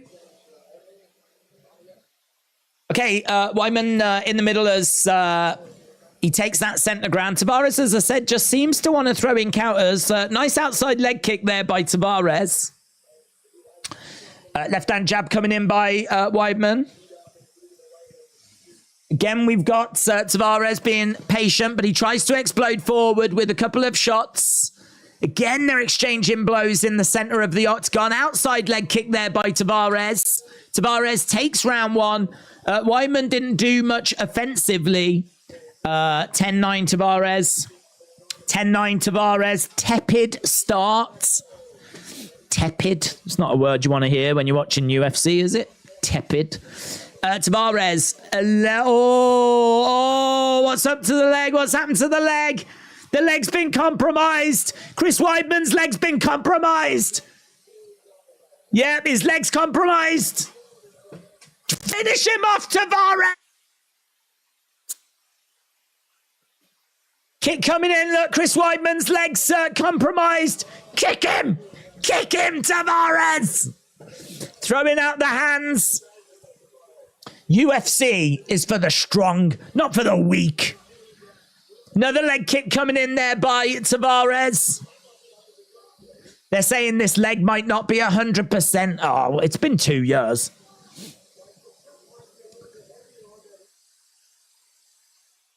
Yeah, the leg is compromised. Oh, another leg kick. Oh, and again. Tavares is going after the legs. Oh, man, there's something really satisfyingly sick about this. There's something really satisfying about knowing that Chris Weidman broke his leg and watching someone just boot him in the legs. He's managed to grab Tavares, though, and crowd got quite excited as Chris Weidman had Tavares up against the cage. Both fighters had another leg kick again. Do it again. Make him bleed. Just bleed. Right now, Tavares up against the side of the cage. He's been backed up a little bit by Chris Weidman. The crowd believe. The crowd are with him. Kick coming in there. Oh, it's a low blow. It's a low blow. Takedown by Weidman, but it's a low blow. You can't go kicking people in the dong. You can't do it. You can't do it, Chris Weidman. You can't do it. He just thought to himself, I'm going to kick him in the dong, and when he's stunned, oh, you can't do it, Chris Weidman.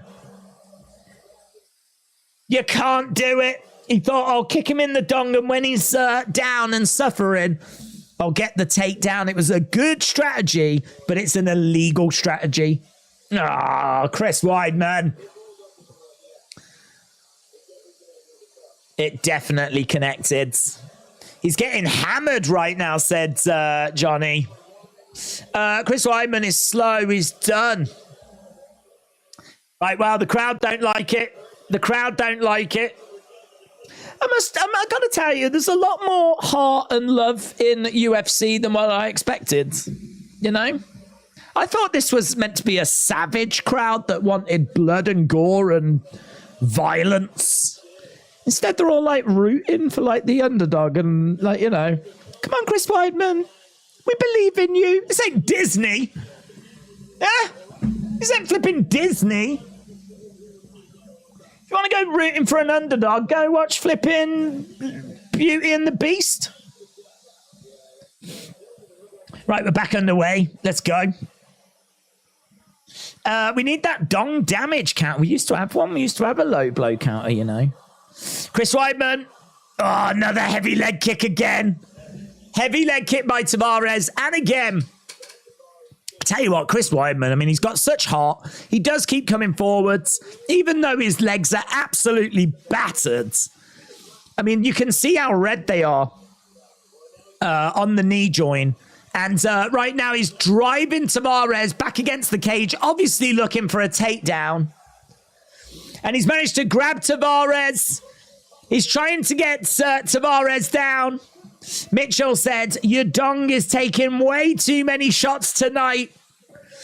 There is a real hatred for dongs in this fight, isn't there? I don't know what the issue is, but Chris Weidman has got Tavares up against the cage, but he manages to get away there, Tavares. But back in the center, 1 minute 30 on the clock. It's been a real scrappy round, this. Real scrappy rounds.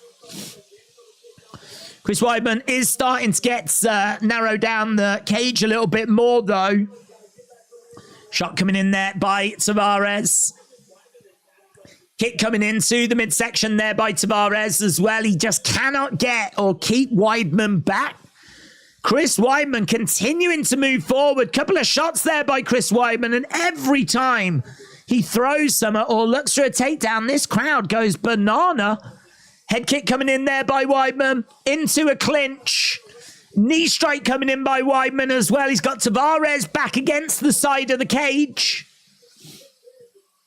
And we're in the clinch. Knee strike coming back there by Tavares. First round was 17-8 significant strikes, Tavares. Second round is 20-13 by Tavares.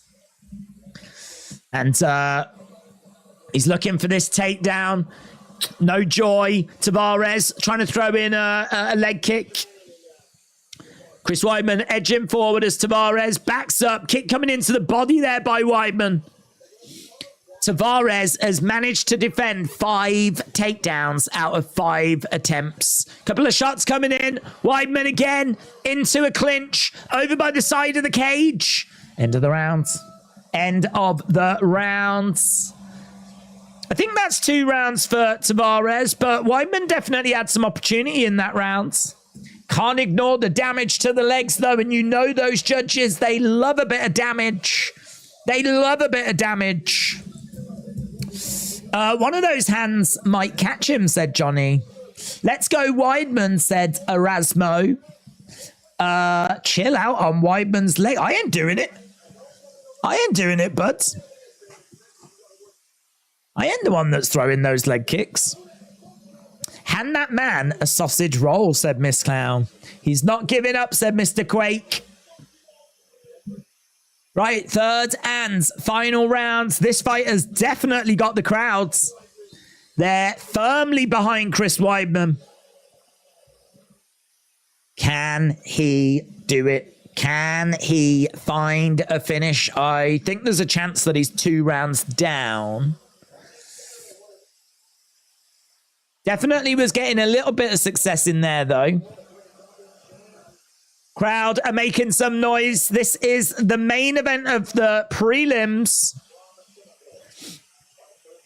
Right, Weidman trying to throw a kick to the body.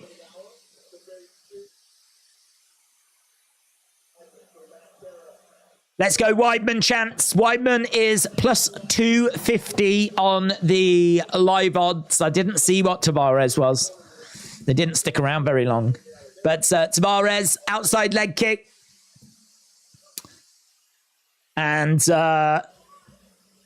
Weidman is standing in the center. Tavares looking for another low blow, man. Another low blow. Another low blow, this time by Tavares. I tell you what, if he was to take a point off, things could get a bit interesting. If a point got deducted, I mean, that is what, the second time? It's, I think, the third time in the fight. It's right in the undercarriage as well. He would have got the dong and some of the testicular. He would have got some testicular action. Let's put it that way.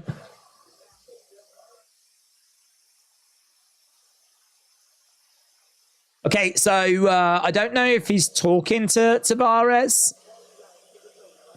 No, he ain't taking any points off. He said, both you guys keep it clean. Right, we are back underway then. Round number 3.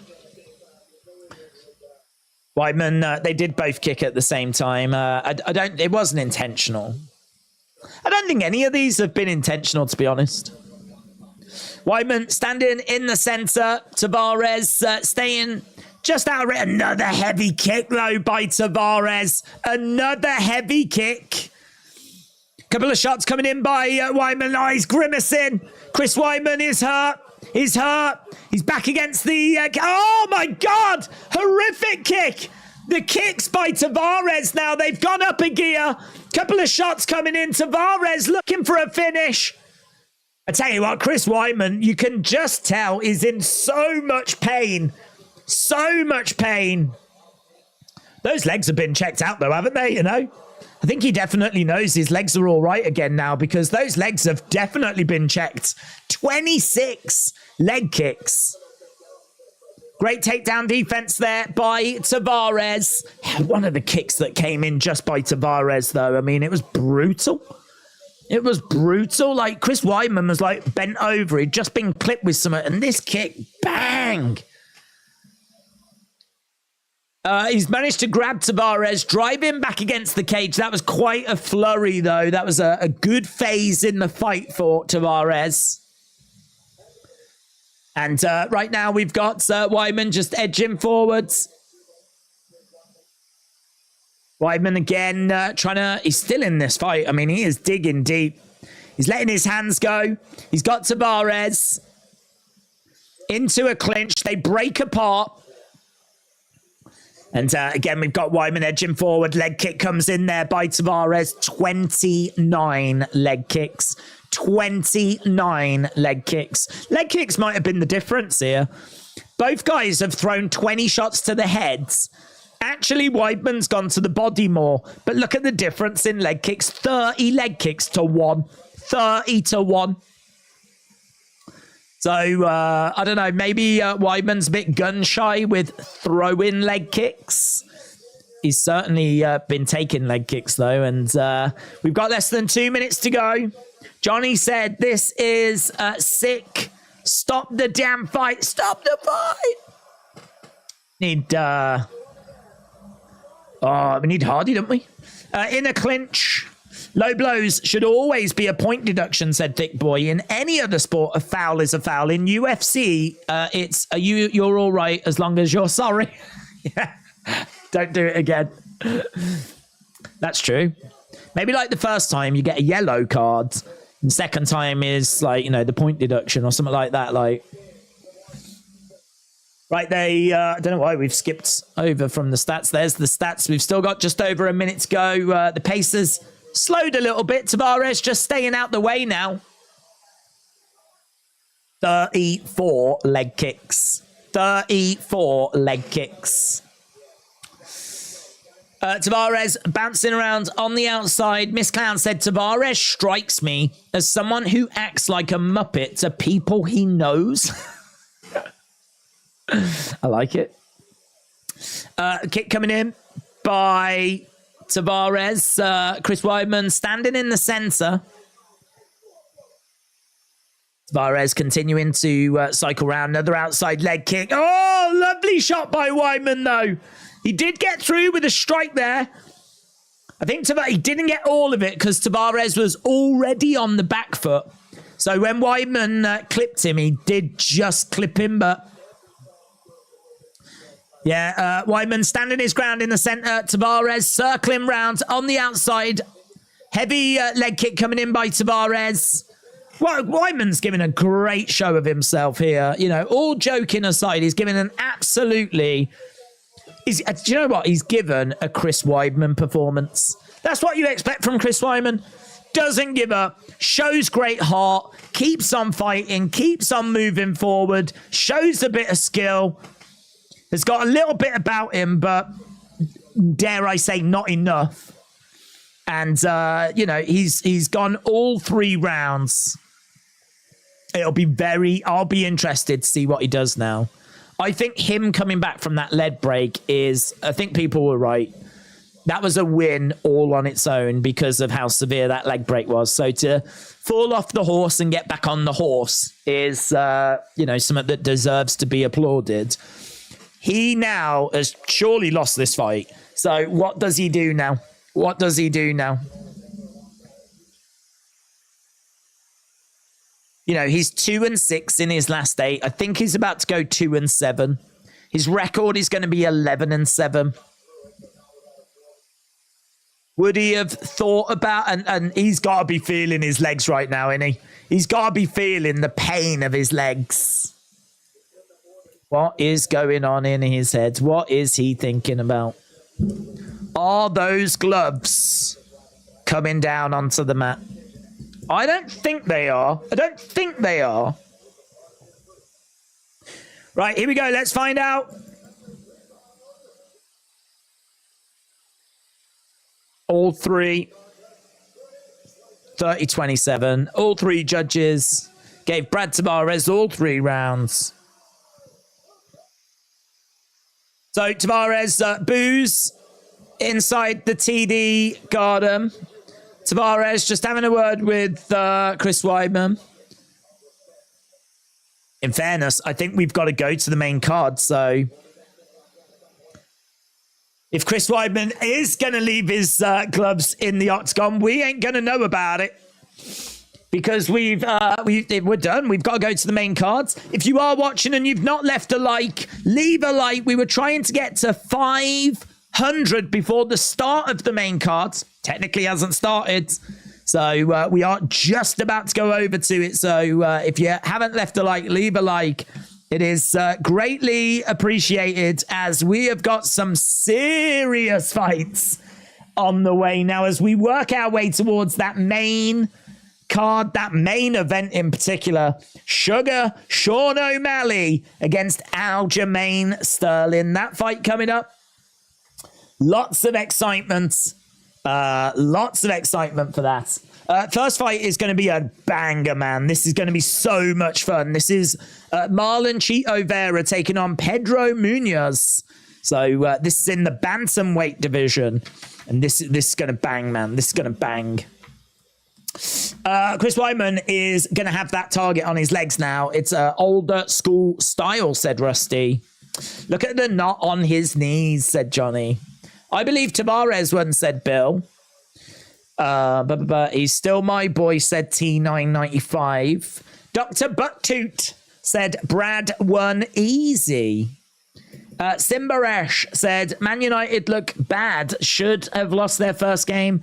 It should have been a penalty. Not seeing them finishing top 4. Please 200 said Days. I'm popping in to say hi, but I can't watch today. I hope you enjoy the show. Please 200 PLM. Shout out to you, buds. And big thank you to everyone that's left a like. Look, 509 now. We could do 1,000. We could do 1,000. It can be done. It can be done, just like how Chris Weidman returned after his horrific injury. It can be achieved. Let's see. Let's see how it goes.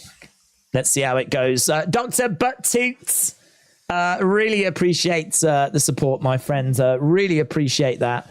Dr. Butttoot says, leave a like with a thumbs up. Appreciate it, man.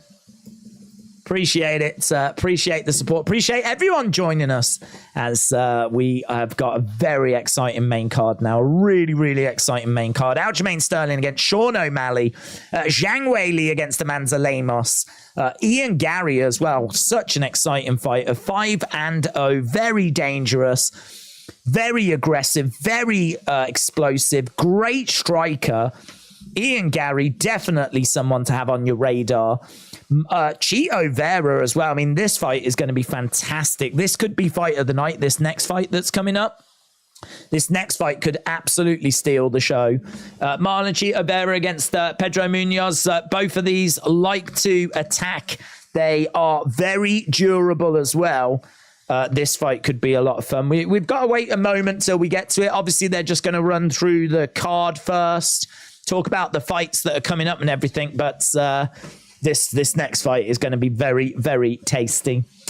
We've been asking people to vote in our poll as well. We've had over 1,000 votes, nearly 1,200. Not bad, considering we're about to start the main card. And O'Malley, really close. This is why people need to vote, because we're really, really close. 51%. 51% of people have gone with O'Malley. 49% have gone with Aljamain Sterling. 51-49. It's really close. We've had over 1,000 people vote. Gives you an idea as to, I think actually that was the other way around earlier. I think Aljo was slightly in the lead. Now it's gone to O'Malley slightly in the lead. But you can see there's nothing in it. It's such a hard fight to call. I am leaning Aljamain Sterling. I just think that on the feet, they are closer than they are on the ground. I think on the ground, there is a very clear advantage for Aljamain Sterling. On the feet, there is an advantage for Sugar Sean. But I think that Aljamain Sterling has got great movement. I think he can be quite evasive. I think that he is going to be able to cope on the feet. I don't think he'll get tagged up and put away. He could do. The opportunity may present itself. But I think that I feel a bit more comfortable putting my money on Aljamain Sterling than I do Sugar Sean. But Sugar Sean has been putting it together, man. He's been looking good recently. He's 16-1, 8-1 overall. This is what people have been waiting for. They've been waiting for the Sugar Show to get this opportunity. One of the most popular fighters in all of UFC. And I would love for him to do it. In fact, I really want him to do it because I think Aljamain Sterling is going to leave this division. And if he is leaving this division, I don't want him to leave without losing the title. I just think it's a bad look. I think it's better if he loses. I like Sean as well. So I would rather Sean win and then Aljo leave the division. But as I said, I am leaning Aljamain Sterling. But keep on voting. We'll see how that progresses throughout the evening. At the moment, as we said, Sugar Sean in the lead. And as I said, big, massive shout out to Dr. Butttoot. Appreciate the support, my friends. And SP as well. SP says halfway there. SP, shout out to you, man. I know, yeah. Crazy. It really looked like we weren't going to do it for a moment there. It really looked like we wouldn't hit that 500. But I know that if we're around 500 by the start of the main cards, then we're sort of in the neighborhood. I mean, we still might only end up with 650 or like 700 or whatever by the end. But we're in the neighborhood at the moment. So, yeah, every like is greatly appreciated. Right now, we've got John Anik, we've got RIP Joe Rogan, and we've got Daniel Cormier on the call. They're just talking about the main fights. We've spoke a fair bit about Aljamain Sterling against Sean O'Malley. Obviously, the co-main is Zhang Weili against Amanda Lemos. That is going to bang as well, because we know that Zhang Weili takes no backward steps. Her wars with Joanna are amongst I think they are my favorite female fights ever. Zhang Weili is all action, keeps moving forwards. She's got great striking. She's a powerful striker. She's got a relentless pace about her as well. She can take the fight down to the ground as well. She's got loads of experience, great counters. There's loads to like about Zhang. I mean, I think she's such a great fighter. Amanda Lemos maybe doesn't have the same skill set, but she is dangerous. She's got good jiu-jitsu, and what she does have is power, serious power. So Amanda Lemos, if she clips and catches Zhang Weili is in big trouble, big trouble. That is such an exciting. I feel like there is a gap in their skill sets. I feel like Zhang Weili gets the victory. I feel that she should retain, but I really like this fight. I really like it. You know, when you see a champion like, say, Amanda or Valentina when they were the champs, Valentina in particular. Well, I suppose Amanda's gone as well, isn't she? But when they were the champs and they would get these mandatory fights that didn't stand a chance. And like, you know, it's like minus 1,000, minus 1,200. And, you know, we had to sit through a lot of those cards and fights where it was so one-sided. And granted, you know, you got the odd upset, but by and large, we knew what was going to happen and it did go that way. This is not that fight. This is not that fight. This is Zhang Weili defending her women's strawweight title against Amanda Lemos, who legit can take this belt. She could take this belt. She could absolutely take this belt. So I think this is a really exciting co-main. Not many people giving Amanda Lemos much of an opportunity, but the odds makers have only got it minus 330 for Zhang. And as we said, like, how many times have we seen minus 1,000, minus 1,200 odds like that, minus 850? Like, it's not at the moment. It's Zhang at minus 330. Shows how close it is between these two. I think Amanda Lemos is a very credible opponent. 7-2 in the UFC. She's only lost twice, Amanda Lemos. She is a little flat-footed. She does have some decent ground skills. She's quite strong. She's very strong, actually. She's going to be looking for control time. She's got a lot about her, but I do think that Zhang will get the job done. But I love those fights. Love those fights. And the Chito Vera fight's going to be amazing. And the Ian Gary. I love watching Ian Gary fight. So that's going to be amazing. The only fight that I'm a bit like, I'm not bothered, is the Blackshear-Batista fight. I just don't really know what to expect there because it's all a bit last minute thrown together. That's the only fight I'm a bit like, I'm not too fussed. But the other four fights, bang, man. The other four fights are going to be so good. It's a really great main card. It's a really great main card. Feel free to put in the chat your thoughts. We're still waiting for this first fight to get underway. Jarrett said two things are going to happen with Aljo versus Sean. One, Aljo grapples. Sean isn't able to land the blow in time. Sean lands the blow whilst Aljo shoots and knocks him out. So you think either Aljo grapples and Sean can't land the shot, or Sean lands the shot and knocks out Aljo. Gonna find out, aren't we? Gonna find out. DT said cannabis needs to be on the shelves. What shelves? All the shelves. All the shelves. Get it on the shelves. Cannabis is still illegal over here, but in not all states, is it? But I think in a good number of states, it's been legalized. Can't be long till it's legalized over here. Can't be long till it's legalized over here. I would have thought. Police don't need to be faffing around with like cannabis, do they? Don't know. I can't say I've heard anything about that, to be honest, over here. What's this? Got an advert for some Star Wars. This Tuesday. What's this? Who's she? What's going on? A new Jedi will rise. A new Jedi is rising on Tuesday. This looks quite good, actually. I must admit, I'm so out of sync with who's what and what's going on. What the hell's that? Ahsoka. What the hell's that? Yeah, I can't really understand like Star Wars anymore. I said before, I need to go back and just like watch the films and try and get back in with the story. I don't know who these people are. But it does look good though. I don't mind a bit of, I'm all right with a bit of Star Wars. Don't mind a bit of Star Wars. Ian Gary by TKO, said Alan. It's legal in Canada, said Justin. Is it? I feel like, I mean, I don't think it's a controversial take. I feel like it's the adult thing to do. Do you know what I mean? Like, the police ain't got time to faff around with it anyway.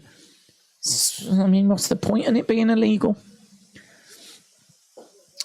It's illegal in North Carolina where I live, but I've been smoking. Well, Chrome, I can't condone that.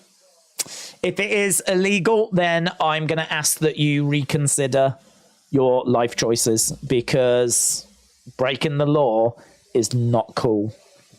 Chrome Cobra, right? It's not cool. No one here is impressed with the fact that you've been breaking the law for 30 years, right? If you thought that was going to impress us, think again.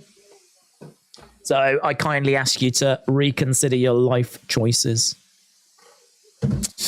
It's great that cannabis can get legalized, but the problem... Well, I don't even know why we're on this subject. The problem is the government in your country, in the US, will tax. Oh, yeah, that... Yeah, of course. Of course they will. Of course they will. Nothing is illegal until you get caught. I don't know that that's true, to be honest. I don't know that that's true. Beavis and Butthead said breaking the law was cool. It's a good counterpoint, actually. It's a good counterpoint. Now that you've put it that way, in regards to Beavis and Butthead, respect. Philip said 1 kilogram per person in British Columbia, 2.2 pounds. Is that what you're allowed? Is that what you're allowed? If anyone's watching going, why are we on this subject? I don't know. I'm right there with you. I've got no idea how we got onto this subject. What I can tell you is the video package is on right now for our first fight, which is going to be Marlon Chito Vera in action against Pedro Munoz. Vera, a striker, great kicks, very durable, 14 wins, 7 losses in the UFC. Lost his last fight to Sanhagen by split decision. Tends to lose the first round, but grows into the fight. Good submissions. As we said, slow starter, but once he gets going, he is aggressive. Great kicks. Good defensive striking as well. Needs to up the output. That has always been the problem. The volume just is not there. So we need to increase the volume. He's quite good with his footwork. He's going to be that little bit quicker. Pedro Munoz is 6 years older. I mean, that is significant. 6 years older. Well-rounded, dynamic grappling. Brazilian jiu-jitsu with nasty kicks. Hittable, dangerous on the ground. He can struggle if he can't consistently land his leg kicks. Always likes to keep going to that. It's like a comfort blanket. So if he doesn't land his leg kicks and can't set things up from those, it can be a problem. He is going to be slower, as we said, but he is tough. He is durable. Both guys are durable. So this is going to be a very exciting fight. This is number 6 taking on number 10.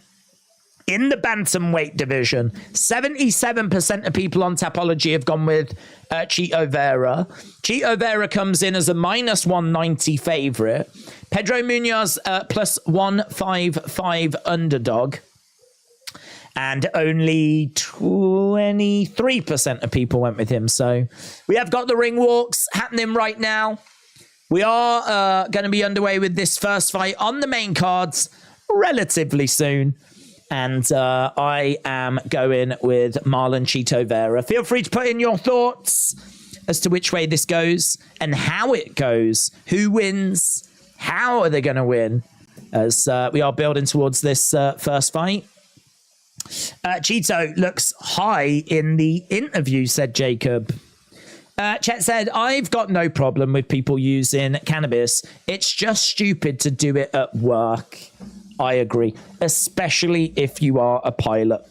if you are a pilot, or if you are a coach driver, or a train driver, or a crane driver, I would say a driver of any description, I would definitely urge that you think twice about... if you're a librarian, no one's going to give a flip, are they? Do you know what I mean? No one's going to give a flip. There's certainly a few jobs I think you can get away with it. But yeah, I think if you're a driver of some description, then, maybe think twice, yeah. That is the message, the safety message that we are going to be sending out during this stream today. Think twice. Just say no. But it's all right if you're a librarian, because you're a pretty dull person anyway. The cannabis is probably the most exciting thing going on in your life. Although, shout out to the librarians out there. Eric Edits, shout out to you. Hello, hello. Hope you are well. Hope you're enjoying the action. I heard LA Knight was coming to UFC, said Jonathan.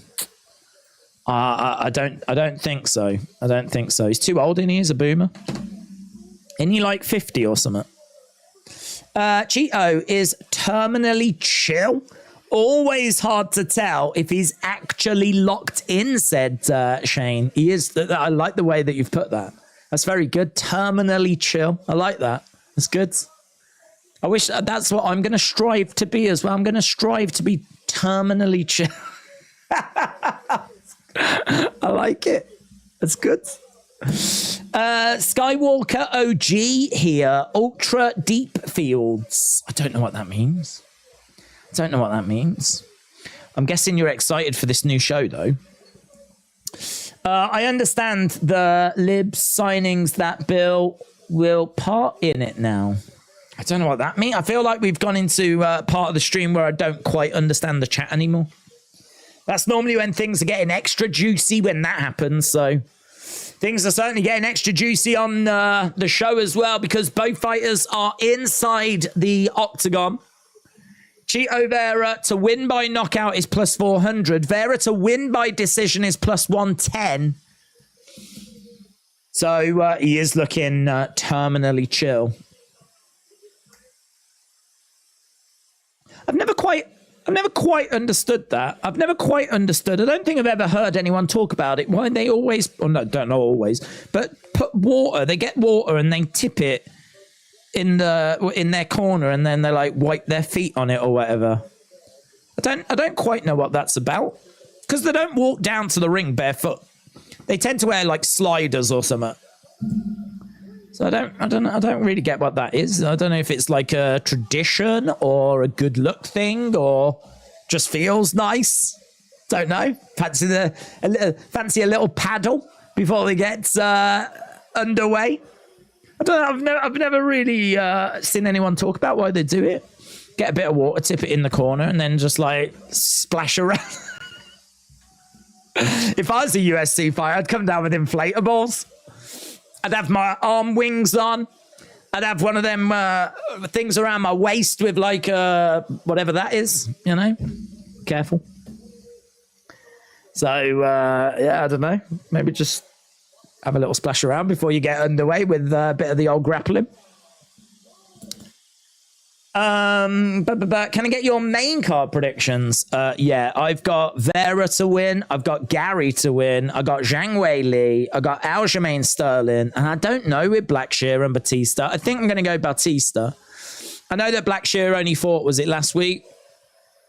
I mean, he's coming in not prepared for this. I mean, physically, he's prepared, but from a game plan point of view, he won't be prepared.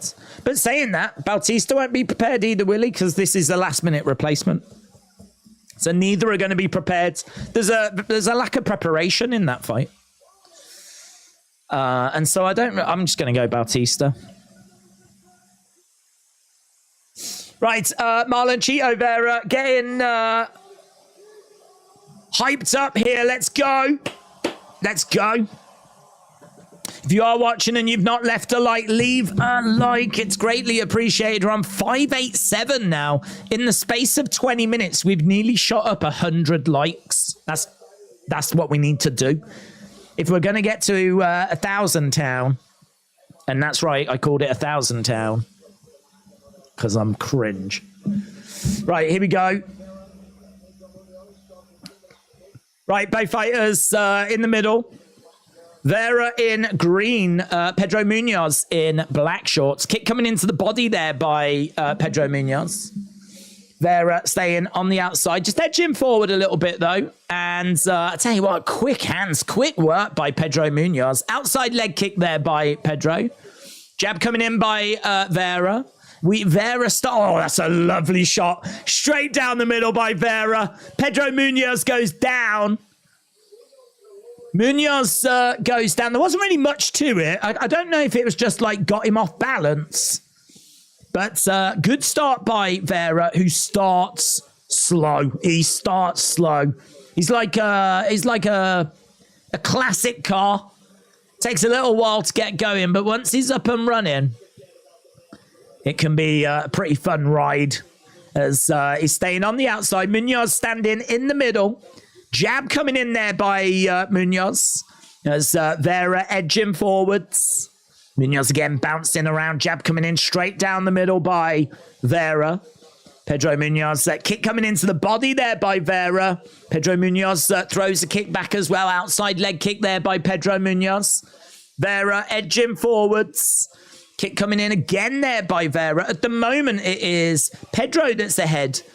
Only by a couple of significant strikes, but he should take this first round, Pedro Munoz, really. If he's going to win this fight, you'd expect him to take the first. Kick coming back there by Vera. We know that Vera grows into the fight, though. Another leg kick on the outsides. Kick coming in there by Vera. And again, straight down the middle. So keeping it quite tight at the moment. So Munoz again standing in the middle. They're both quite square on. And he's trying to come forwards. Pedro Munoz, Vera backing up a little bit. Nothing big or dangerous landing here by Pedro Munoz, though. Nothing really big or dangerous or significant. Again, Pedro Munoz edging forward. Vera backing up a little bit. Pedro Munoz bouncing around. Continues to move forward. Goes to the body. I think there might be a bit of blood, a bit of damage on the nose of Pedro Munoz. Outside leg kick there by Vera. Another outside leg kick there by Pedro Munoz. Jab coming straight down the middle by Vera. Vera switching stances. We're past the halfway point in this round. Right now it's 14-11.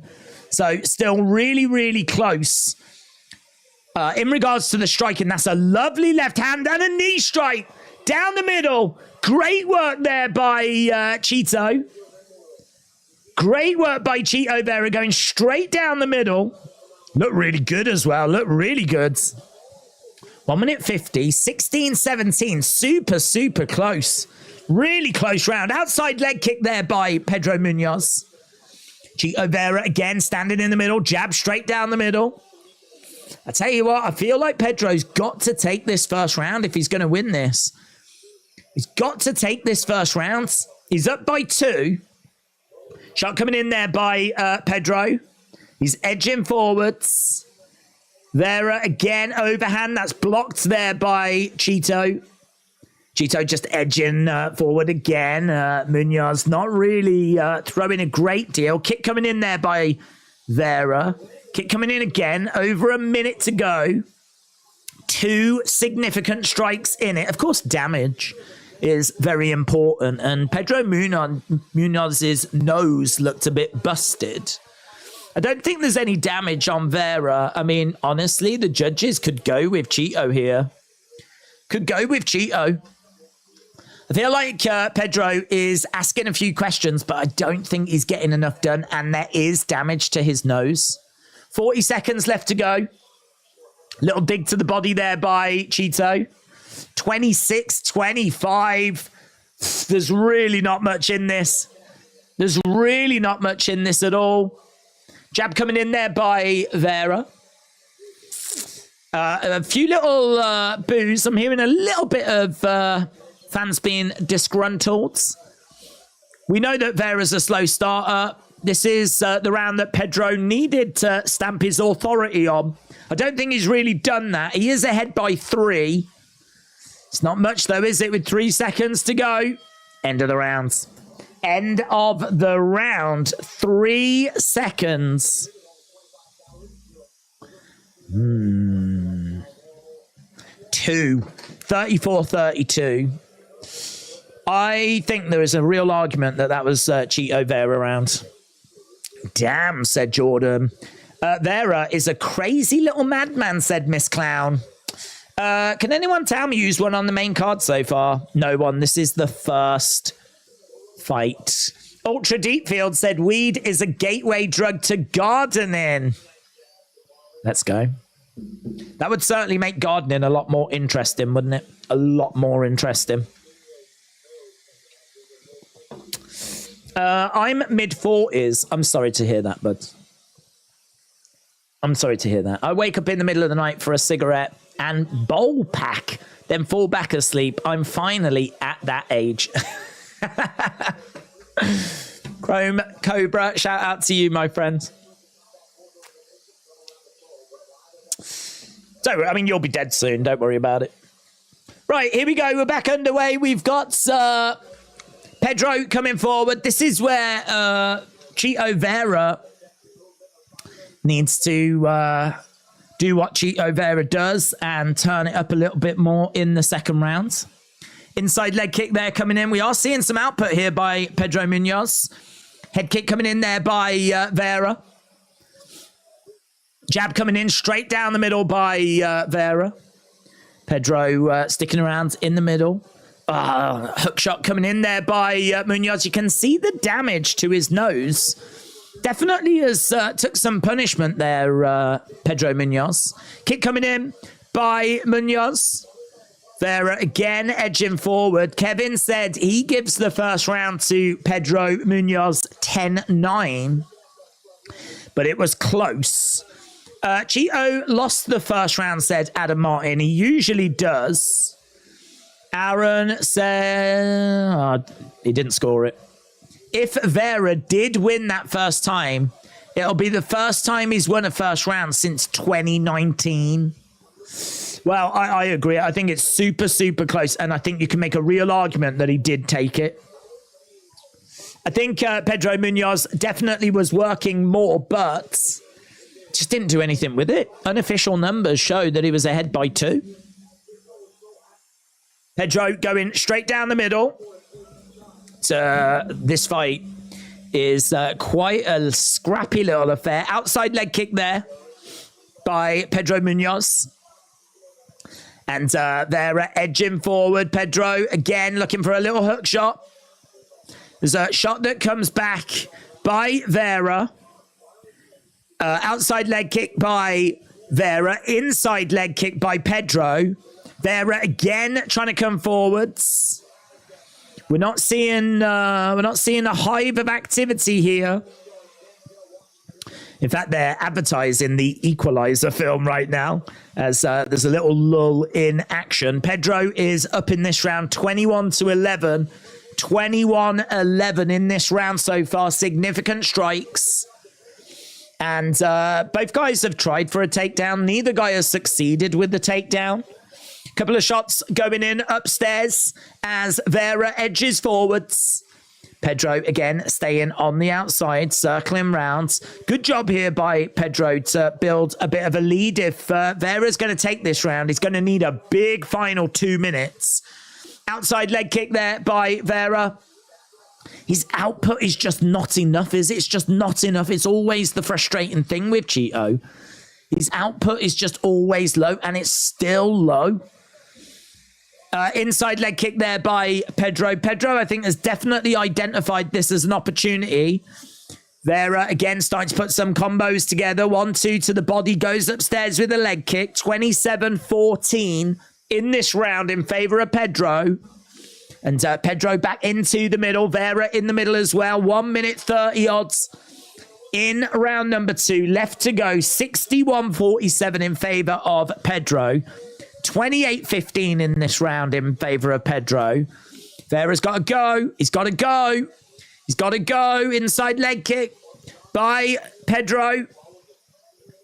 He's just, I tell you what, he's not allowing Cheeto to get going here. He's not allowing him in. If Cheeto can find an opening, he'll go. But Pedro's doing a really good job of output, throwing.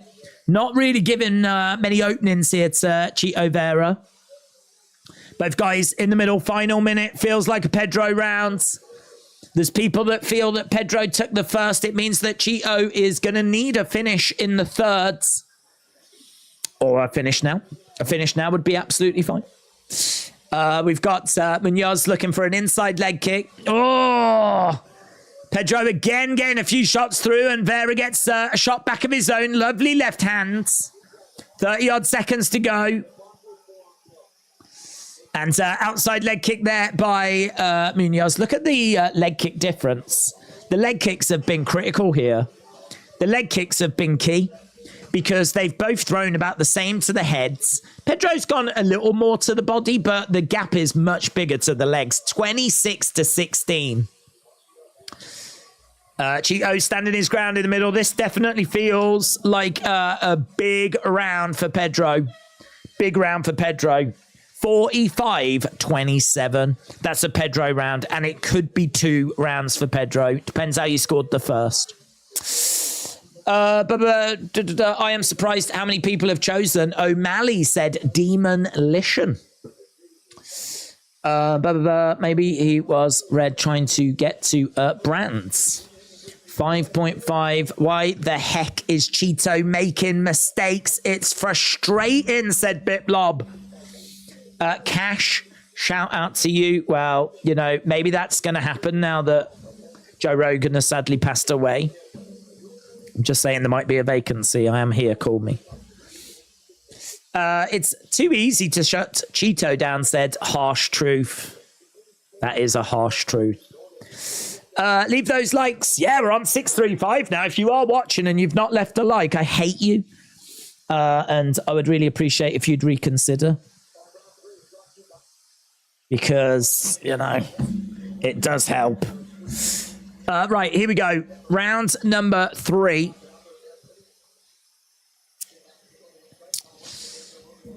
Round number 3. What can Cheeto do? Okay, both fighters come into the center of the octagon. And again, Pedro. Oh, my God. How are the live odds? -115, -115. How are the live odds even? Unless they think that this is 1-1.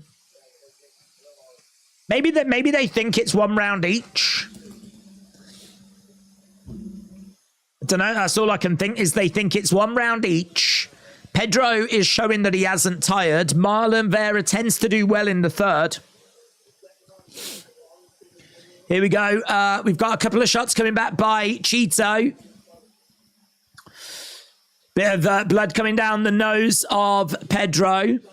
Cheeto is trying to really land some big power shots, but obviously he's trying to find the openings. And whilst he's trying to find those openings, Pedro is just out-voluming him. Cheeto, again, trying to drive Pedro back. Pedro circling around, planting himself in the center, letting the hands go. Jab coming in. Kevin has got it 19-19. Sean's got it 19-19. Ryan has got it 2018 for Pedro. Adam has got it 2018 as well. There's a couple of shots coming in by Pedro. Pedro, really good. Jab coming in straight down the middle there by Vera. I can tell you in this round, Marlon Cheeto Vera is ahead. He is ahead. 21-13. He's in the fight now. He definitely needs this round. He definitely needs this round. It's either 1-1 or 2-0 to Pedro. Pedro with a busted open nose. I think that damage was done in the first. 26-15 in this round for Cheeto. Pedro, again, his face is starting to look a bit busted. Jab, solid jab, straight down the middle. Cheeto landed some tasty shots. It's 30 significant strikes to 16. 30-16. Vera, again, edging forwards. We got 2 minutes, 50 odd left in this third round. Straight down the middle there by Vera. Pedro again having a little look. Right hands. Lovely shot there by Pedro. Cheeto standing on the outside, switching stances. Just throwing out some left hand jabs.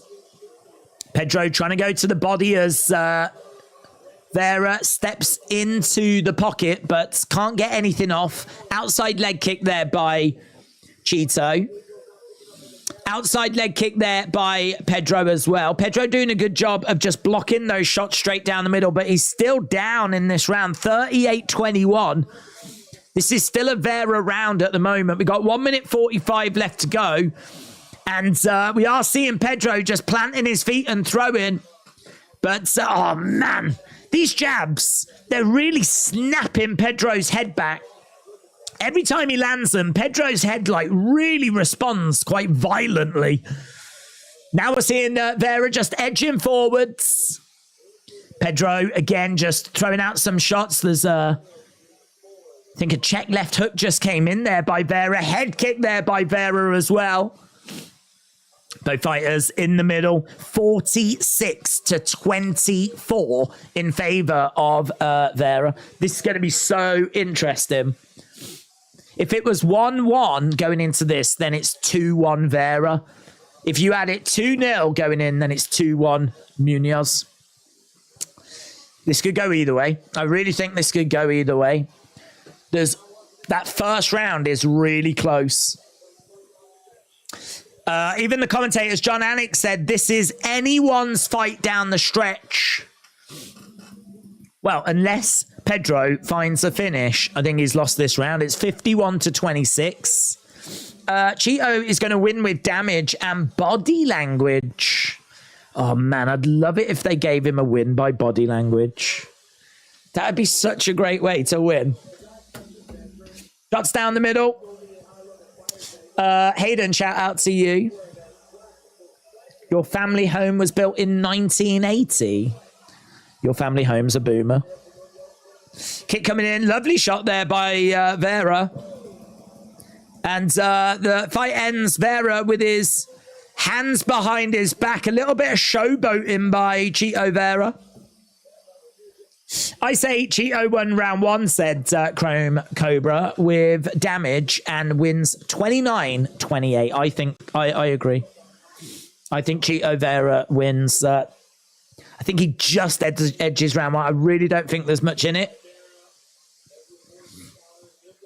I agree. I think the damage on the nose, considering, like, I think from an unofficial numbers point of view, the Pedro actually landed like 2 more shots in round one. I mean, that's just nothing, is it? It's nothing. It's what you do with those shots. Could be a draw if Pedro is given the first and then they 10-8 the third. Do you think that was 10-8? I didn't feel like that was 10-8. I didn't feel like it was 10-8. 10-8s are quite interesting conversation because when do you go 10-8? I mean, the numbers say it was 55-30. Is doubling the output of your opponent worthy of like being 10-8? Don't know. It's going to be interesting. I'm interested in these scorecards. I think if I was a judge, I would be 29-28 to Cheeto. 30-27. 30-27. 29-28. Unanimous decision. Wow. 30-27, 30-27, 29-28. Marlon Cheetah Vera wins. So all 3 judges did give him the first. If you're going to give a round to Pedro, it's the second round. It's the second round. So only one judge gave him the second round. Why did it? What I don't understand. Why did he not? I don't understand. I don't know. I'd love to see the scorecards. 30-27 strikes me as a bit, I don't know, a bit off, but I think the right person won. I don't have any complaints with it. We're just seeing some of the fighters in the crowd. Oh, hello. What's this American bar?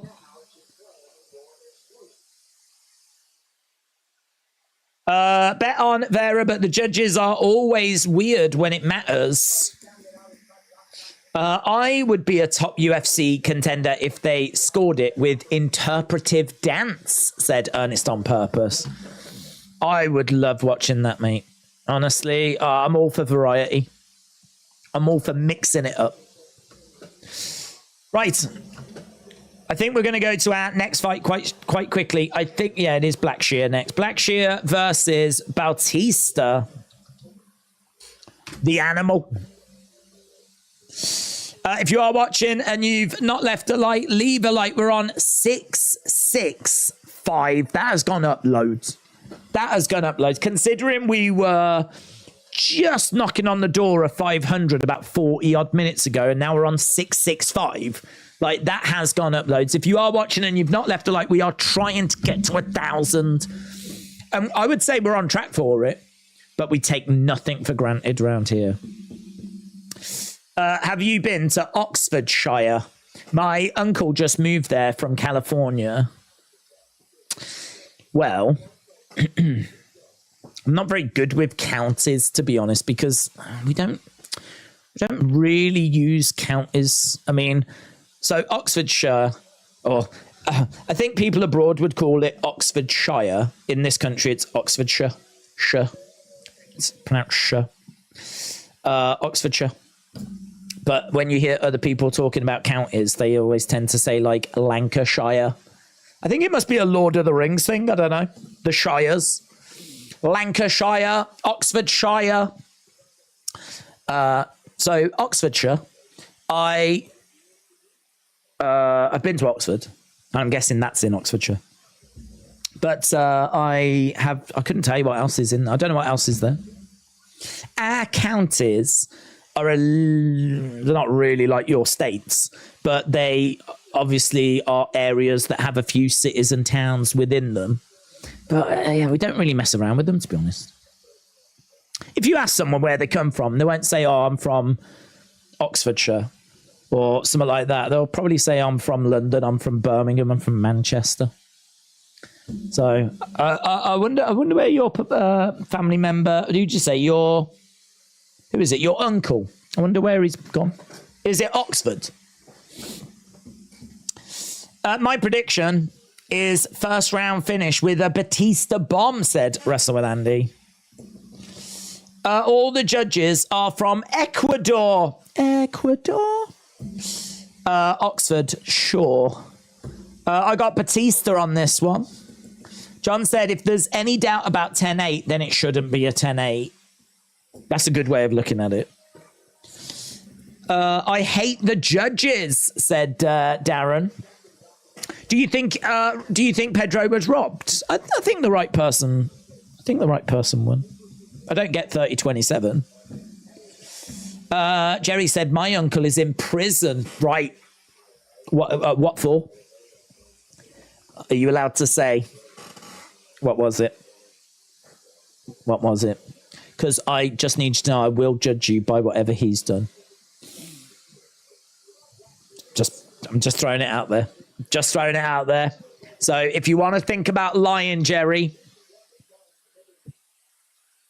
I will judge you by what he's done. I know you shouldn't be guilty by association. It's how I roll. I'm sorry, it's how I roll. What football team do you support? I support Man United. But I have done since I was young in the early 90s.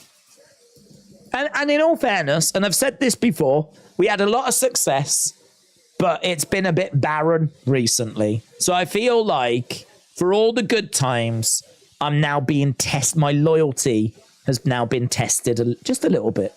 And, you know, I still support them. I still love them.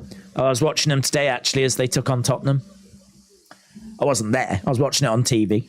But, yeah, I support Man U. But if you support other teams, God bless you. Did Cheeto win or did he lose? He won. He won. Jerry said it was nothing bad. Child support. What does that mean? What does that mean? He was trying to offer support to children. I'm sorry, Jerry.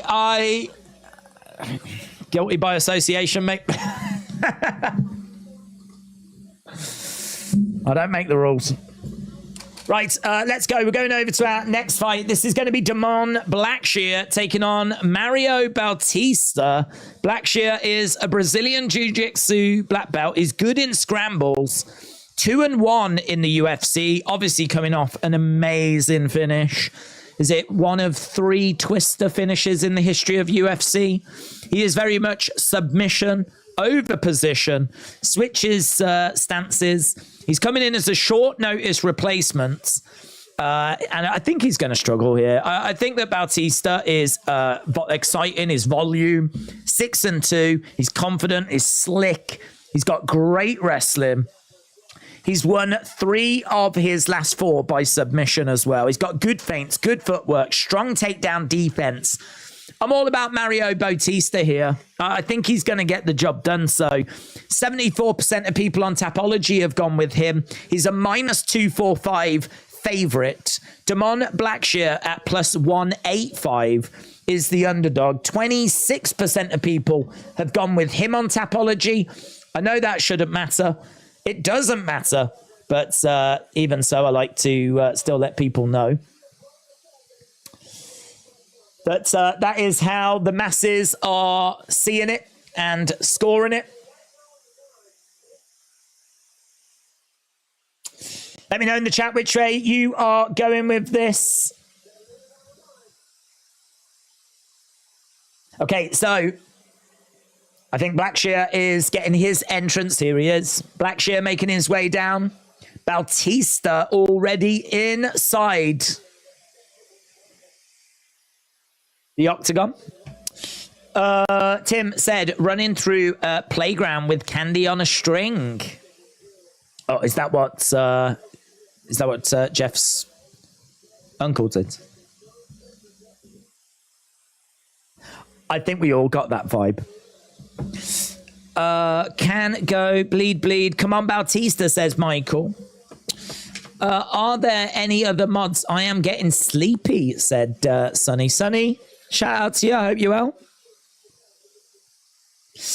Bautista is an animal. Blackshear will be today's parlay buster. Chrome Cobra said, I went Blackshear to win just for the win record and get it off of Hamzat, but Bautista should win easily. Bonkers has got Bautista with a spear. Tim thinks Bautista by fatality. Blackshear winning. Everyone hammer it. Right, wow, look, props plus 450. Blackshear to win by submission. Bautista to win by submission plus 400. Inside the distance, minus 120. This is expected to have a finish. A finish is expected here. Hillary kind of weak, says Lane, but that worries me. Is that, what's that? Is that some storm? Storm Hillary? Is it? Or are you talking about Hillary Clinton and we are getting political? I don't know what's happening. I don't know what's happening.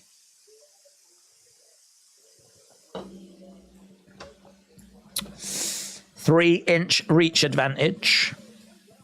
Where are they from? Both from the USA. Party in the USA. I'll tell you exactly if you want. Mario Bautista fighting out of Phoenix, Arizona. There you go. That's what the AZ stands for, Arizona. Minus 220 favorite. 4-1 as a UFC favorite. So Phoenix in the house. That's Mario Bautista and Damon Blackshear. He is fighting out of Miami, Florida. That's what the FL is. Florida. So Miami in the house as well. He's got a plus 3-inch reach advantage. Yes, he does. Both are switch stance fighters. It's exciting, isn't it? Right, here we go. About to get underway. I'll tell you what, the next fight, I mean, Ian Gary up next. Let's go. And then it's time for our title fights of Zhang Weili and Aljamain Sterling. Right. Let's go. Okay, outside leg kick coming in there by Bautista. And again, Blackshear edging forward, kick coming into the body. Jab coming in there by Bautista. Blackshear standing his ground in the middle. It's Bautista that's circling round on the outside. Blackshear trying to put a bit of pressure on Bautista. I think Blackshear would like to get this done and get this done early. Shots coming in there by Bautista. Again, leg kick coming in by Blackshear. Bautista trying to step in and throw a big right hand, but couldn't connect with it. And we've got Blackshear just edging forward. Kick coming into the body. Into a clinch. Blackshear, they're spinning around. And Blackshear has got Bautista up against the side of the cage. Knee strike coming in. Another knee strike as well. He's going to be looking for that takedown. So he's got him in a clinch at the moment. Bautista on one leg. He's trying to use his other leg, his right leg, to just try and keep Blackshear at bay. And knee strikes coming in here by Blackshear. Knee strike coming into the body as well. Shot coming in by Bautista. Blackshear doing well here, just trying to take a bit of sting out of this fight. He's throwing in some knee strikes. And again. So Blackshear doing well, picking up, slamming down Bautista. Bautista goes down. Blackshear on top. So he's on top, throwing in some shots to the side of the heads. And Blackshear doing a good job so far of neutralizing the threat of Bautista. He managed to get him up against the side of the cage. He managed to hold him there. Now he's managed to get him down, but he's got to be careful of his arm here. Bautista is asking some questions. We know that Blackshear is dangerous down on the ground as well, though. And Bautista getting up to his feet. Blackshear has grabbed the leg of Bautista. He's keeping him off balance. I think he was trying to make sure that Bautista couldn't get to a standing base, but he has. Still grappling and clinching over by the side of the cage. Tell you what, they're putting in the work here. Putting in the work. You've got to give him respect. Blackshear definitely giving a decent account of himself so far. Especially considering coming in on such a short notice. Forearm strike coming in there by Bautista.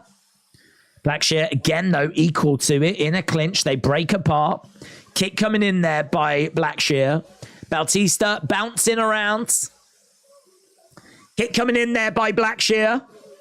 Bautista again just edging forward. Another kick coming in. Leg kick coming in there by Blackshear. If we look at the striking, it's even at the moment. 14-14. Even at the moment. And Blackshear just taking a slight lead. Just a slight lead. But not much in this at all. Really not much in this. Bautista trying to get some shots off. But Blackshear, he's very clingy, isn't it? He's like your ex. He's just very clingy. He's all over him. Like, he just cannot shake him off, and he's grabbed him, driven him up against the side of the cage, dragging him down as well now. I would imagine Blackshear is like a really frustrating fighter to fight against. Because once he gets a hold of you, like, trying to get him off, it's just, frustrating. Again, back up. on the feet, and Bautista desperately trying to not get taken down here. Blackshear has got him around the waist, around the hips. He's trying to go down and take the base away, but he can't do it. He's on his knees, but Bautista is staying on his feet. Takedown. Guillotine been applied here by Bautista. Guillotine has been applied. There's 30-odd seconds to go. This could be a mistake here by Blackshear. This could be a problem, you know. This could be a problem because the guillotine looks quite good. Blackshear pops his head out, though. That's really good. Really good by Blackshear. Pops his head out. Looked good. Looked in. It looked a problem. Back up on the feet. Knee strike coming in there by Blackshear. Forearm strikes coming in. Who gets this round, man? Who gets this round? I mean, I feel like it's Blackshear. He's managed to get 4 takedowns. 4 takedowns. And just edged the striking in the end, 20-17. I feel like the better fighter is Bautista, but I feel like the person that takes the round is Blackshear. That was exciting. Who says that? That was exciting. We're having a jolly good time, aren't we? That's what's going on. I think they just said to Bautista, that was exciting. Did you enjoy it? Did you have a lovely time? It was good, wasn't it? Well, there we go. Jeez. Summit, shout out to you. I hope you are well. Was the fight or the Cheeto fight first? Cheeto was first. Blackshear wins that round, said Justin. 4 takedowns. That is significant. But the thing is, you've got to do something with the takedowns. Like, I think just getting 4 takedowns, I mean, it looks good to the judges, but if you don't do anything with it, like we've sort of seen before, the judges don't give much of a flip. But you've got to find something to give it to Bautista. I can't say that he takes it for damage. I can't say that Bautista outstruck Blackshear. He didn't. He certainly didn't take him down more. We did get that submission attempt, but Bautista got out of it quite quick. I think it's the Blackshear rounds. Right, Blackshear standing in the middle. It will be a bit of a surprise if he wins. He's a plus 185 underdog, but more than that, short notice and fought last weekend. So this is why it's a bit of a surprise if he is going to take the fight and take the victory. I mean, it'll be a hell of a win. Hell of a win if he does get the dub here. Can Bautista prevent that from happening, though? Bautista has got Blackshear up against the cage. And Bautista, yeah, is just keeping him pinned up against the fence at the moment. We've got a forearm strike coming in there by Bautista. We're in the middle of the octagon. Blackshear throwing in a few forearm strikes of his own. We break apart. Outside leg kick coming in there by Blackshear. And we've got Bautista in the middle. Trying to get into the rhythm of the fight again. You can tell, just like trying to get his movement going again. Like, it's been very stop-start. It's been a very bitty contest. Edging forwards, grabbing a hold of Blackshear. Knee strike coming in there by Blackshear. And Blackshear grabbing Bautista and driving him up against the cage again. This is not where Bautista wants to be. This is not where he wants to be at all. We even saw some shoulder jabs as we were over by the side of the fence there by Blackshear. They're still clinching up, but they break apart. Bautista in the middle, kick coming in there by Blackshear. 41-26 now. 41-26. This gap just keeps getting wider and wider. This is not how I thought this fight was going to go. This is not how I thought it was going to go at all. I think that Blackshear's looked a lot more on it. I think he's got a game plan. He's sticking to that game plan. He's doing a great job of frustrating. And so far in this second round, live odds have got it minus 115, minus 115. I don't know why. I suppose because Bautista started as such a big favourite. that even though Blackshear's winning the fight, it's now gone even.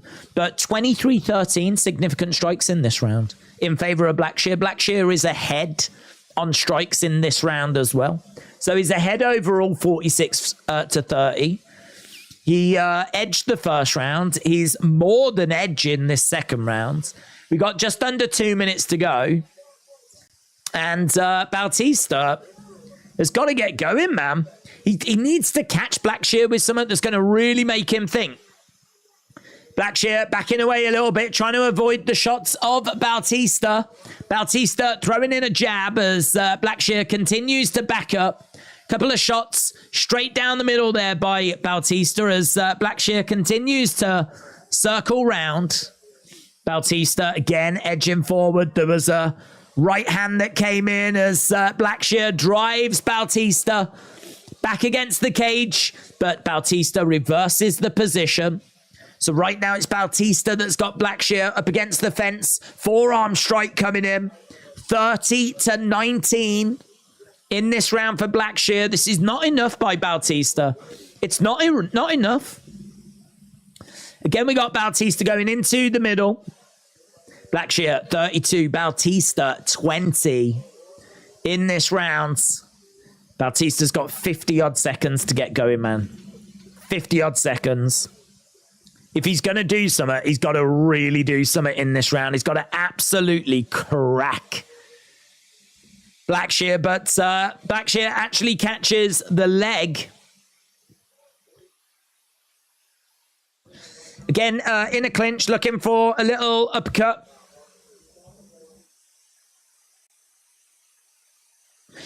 Bautista has got the leg of Blackshear and driving him back. And Blackshear up against the fence. Forearm strikes again, going back against the side of the cage. Again, some forearm strikes coming in. 2 seconds to go, and we are done. Right, just making sure who we were talking about. I agree. Don't forget to leave a like, said Count Dumfrey. Count Dumfrey, shout out to you, my friend. The likes, I'm so impressed. I'm so impressed. Considering we were on 500 just over an hour ago, and now we're at like 726, like amazing. We are now, what, 280, 274 away from getting to 1,000, which we always try to do for these big shows. So a massive thank you, a big shout out to everyone that's joined us this week.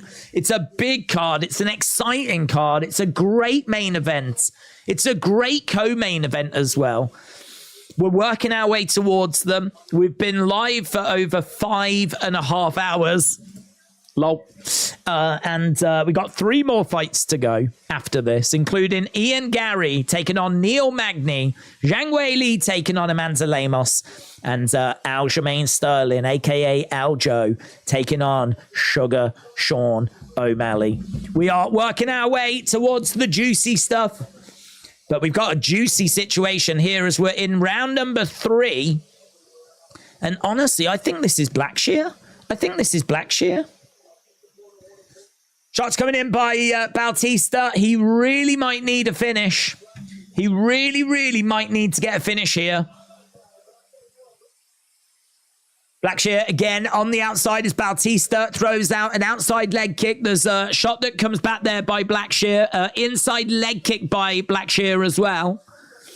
Bouncing around by Bautista. Bautista, outside leg kick. Trying to throw in a right hand straight down the middle. Blackshear again staying on the outside as Bautista continues to move forward. Couple of shots coming in as Blackshear swings away. Blackshear, little dig to the body there by Bautista. Can he find something in this round? Again, shots coming in by Bautista. Couple of shots straight down the middle by Bautista as Blackshear continues on the back foot. Swinging away as Bautista continues to move forward, exploding in, driving Blackshear back against the cage. And shots coming into the body there by Bautista.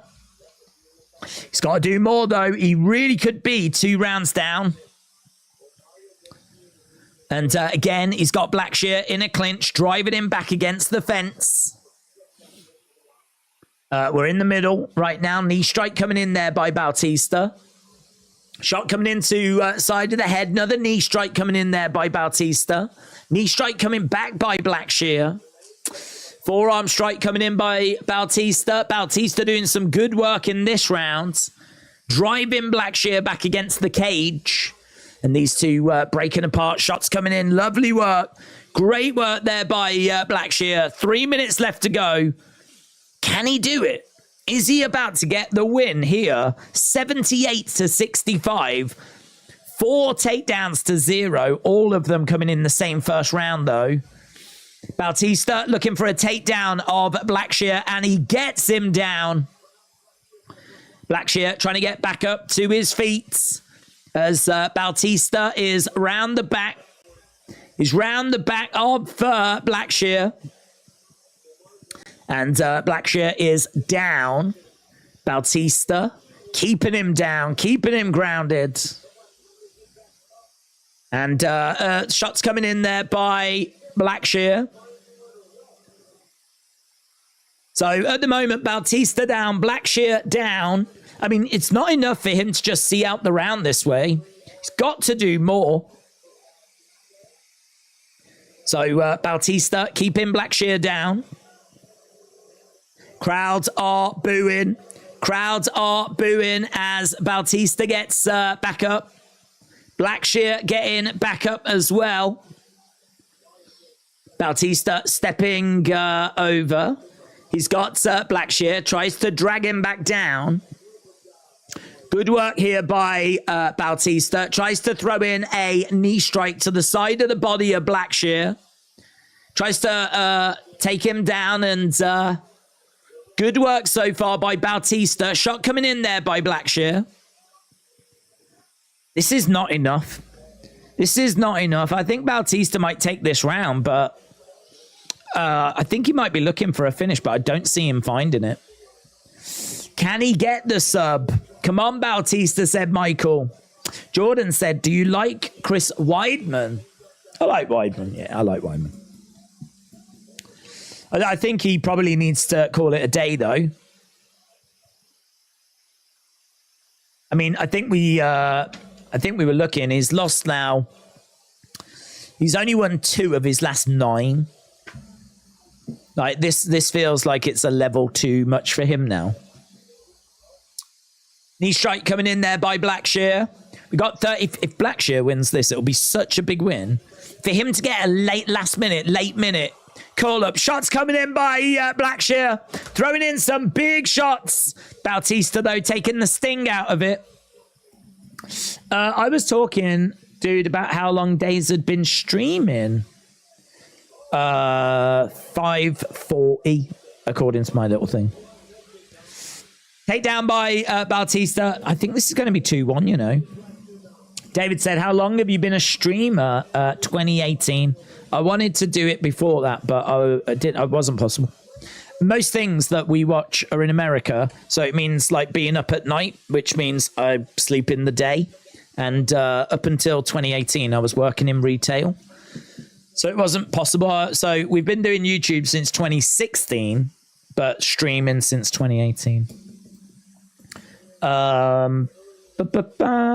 must confess, my real name is Drew P. Wiener, said John. John, that is unfortunate. That is very unfortunate. Well, Drew P. Wiener, it's great to have you a part of this community. Yeah, I'm sure school was very difficult. Definitely hands down, or it was fixed. Teresa, shout out to you. Appreciate the kind words. Jordan said it's more reason to like Aljo. They are both training partners. I'm sure he would have plenty of good things to say about Aljo. Southern Rockies said, when the fights are on during my drive home.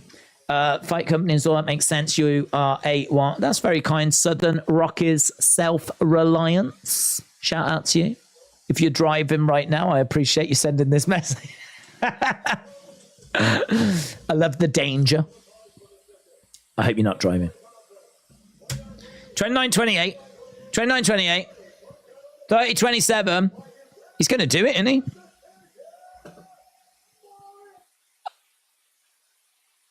They've got Mario Bautista.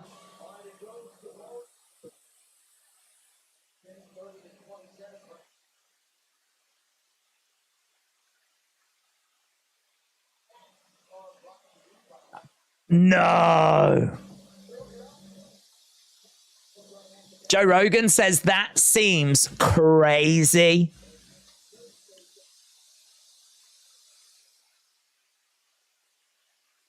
They're saying that Blackshear definitely won the first round. Oh, I'm legit shocked at that. I'm not someone that ever gets in really involved in robbery stuff, but that's a robbery. That's a straight up robbery. We need to call the police. We need to call the flipping police. There's been a straight up robbery. Bautista took that last round 34-26. But the round before was 40-26. I mean, there wasn't anything in the way of damage. How did he get the second round? He did not win all 3 rounds. You can't tell me Bautista won all 3 rounds. Well, you can. You can tell me that. I don't believe you. I don't get it. I don't understand. I think they're Miami, Florida-ist. I feel like this. I need to kick off because that's what that plays well on YouTube. This is a disgrace. This is an absolute travesty. This is one of the worst miscarriages of justice I have ever seen. I am angry. It's disgusting. So on. I'm actually over it, but streaming the Paddy fight. I think I was in the chat for that one. I would have been happier if they'd have awarded it to Paddy. At least that would have made sense. They've got new rules. They need new judges. Unreal, said Tim. Harsh Truth said, this is exactly why you should not bet on UFC. Do you reckon they do? I just don't know. I don't know. Do you think there is like the odd fight that they do just mess up on purpose to cheat those people that are betting live? I don't know. I don't know what I've just seen. I don't get it. I don't get it. Even like Joe Rogan and Cormier, which, oh no, all right. I know they're not judges, but they were like, both of them were like, he won the first. Blackshear won the first. He definitely won the first. So they're like, he definitely won the first. What are we giving Mario Bautista? The second round is 40-26. 40-26. Blackshear even threw 85 compared to Bautista that threw 59. I know that it comes down to damage and significant shots and all that. I didn't see anything like really cause Blackshear any trouble. I can't say that he was like rocked or I was worried for him. Don't know. It's a robbery. It's a disgrace. I feel sick. John, shout out to you, said, don't know how you have so much energy at 4 a.m. Drugs and, well, Red Bull. Although what I should be drinking is Prime, isn't it? Did you hear about how much caffeine there is in Prime? Oh, man. My spirit animal is definitely Logan Paul and KSI. Definitely, because what they've done is they've created a soft drink, advertised it to, like, kids, like, you know, that's their audience. You know, you can't really turn around and say, no, this is for adults, right? When your audience is children. They've put it in colourful packaging, made it all cool, done cool adverts and everything. And apparently there's like more caffeine in it than there is in the forests of Brazil. Like, you know, it's proper stacked. There's kids all over the world that are buzzing their little heads off. That's goat moves, isn't it? That is goat moves. So I want to be a YouTuber on that level, you know. That's what I want to do. I want to get to a level where I can actually cause like serious health issues in a whole generation of people. So apparently there's like loads of caffeine in Prime. So I don't know why I'm drinking this rubbish. This is basically water. This absolute, look at this. I can't even taste anything. There's nothing to it. I need to get some of that Prime on the go. Oh, I'll be bouncing off the walls, man. John, shout out to you. Said, do you think McGregor will return in 2023? Apparently he will, yeah. Apparently he will. He said that he wants to come back and fight Chandler in December. I mean, I don't know quite how it's going to work in regards to the USADA pool. I genuinely don't know. I don't know if he's going to be able to... Because I don't think he's in it, is he? I still don't think he's in it. And don't you have to be in it for like... Is it 6 months? It's some sort of months. So I don't know how it's going to work, but he reckons December. And then he wants to take on Gaethje for the BMF title. And then he wants to do the Diaz trilogy. And that might be him done then. That might be him done. So he is... those apparently are his next 3 fights that he's looking at. I really don't know how Conor fans are going to feel about that, because I think that a lot of Conor fans are still hoping that he's going to make a push for a belt and still try and go after a title. Whereas you can't count the BMF belt. Can you? Surely you can't count. I mean, in all fairness, if he beats Gaethje, I mean, that will be impressive. If he can get a win over Gaethje, that will be impressive. Here's Neil Magny, Ian Gary in the ring. Why doesn't he just take on Chris Weidman? Here's Magny. Can't bet on any dude who takes his wife last name. I'm all in on Magny, said, I grope your mommy. I just need this fight to go over 1.5 rounds. Energy drinks are bad for your heart. I ain't got one anyway, so it's not a problem. Al, shout out to you, my friend. Appreciate the kind words. Paddy has lost his ever-loving mind. Connor. Jared said, I think McGregor only has 1 fight left in him. He doesn't have 2 or 3. In his heart and mind didn't end no more. Is more about drinking and partying. Yeah, I don't know. I don't know. I think there was a chance to, like, I mean, I know people would be against it, but I think you could have got him a bit of a winnable fight and then put him in against a champion. There's plenty of champions that want that red panty night payday, right? There's plenty of champions that even if he might not quite deserve it, and you can't tell me that people don't want to see it. You can't tell me that pay-per-view wouldn't do big numbers if you put Conor in there for one last title fight. But not against Islam Makhachev. Not against Islam. It'd have to be against, like, Leon Edwards. Not Islam. And he wouldn't win. I mean, he wouldn't win. He wouldn't beat Leon. But I feel like there was a chance that you could have done that. But it's not the way it's played out. You know, he's too inactive, isn't he? He's too inactive. I think he's his own worst enemy sometimes. I really do. Right, let's see what Ian Gary can do. McGregor has got plenty of fights left, says Yippee-ki-yay. He is just done making a run for a belt.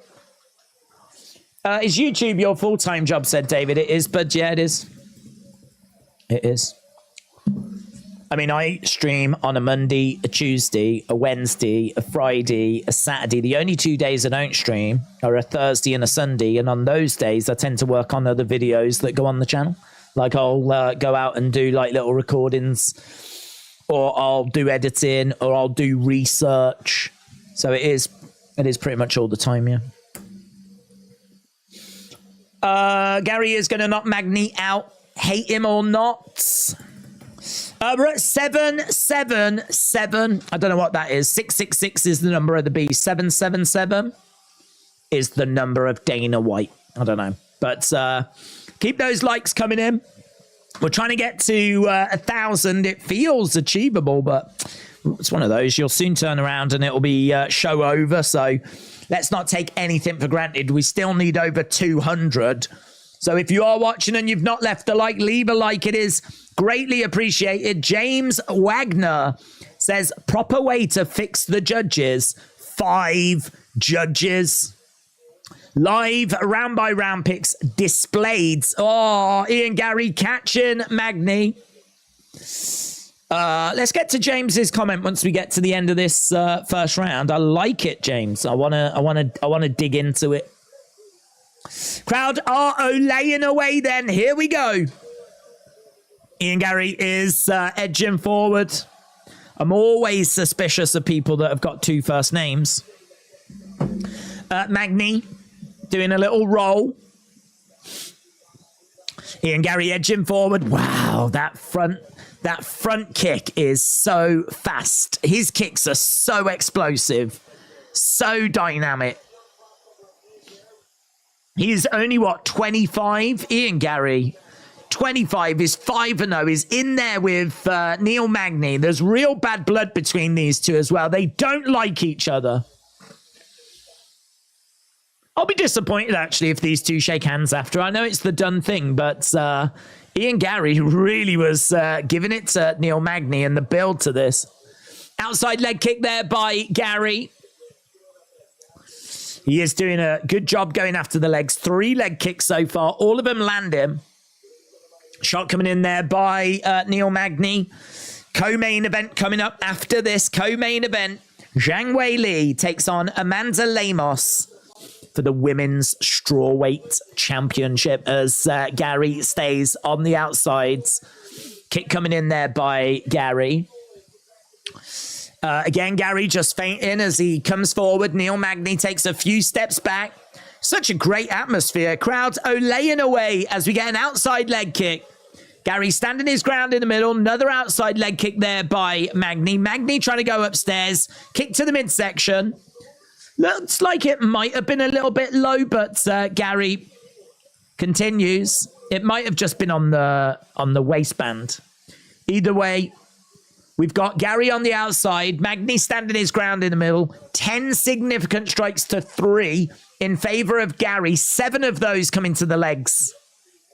Into a clinch, driven up against the side of the fence. Referee is coming in, having a word, looking to separate them if no progress is made. And Ian Gary throwing in some knee strikes.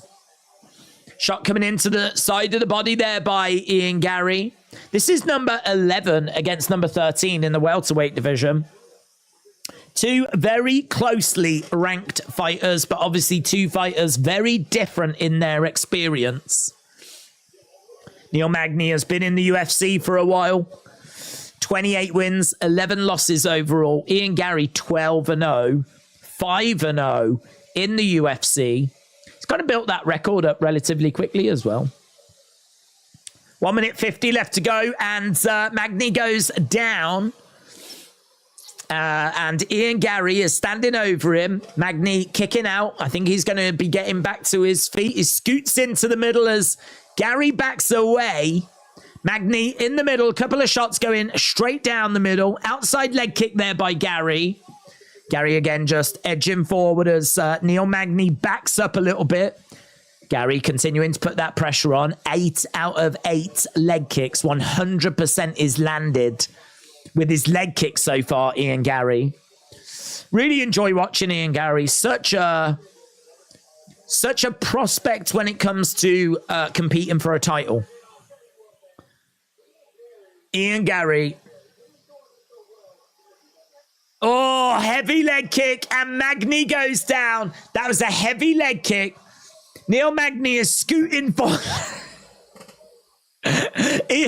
Neil Magny was on his backside like a dog. You know, like when dogs come in and they've been pooping outside, they want to wipe their backside on the carpet. It was like one of them. It was one of them. Neil Magny grabbing the leg of Ian Gary, though, as he throws a kick in. And outside leg kick there by Gary. Gary again putting the pressure on. Magny back against the cage. 15-7. Overall significant strikes. 10 of those 15 are leg kicks. Gary doing really well at the moment. Kick coming into the body. Really good work here by Gary. Definitely taking this round. I think he's taking this round. There we go. End of the round. Surely an Ian Gary round. Surely. Surely. Even to these judges.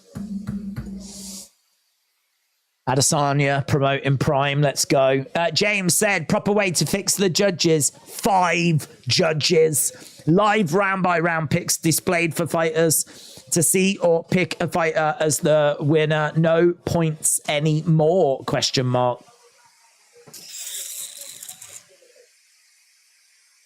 I don't know, to be honest, because I sort of feel like if you absolutely dominate a round, I really don't mind the 10-8. I don't mind the 10-8. I mean, I suppose you could make the argument that everyone's got a different perspective as to when it should be a 10-8. So, you know, if you take that away and you just go, that person won that round. But I don't know, man. If someone just edges around and gets the round and then the next person absolutely dominates and they just get the same reward, I don't know. I don't know about taking the points away. I also don't know about the 5 judges because I don't know. I mean, we've already got 3 judges. If we had 2 judges, you'd be like, yeah, you need an odd number. Increasing it to 5, I don't know. I do like the idea of us seeing the judges scoring as it goes round by round. I do like that. I think the reason they don't do it is because they like the surprise element at the end. Like who's going to win and you don't know and it's all suspense and drama. You would lose that if you was to see as it was going round by round. Maybe the judges should just write a little reason as to why they've gone the way they've gone, you know? The problem you'd have then is if they put something that's clearly not right, well, I mean, well, then they show themselves to be idiot and they shouldn't be judges, should they? Neil Magny is compromised here. Compromised, I tell you. As his movement is looking quite laboured. He's getting backed up against the cage. Ian Gary, though, not quite going in for the kill. Leg kick. These leg kicks are working, man. These leg kicks are working. Neil Magny is in trouble. Gary has really closed the cage down. He's got Neil Magny. Oh, Neil Magny's done well there, though, to grab the leg of Gary. We're over by the side of the fence. Neil Magny has got Gary up against the cage. He needed this, actually, Neil Magny. He needed to just take a little bit of the sting out of it. Coming up on September 9th, it's going to be Israel Adesanya taking on Strickland. Round the back is Magny. Gary didn't need this. It felt like Magny was there for the taking for a moment, but ended up Gary just getting caught a little bit, and Neil Magny all over Gary right now. Gary is trying to break this hold. This is not, we've still got a long way to go in this round. Knee strike coming in there by Magny. Can Magny do something here to take this round? At the moment, his round the side crowd are booing. Gary grabbing Magny, throwing in a knee strike. Make a like, says Charlie. Shout out to you, my friends. Close this, says Michael. Neil needs Helen Hart in his corner to throw in the towel. We're into the final 2 minutes. Right now, they're in a clinch in the middle. It's been scrappy this round. They break apart, though. This is where Gary can do damage. Kick coming in. Oh, mouthpiece has come out. Mouthpiece has come out. Referee straight in there. Right, back underway. Back underway. The mouthpiece came out for Neil Magny. Jab by Gary. Kick coming into the midsection. Looked like an oblique kick there by Gary. And he's really hurt the leg of Magny. These leg kicks. Neil Magny in trouble. Neil Magny backed against the fence. Another kick comes in by Gary. Knee strike there by Gary. Flying knee. Neil Magny tries to explode off the cage. Oh my God, he's trashing his leg. Every time he throws in a kick to that left leg of Neil Magny. Look, he's on one leg now. He's on one leg. He's proper hopping around, man. Proper hopping around. Jab coming in there by Gary. Neil Magny in all kinds of trouble. He's had to switch his stance. He is hopping. That leg is done. Go on, kick it again. Kick it again. Kick it again. So he's hopping around on one leg here, Neil Magny. Yeah, I love it, man. You know that Neil Magny's got great heart and he's not going to quit. He won't quit. He won't quit. So let's just mess it up. Let's mess it up. Kick it again. He's switched his stance. He's leading with his right leg. Shots coming in. Oh, head kick just whistles past him. We're going to go to a third. We'll go into a third round. So yeah, James, I really like your comment. I like your comment, dude. I think there's some good stuff in there. There's some stuff I'd be like, not sure. But I like it. It's a good conversation to have. Come on, Gary. Come on, Magny. These judges have been paid to fix fights. I tell you what, he's in all kinds of trouble. He's wobbling all over the place here. Right.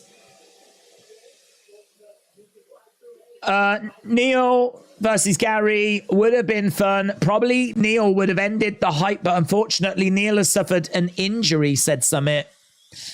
KO him, says Michael.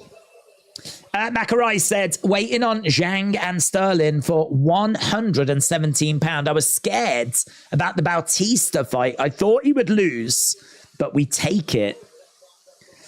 I'm worried about Zhang now if she doesn't get a finish over these crooked judges.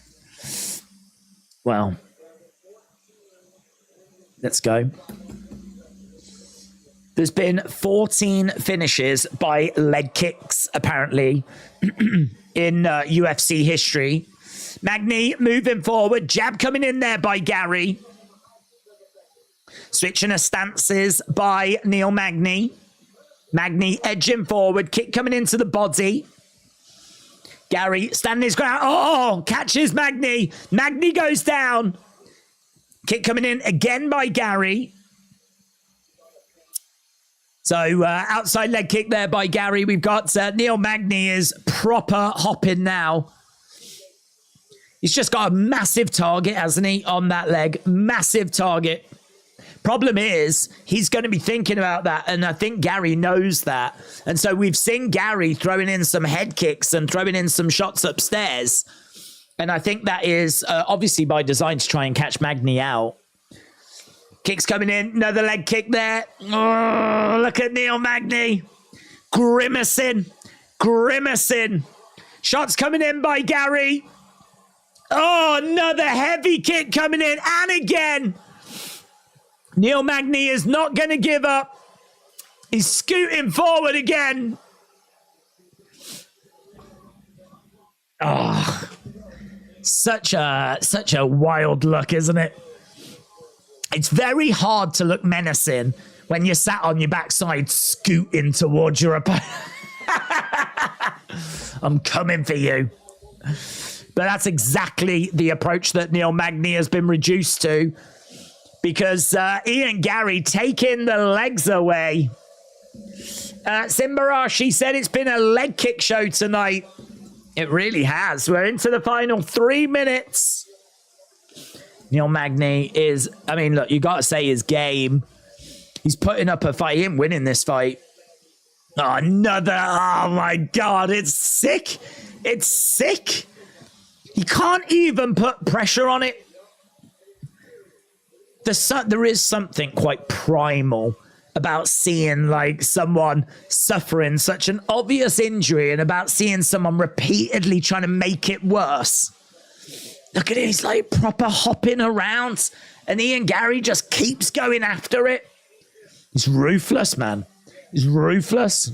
You gotta do it, and yeah, you gotta do it. Oh, lovely right hand upstairs by Ian Gary. Magny again hopping around on the outside. They're saying that they would like to see Ian Gary get the finish. You know, I mean, in all fairness, we've been looking at it from like Magny's point of view of he's been showing great heart, all that. From Gary's point of view, it's probably not a great look that he's in there with someone on one leg and he can't get the win. Chopping the leg like a tree. 34 leg kicks and they have been devastating. I assure you, Neil Magny's soul has felt every one of those leg kicks. Every one of those leg kicks has been felt by Neil Magny. Magny backing up a little bit here as Gary continues to put that pressure on. Neil Magny again backing up. Oh, another heavy leg kick. Neil Magny goes down. Referee saying get up, telling Neil Magny to get up. Magny gets back up to his feet. 35 leg kicks. Shots coming in by Gary. Head kick there by Gary. He's going for it. He's trying to get the finish. In the clinch at the moment. Neil Magny goes down. Gary looking for the ground and pounds. Side control. Side control by Ian Gary. He's trying to get the finish. 30-odd seconds left to go. Magny is a shell of his former self, said Harsh Truth. Who do you think will win the main event? I am just leaning towards Aljamain Sterling. Just leaning it. Right now, we've got Magny down. There's nothing wrong with this. It's a one-sided fight, said Zugi. Gary is looking for a guillotine, is he? Is it? Yeah. Well, there we go. End of the fight. And I tell you what, Neil Magny. Whoa! Bad blood! Bad blood! Ian Gary, I think, sticks his middle finger up at Magny. Magny knocks Ian Gary's hand away. Yeah, I didn't want to see these two. I didn't want to see these two going over and making up. Look, Ian Gary goes over. He doesn't go over to have a word with Neil Magny, though. I think he goes over to speak to either Dana or the commentators. Yeah, Neil Magny, man, he was in so much discomfort. But Zhang is going to win. The UFC needs a Chinese champion. It's all about the Benjamins, says Judge Too Good. That's why paternity testing needs to be mandatory upon birth, says Erica. I feel like I've walked halfway in conversation. Ian Gary getting the dub, and both guys going to go into the middle. Surely it's going to be all 3 rounds.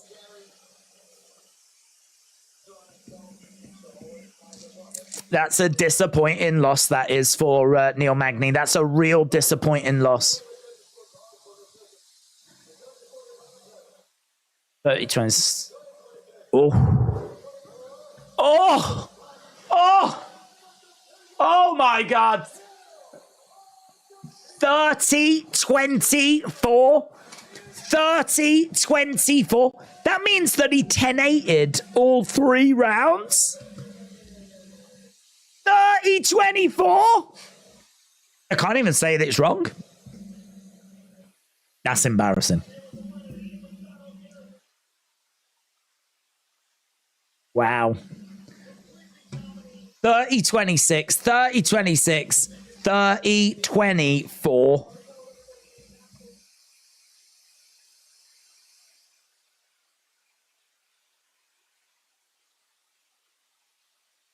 That guy has fought some of the best. I made it look like he'd never fought before. He's a really good talker. He's really entertaining.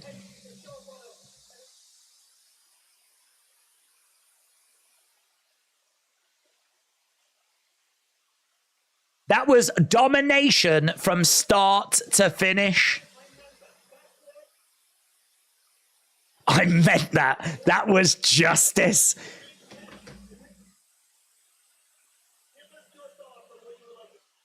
Oh. I love you, Boston.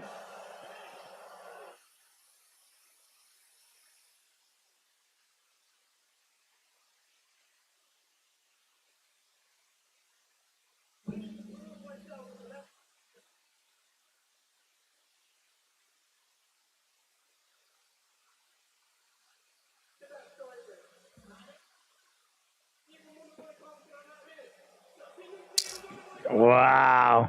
He calls out Stephen Wonderboy Thompson. That's a very winnable fight for Ian Garry. That's a very winnable fight. So he said he wants to be regarded. I find him such a fascinating person to listen to. He's a really good talker. He said to be regarded as one of the best strikers in the UFC, you've got to beat one of the best strikers in the UFC. He said, I think you know where I'm going here. And he calls out Stephen Wonderboy Thompson. I think that's a good call out, to be honest. I think it's a good call out. I think Stephen Wonderboy is on a decline. I think it's a good fight for Ian Garry. And that's a challenge, a fight I'd expect him to win, to be honest. There we go.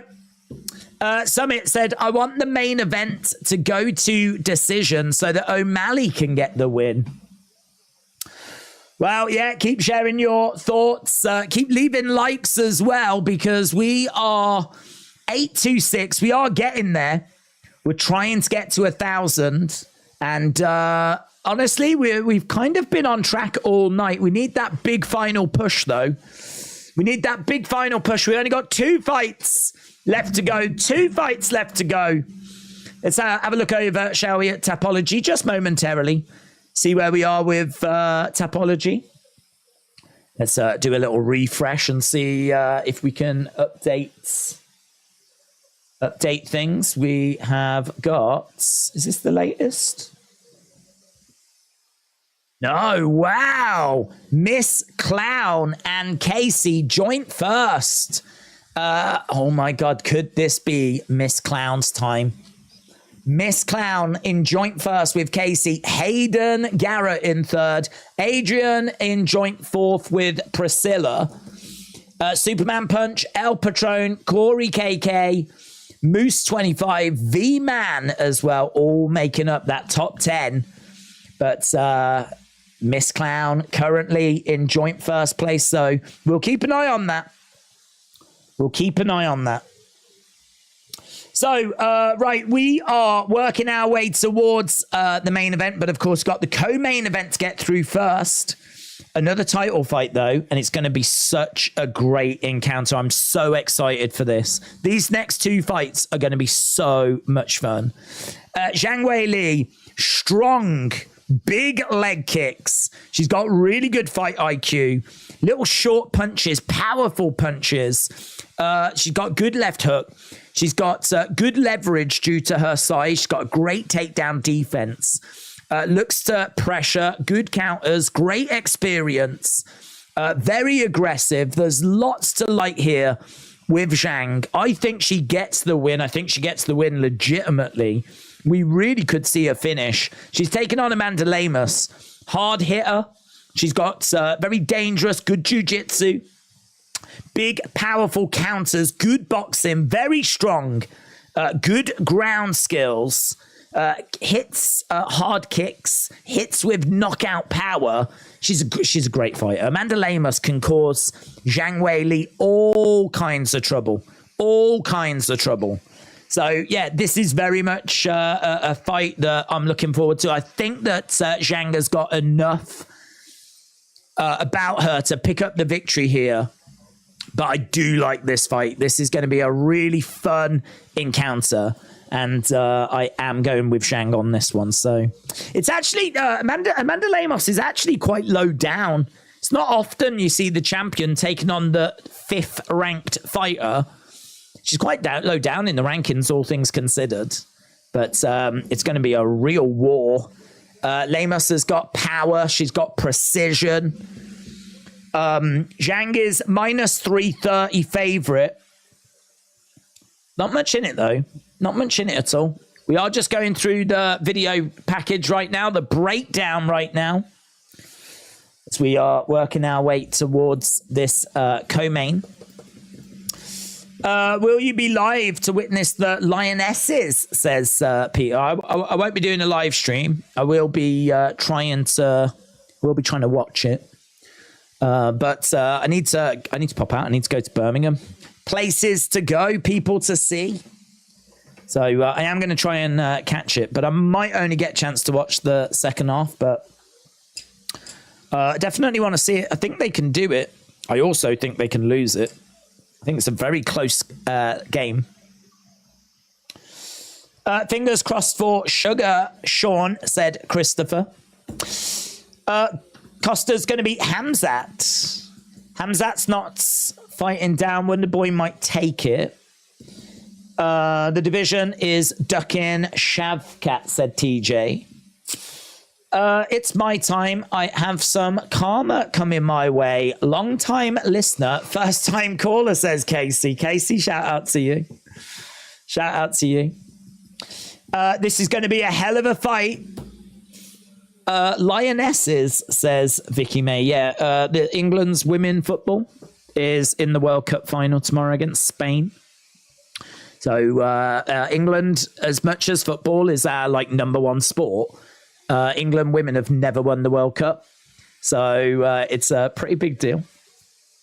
I don't know how many people are going to tune in. There were 7 million that tuned in for the semi-final, but it was during not really school, because I think the kids are off from school, but it was during work time. People in the office were at work.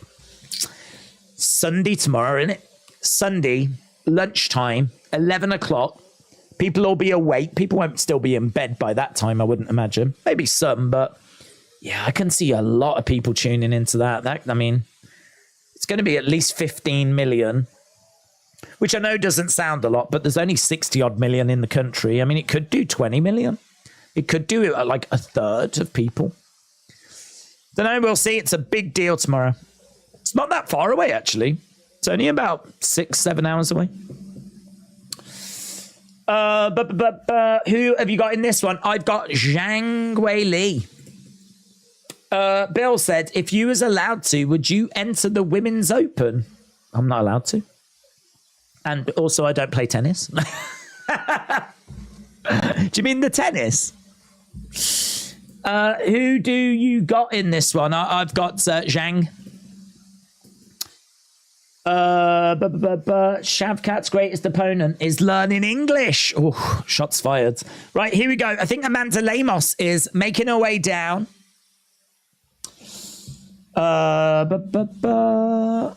Yeah, let me know, who have you got in this one? Which way do you think this one goes? Do you think that this is going to be Amanda Lemos? Have we got anyone that thinks Amanda Lemos? Or is everyone behind Zhang Weili on this one? I mean, she might not be who you're supporting, but I think most people are going with her. 92% of people on Tapology have got Zhang Weili. 8% of people have got Amanda Lemos. Actually, that reminds me, might as well just have a look at our poll, which is at nearly 2,000 votes. Nearly 2,000 votes in our poll. 51% have got O'Malley. 49% have got Sterling. Really, really close in our poll in the chat right now. Right, Amanda Lemos making her way down to the octagon. Hamzat Chimaev should be fighting in his weight class. He's so close to a title shot. B said, can you put a sharp pencil into your eye? You can. You can. I don't recommend you do it, though, but... John Jones's wife says she's ready for round 2, says Ken. I am rooting for the underdog. Amanda is looking in incredible physical condition, said Robbie. She always looks great. She's always in great shape. She's going to fight like water tonight. She did say that, didn't she, at the press conference? She did say that. Who have you got in the main? I am going with Aljo, but I do think it's quite close. But who have you got in the main? She better be facing Zhang. She is facing Zhang. This fight coming up next. So Amanda Lemos has made her way down. David, shout out to you. Christopher said, I'll put a sharp pencil in Summit, but it won't be your eye. I've got a Welli submission, says Sadia. Sadia? Is that how you pronounce it? Sadia? Shout out to you, buds. Summit said, Days plays tennis with a P. Tennis. What's penis? I mean, I get it. It's close, but... taking Lemos just based on the weigh-ins and how they look, said Chrome Cobra. I'm rooting for Lemos, said Chrome's chosen. Thunder, either O'Malley by knockout or technical knockout or Aljo by sub is plus 150, says Nick. Same, are you related to B? How two different people would come in with the same message? How bizarre. How weird that two people with the same message would both be hidden on the channel. How crazy. What a time to be alive. Right, here we go. Here's Zhang Weili. Lemos by TKO, said Fraser. Right. I always enjoy watching Zhang Weili fight and compete. Such a good, fun fighter. Bill said, tell Zhang to fix you some sweet and sour chicken. I dare you. She might be able to do it. She might be good at it. I don't know. Here she comes.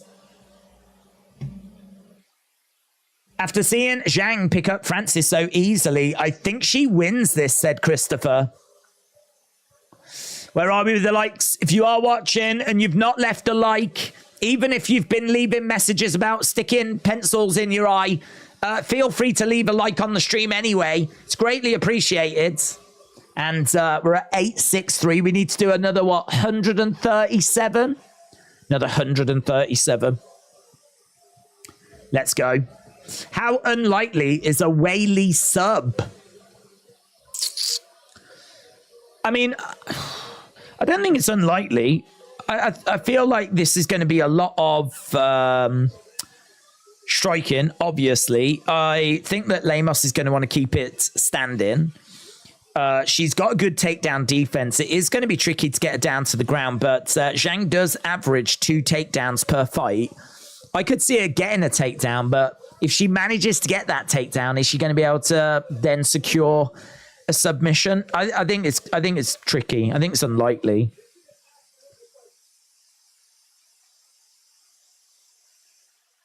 One of 4 female Chinese fighters in UFC history.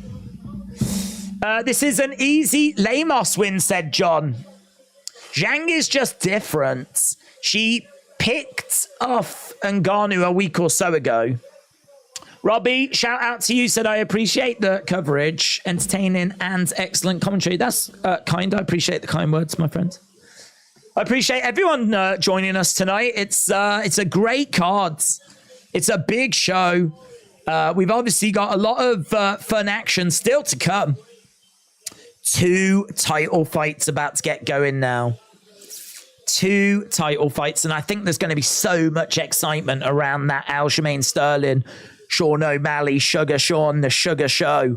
I think there's going to be some real buzz around that. Right.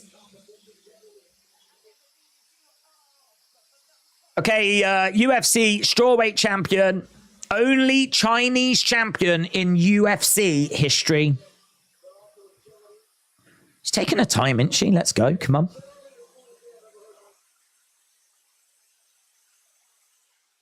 Tied for the 4th most finishes in UFC strawweight history.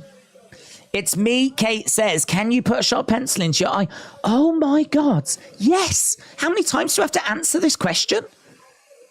Are you retarded? Yes, you can. But don't do it. Has that answered your question? Oh, God, do you know what's happened? You've gone and got blocked again. I'm disappointed for you. I really am. In my mind, you just sat there with it like hovering by your eye going, can you do it? Can you do it? It's like, yeah, do you know what? Just do it. Just do it. Yeah, do you know what? And if you do it, it doesn't even hurt. It's amazing, isn't it? It's amazing. Did you know that's one of the quirky little things? Apparently, you cannot hurt yourself however hard you want to squeeze on your elbow. Doesn't hurt. Can't hurt yourself when you squeeze the skin on your elbow. It doesn't hurt. That's true. And it's also true that if you get a really sharp pencil, jab it in your eye. Can't feel anything there either, so give it a go. Let me know how it works out for you. Unless you're like a child, maybe you're a child, and then please don't do it. Actually, thinking about it. Actually, don't do it. Right. That's enough about pencils. Although that is true, by the way. Apparently, however hard you squeeze, you can't feel it. I feel like I can feel it now I'm doing it, though. Right. Can you chainsaw your head? Oh, my God. Yes. It's another fun one that you can't feel. Give it a go. Let me know how it works out for you. I like how you've mixed it up, though. Oh, man, we've got pencils and chainsaws on the go. What a time to be alive. How many accounts have you got? Did you do the pencil thing? How did it work out? Let me know. How did did you do the pencil thing and that worked out fine? So now you're asking about the chainsaw. Oh, that account's gone. And that account's gone as well. It hurts when you hurt yourself, says that guy Jensen.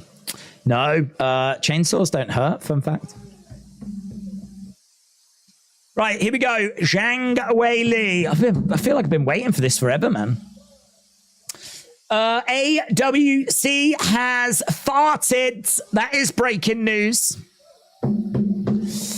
How many accounts has this person got, says Hayden? I don't know, but I hope it's more. I hope it's more. We've had pencils, we've had chainsaws. I want to know what's next. If you're watching, even if you haven't got any more accounts, can you make some? In a strange way, unless you're a child. Yeah, unless you're a child, don't chainsaw your head or do the pencil thing. If you're a child. Or maybe you're just a bit mentally slow. I don't know. I get the vibe you are. Right, here we go. It's enough about special people. Let's go over to our co-main event. This is for a title. Zhang Weili against Amanda Lemos. Champion against number 5.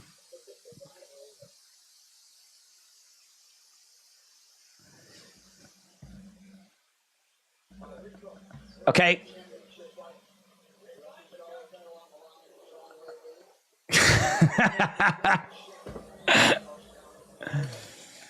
I love it.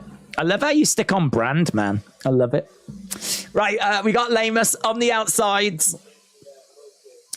Zhang coming in with a sidekick. Persistent spam. You come on, I can't be the only one that's entertained. I can't be the only one that's entertained with it. Good work by Zhang. Down went Amanda Lemos, and she's all over Lemos right now. So Lemos, this is good work by Zhang. She's, any way that you can get Lemos off the feet is very much to your advantage. So right now, look, Zhang trying to get over into side control. She's managed to really get herself an opening here. This is really good. Really good by Zhang. Lemos is down. She got took down really, really early here. She finds herself on her back with Zhang in side control. Zhang throwing in some shots to the side of the body. Yeah, man, scenes. Shots coming in again there by Zhang. So this might be a bit frustrating for the fans, to be honest, because I think they wanted to see a bit of action before we got this. But really good work here by Zhang. She's managed to get Lemos down, and she's keeping her down as well. And listen, she's taken the threat away. Like, we know that Lemos has got fantastic striking. And this is really good work here by Zhang. Zhang Weili keeping Amanda Lemos down. Shots coming in. She's trying to get the ground and pound going a little bit here. Shots coming in, and Joe Rogan said, like, this is what champions do, man. This is what champions do. Take the threat away from your opponent. Throw in these big shots. That this is going to be an uncomfortable 2.5 minutes. As Zhang Weili is throwing in these shots, throwing in some elbows. 2 minutes, 25. Forearm strike coming in there by Zhang. She's trying to put on a guillotine. Shots coming in again there by Zhang. Throwing in some big strikes. Oh, man, these are heavy, man. These are heavy. Takedown. Good takedown there by Zhang. Oh, is that a guillotine? Oh, that's a tight squeeze. Amanda Lemos has got a tight squeeze. That's really tight. She's really got it tight. Zhang is having to work so hard to try and get out of this. Oh, my God, she might be fading.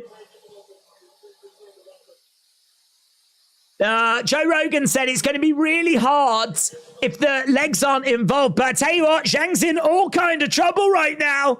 Lemos on the ground with a tight squeeze. Drop. Zhang's got round the back. Oh, my God. She's backpacked. She's on the back. Oh, my God. This is mental. Look at that. She's managed to get out of that squeeze. Now she's just throwing in these shots to the side of the head. That she had to weather a storm, man. She had to weather a storm. Wow. Do you know what? Credit to Amanda Lemos there, because this is the fight of her life. And even though that she finds herself down on the ground, she was not willing to just lie there and accept that position. She puts on a squeeze, and even she must have been thinking, I've got this, I've got this, I've got this. You ain't got this. Or not yet, anyway. Right now, we're still down on the ground, and both fighters are slowly getting back up to their feet. Lemos not only asking a question there, but doing a really great job of weathering that storm, because not only did she ask a question, but she then found herself with Zhang on her back, throwing in these bombs. She had to weather that as well. Both fighters back up on their feet now. She's looking for another. Look, she's grabbed the head again. Oh, man. Elbows. At the end, it felt like Zhang Weili was like, just die. That was good. That was fun. I tell you what, if there was any cobwebs, and I don't think there was, but if there was any cobwebs, they're all gone now. That was fun. That was fun. Relax. Calm down. Delfino! Yeah, shout out to you, man.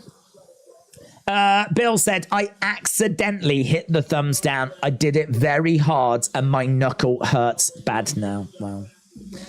I just really appreciate the love, the hate.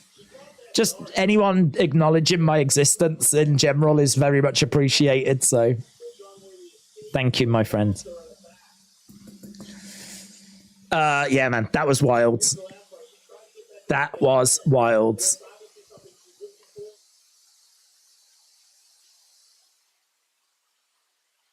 Right, here we go. Round number 2.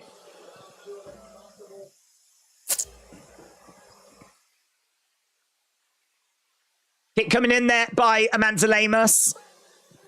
That was about as exciting as going into McDonald's, ordering some nuggets, but not saying how many, and then waiting to find out how many you're getting. I mean, you could probably work it out by how much you've been charged, but don't, you know, just pay on cards, and then you won't know how much you're paying, you know?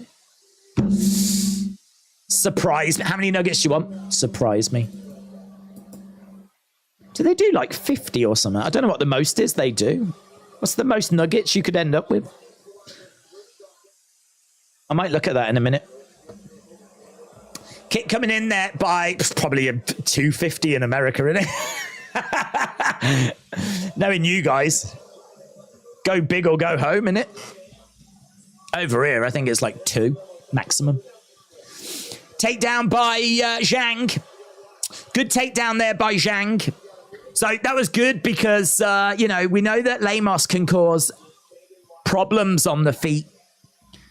But she gets taken down. That's 2 takedowns out of 2 attempts. This is not where Amanda Lemos wants to be. Side control by Zhang. And of course, we can go 5 rounds. This is a championship fight. Both fighters have landed 3 significant strikes. She's trying to get on top here of Lemos. Joe Rogan says Zhang just keeps improving. So she's keeping Lemos down. We're chest to chest. It's a little kinky, I'm not going to lie. Shots coming into side of the body. Chester, shout out to you. People are saying 40 is the most that you can get. Is it? 40? 40 nuggets. I might do that tomorrow. I might do that. I've never done that. I've never, ever gone in and ordered the most nuggets you can order in my life. I feel like I should do that once in my life. I might do that tomorrow. 40 nuggets. It's a lot of nuggets. Is that like a family pack or something? I think I could do it. I could eat 40 nuggets, but like, it's a lot of nuggets. Trying to keep it grounded. Geraldine, one-sided commentary. One-sided. It's a one-sided fight. She's got a tight squeeze on at the moment, Zhang. The amazing Zhang Weili is all over the evil Amanda Lemos. The evil, despicable Amanda Lemos. I heard a rumor that she punches kittens. Boots them out the way as well. But Zhang all over Amanda Lemos. Amanda Lemos from Brazil. Zhang from China. Shots coming in. They only do 20 pieces. We've started a proper nugget war now. The great nugget war of 2023. There's a big debate. I want 40 now, and I'm not prepared to do 220s. 7 minutes 10. Oh, both fighters getting back up to their feet. Knee strike to the midsection there by Zhang. We've been down on the ground for quite a long time. Another takedown. In the words of DJ Khaled, another one. Another one. Takedown by Zhang. Amanda Lemos is down. Robbie said, I think I could eat 40 nuggets over a whole fight night. That's like 6 hours of eating and drinking beer. Yeah, I think 40 nuggets is achievable. Definitely. I'm not one of those competition eaters that like goes in for, you know, breaking records, but I feel like I could do 40 nugget. Although so it is a lot in it. You might get to like 27 and be like, might be a struggle for the last 13. I don't know.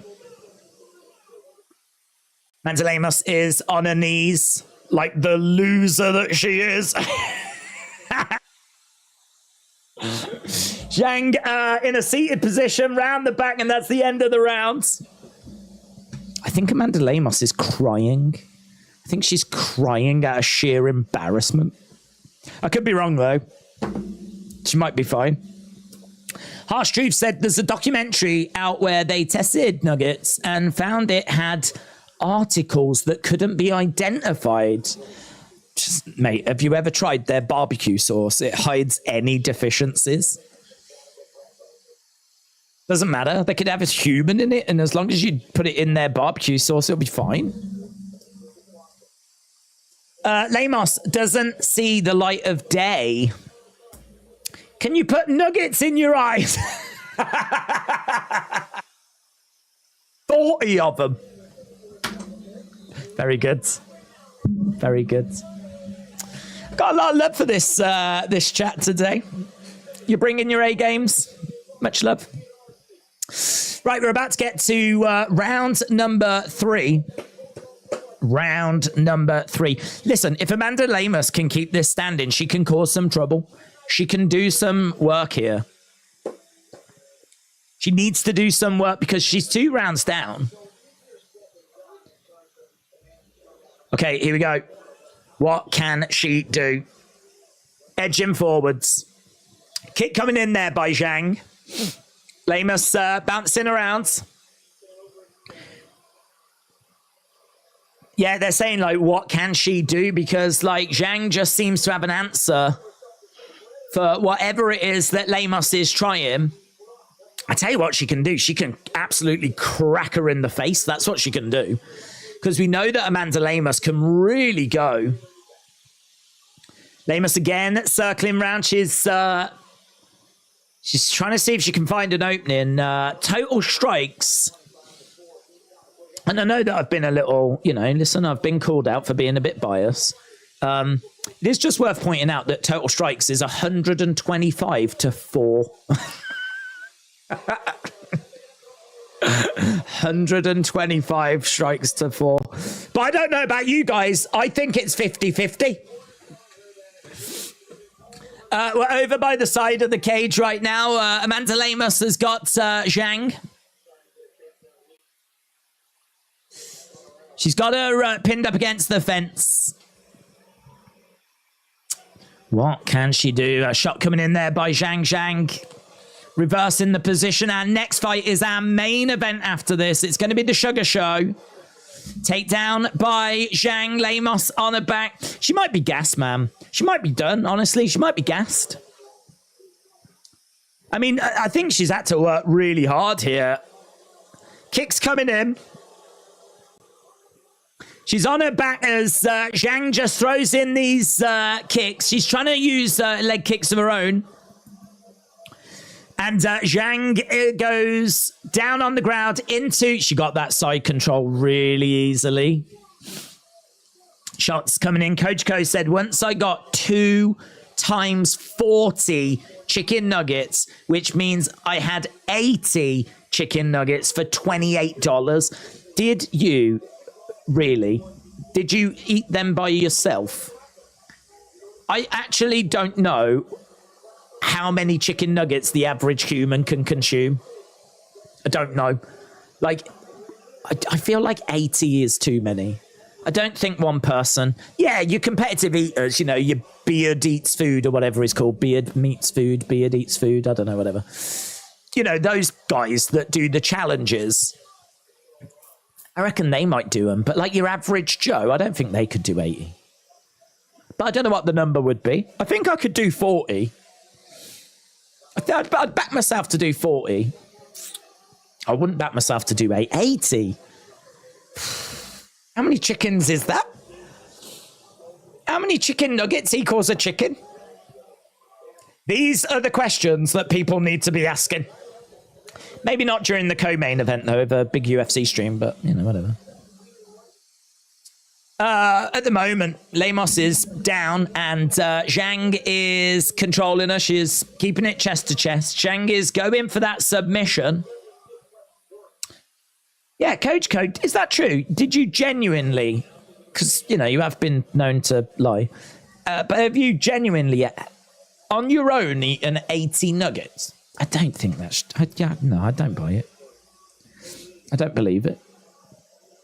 I think you bought it for you and your friends. Maybe that's like for a party or something. Shots coming in. Coach Co wears a helmet and uses crayons, said she. Maybe. Listen, if he ate 80 chicken nuggets on his own, he's got all the respect in the world from me.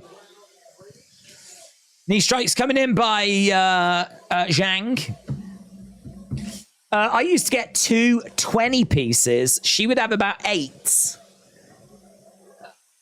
There's 0.01 chickens in 80 nuggets, said Will. That's probably true. Oh, shot coming in there by Zhang. 30-odd seconds to go here. Amanda Lemos just looks... Well, I mean, the numbers. I mean, look at the numbers. Just look at the numbers. I don't need to talk. It's 157 to 9 total strikes. It's 79 significant strikes to 6. It's 4 takedowns to 0. At this point, even Amanda Lemos's family are disowning her. This is so one-sided that I am currently Googling McDonald's to find out what the most nuggets in the UK is that you can get. Do you reckon there's like a nugget limit where they won't sell you more than 40? She's using all her energy right now. This is the time to strike. The game plan's working. You've punched her out. She's knackered. You can do it. Where's the flipping menu? Learn about rewards. Order McDelivery. Even though you could do that. You can order a McDelivery in the UK. You probably can in America. Nothing's working, though. I can't get any nuggets right now. What? You have to sign up? I ain't doing that. Right, we're about to get to round number 4. They've got it sorted. I don't know what it's sorted by. I just want nuggets. Why is this so flipping hard? Right, here we go.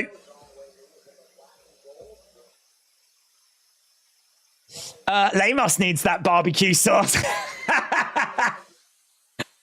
Well, when I said it can hide all deficiencies, I'm not sure it can help Lemos.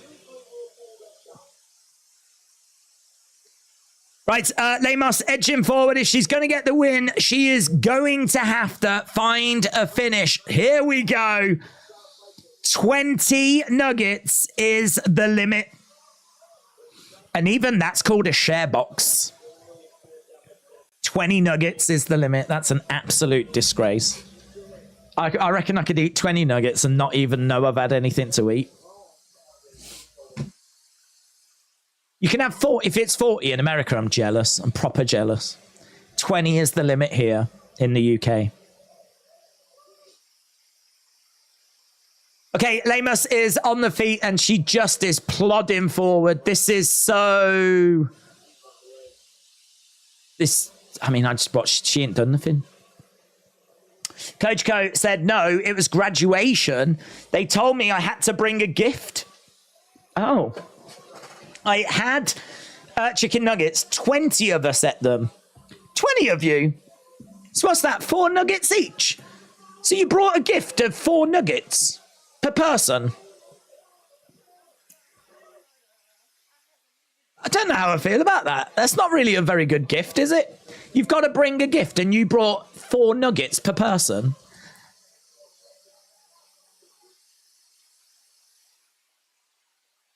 I don't know how I feel about it. 40 is the standard. I've got to listen. I've just checked. I've checked the listen. I don't want to call you out, right? But I have been searching it. This fight's dull.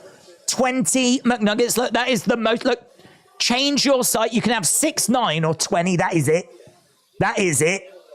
6, 9, or 20. That's it. Whether I can get 40 if I go in person, I don't know. They'd probably end up giving me 2 20s, and that's not what I want. Lemos catches Zhang. Okay, that's the first, other than the submission attempt, that's the first significant moment there by Lemos. Again, going for a big shot. Zhang in the center, trying to come forward, inside leg kick. Zhang needs to make sure she doesn't do anything stupid here. Because, oh my God, that's a lovely right hand by Zhang. Zhang grabbing Lemos, dragging her down. Takedown by Zhang. Just as the fight got a little bit spicy. Just as we got a little bit spicy. We got a big bowl of water and we settled this thing down. It's a takedown there by Zhang. So, I think she's trying to put a squeeze, is she, on Zhang, but nothing happening there. Right now, she's down and she's up against the side of the cage. Guys, 1 like equals 1 nugget. Smash that like button. We are, what, 66 nuggets away? We can do this. It's 3 boxes of 20 and then a little cheeky 6.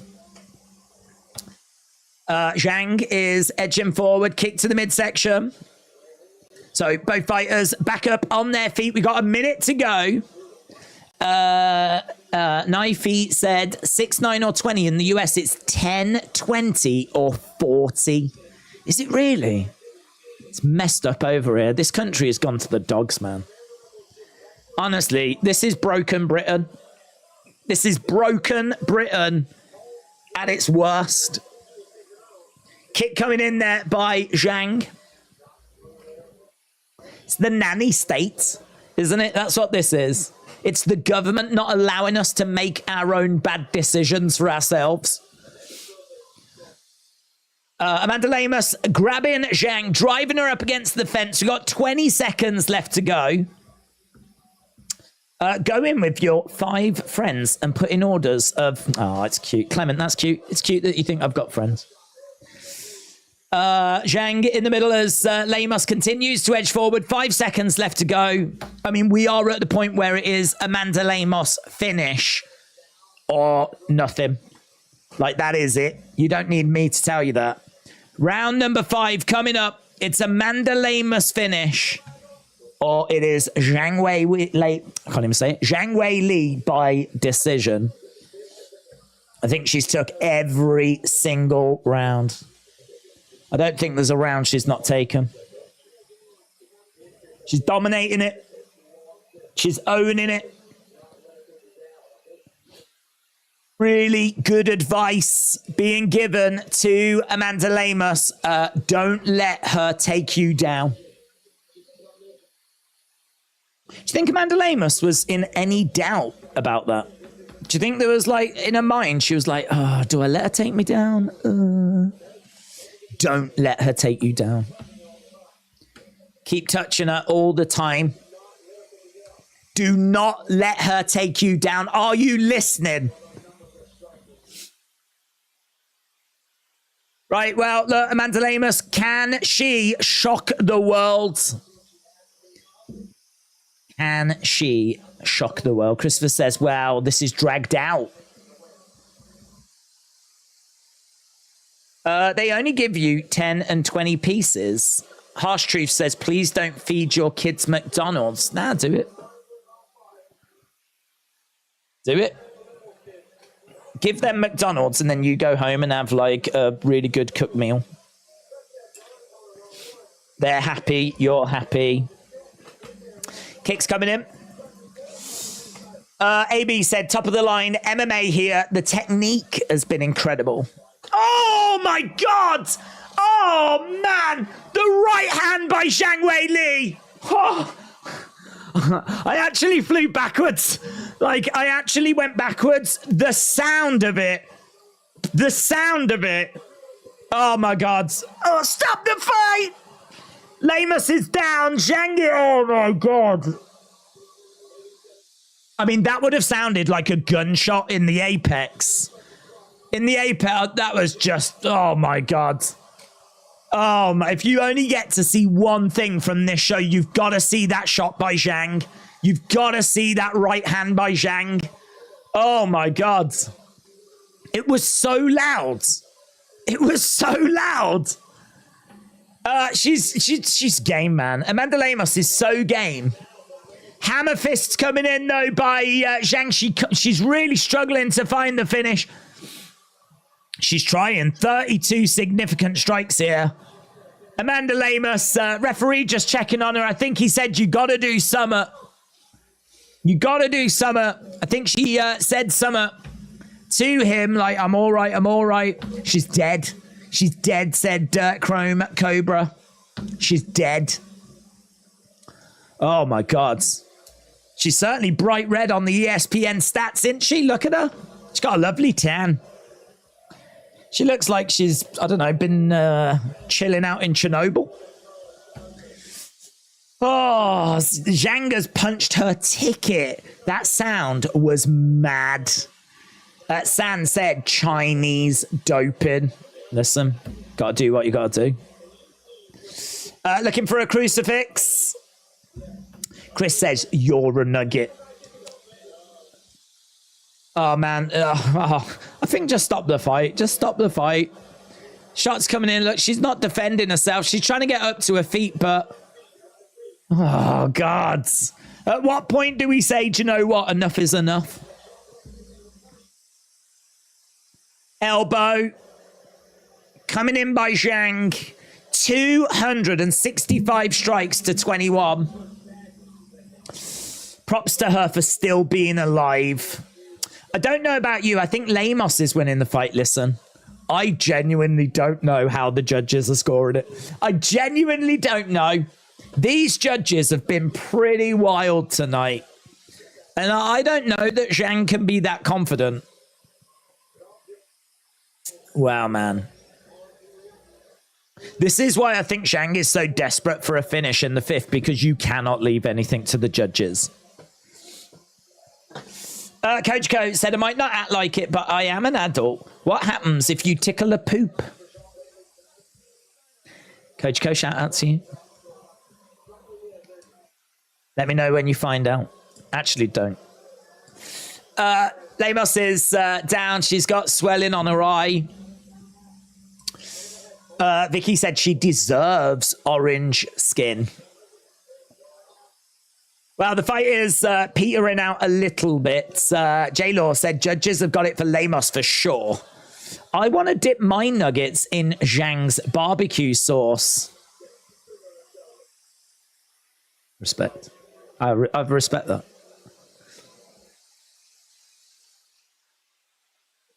Largest total strike differential in a women's UFC fight.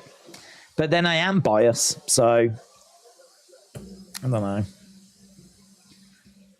I don't want to have painted the wrong picture. Maybe it's closer than the numbers suggest. Who said 282 total strikes to 21 at the moment? I agree the referee should have stopped it. It's useless. She takes damage for nothing. Days loves nuggets long times. Do you know what? I didn't know I did, actually. If ever I do go to McDonald's, I never order them. But every time I've ordered them, I've always enjoyed them. I don't even care if they're made of baby tears. I don't know what they're made of. Doesn't bother me. But I am very tempted to get some tomorrow. Good diets are overrated. Right. Why did she headbutt her fist so many times? Lenny said, I love Zhang.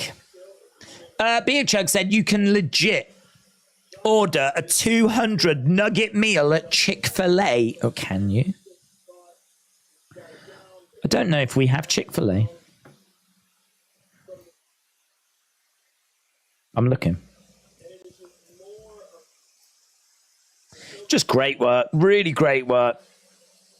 Salads, beverages, dipping sauces, entrees.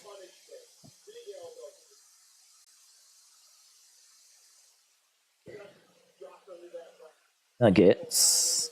Order pickup. I'm looking. Chick-fil-A. You are not in a region that supports online ordering. At the moment, we do not have services in your area. F you, Chick-fil-A. F you.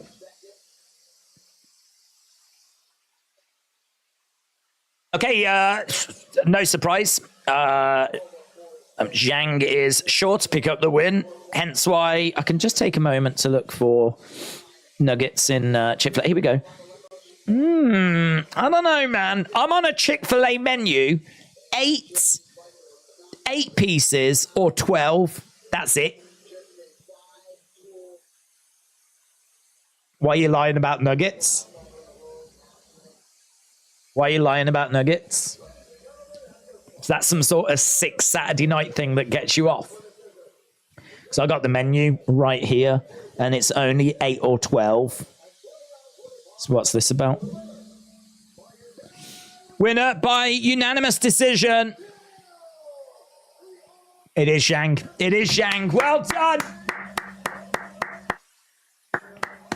Dana was actually stood behind Zhang when he put the bat, like, I think it is rigged, because it sort of felt like he knew who was going to get the win then.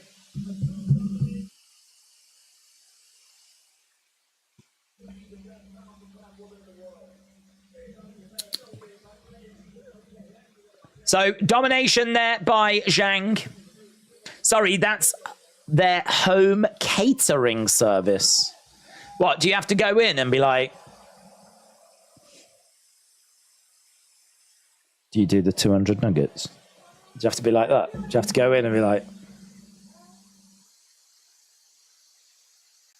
Is it a bit sly? Because they ain't got it on the menu. Nugget liars are the worst, said Mark. Thank you, Mark. Thank you. I'm right with you. I'm all for flat earthers and other people that, you know, there might be some flat earthers here right now. Shout out to you. I can tolerate you a lot better than people that lie about nuggets. Beer Chugs, I don't know. It's not looking good for you, buds. That's all I'm going to say. I don't know whose reputation has took more of a kick in tonight, Amanda Lemos or you. Doesn't matter, though, because we're going to move on to Aljamain Sterling against Sugar Sean O'Malley. It is time for our main event. Don't forget, Chick-fil-A, Raisin Cane's is life, said John. I don't know what that means. I don't think we have Chick-fil-A here. And if we do, they've only just started opening. So I'm a Chick-fil-A virgin. I don't know about the dark arts of Chick-fil-A. Zhang Weili said she's not surprised. She's got a great team. Zhang Weili.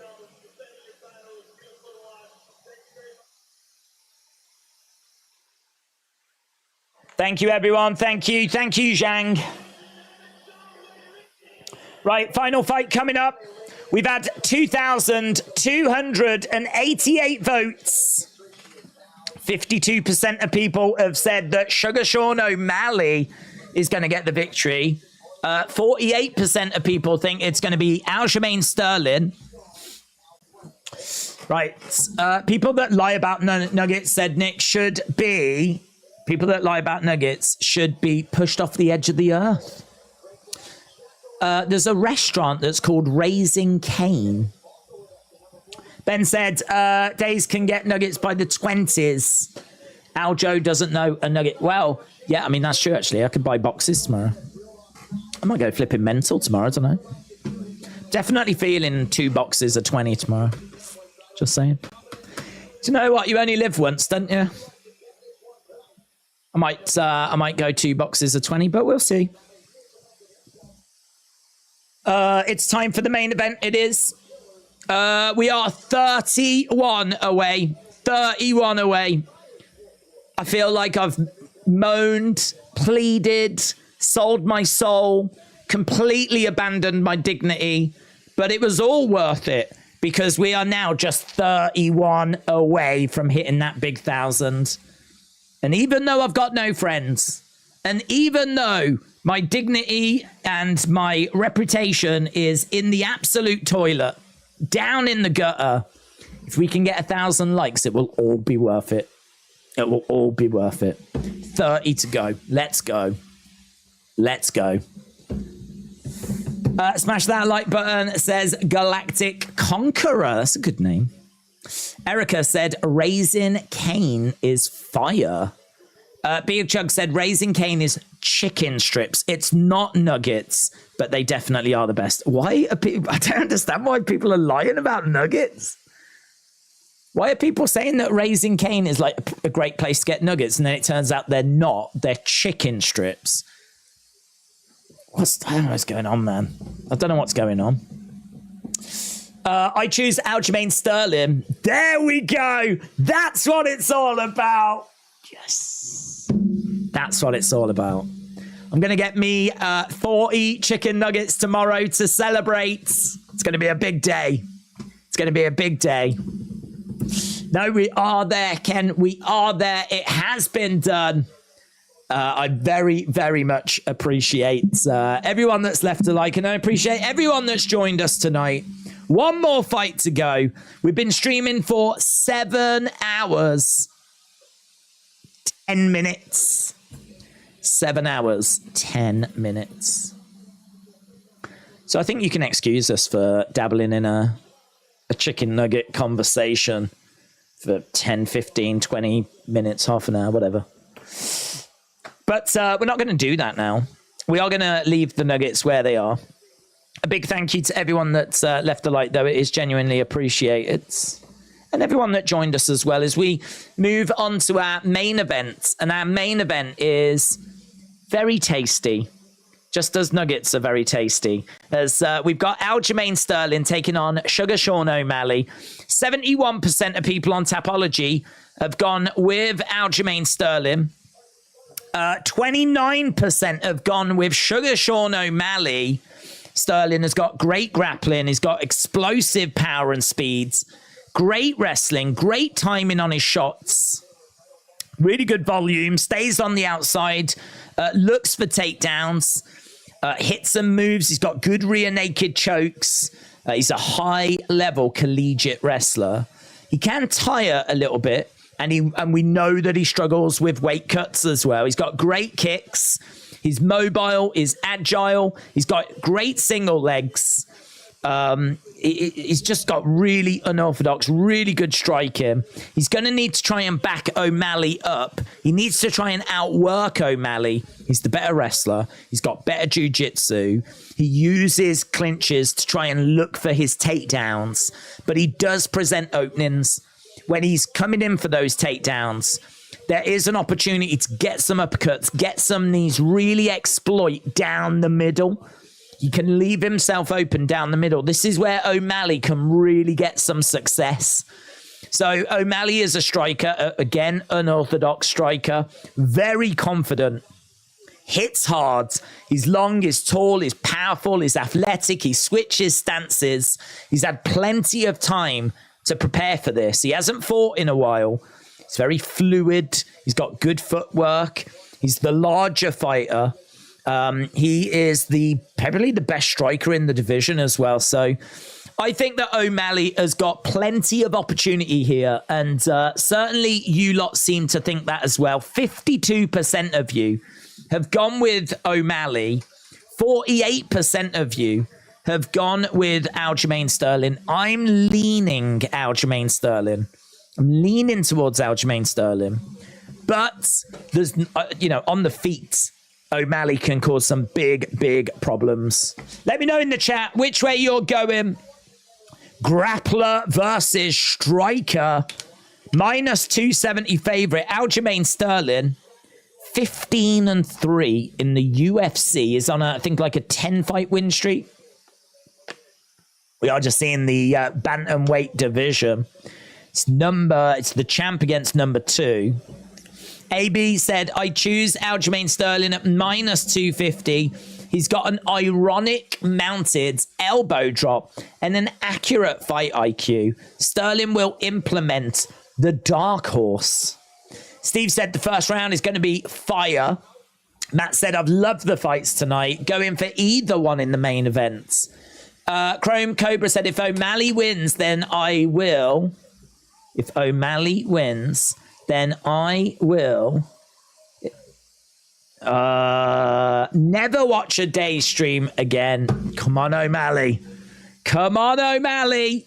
Summit said, do you know Rose is returning and has got a fight scheduled? Yes, she's fighting later this year, isn't she? I forget who against, though. I forget who against. I am a big Rose fan, and I think her fan base, her support took a hit with that last fight out with Carla Esparza. There it is. Oh my God, it's on a fight night. It's on a fight night. She's the co-main event of a fight night. In all fairness, though, she's taking on Manon Fior. Main event is Cyril Gane against Sergey Spivak. I mean, it's a good-looking fight night, but it's still a fight night. Thug Rose ain't no co-main event of a fight night. The flip, that's some serious disrespect right there. Serious disrespect. Tough fight, though, against Manon Fior, innit? Tough fight. That is, when is that? 2nd of September? 2nd of September, Cyril Gane against Sergey Spivak and Manon Fior against Rose Namajunas. I like Rose. I'm sorry, I do. I don't give a flip what anyone says. Watch your mouths. I've got O'Malley via pink fingernail scratch into the eye, said Cool Daddy Projects. Let's go. Knifey said, if Sean can sprawl, he wins. Ben said O'Malley has to win. Kane said Sterling is going to win. As much as I want him to lose, he's going to get the win. Cluck, cluck, moo, moo. Wings and burgers where cows come home to roost. Are you doing a stream for the women's final later? Sadly not. Sadly not. But I don't want rumors it's because I'm sexist. Right? I've actually got places to be. I need to be in Birmingham. So I do want to watch it, but I might even... Well, I think I will be missing the first half. We need a Wrestling Days in-person party night. Maybe Nashville, says Robbie. It'd be a lonely night. Snoop Dogg has paid off the judges for O'Malley. And if O'Malley wins, Snoop is giving everyone 1 kilo bag of his favorite weeds. Exciting. I've got O'Malley by 40 nuggets, said Brock. Oh my God, that'd be such a good finishing move. 40 nuggets. Forget the 2-piece. Scoff at the 2-piece. It's all about the 40 nuggets. Darren said Thug Rose is a beast. Right. Yeah, I agree. I ain't jumping off the bandwagon after one bad performance. Ain't no fickle fan. Right, here we go. Aljamain Sterling, Sean O'Malley. Main event time. Main events. Charlie said, all you can eat breakfast buffet. Sounds lovely, actually. Nugget, flicks, and chill. Right, here we go. It's time. Can he do it? Can he do it? Can he get that dub? Can the Sugar Show do it? I want him to do it. I want him to do it. There he is. He's shown on screen, and there's a big cheer. There's a big cheer. Sterling is golden. Welli would smash Thug Froze, said John. That is quite good, though. Thug Froze is quite funny. Here's Sugar Sean. Why is there so much Aljo hate? Is gonna dominate, said FS.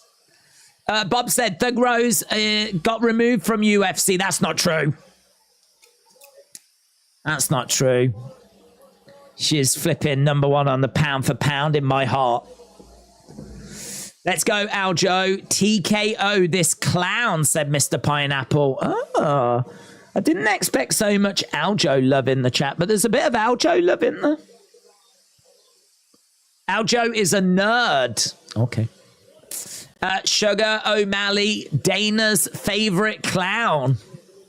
Aljo is gonna dominate 3rd round on, said Elite GB. I would pay to watch Welli smash Rose, said Samuel. Oh, I seem to remember watching that fight twice. How did it go? How did it go, Samuel? How did it go? Refresh my memory. I want to try Zhang's barbecue. Yeah, I think we read this. Didn't we read this before? Everyone wants to dip their nuggets in Zhang's barbecue sauce.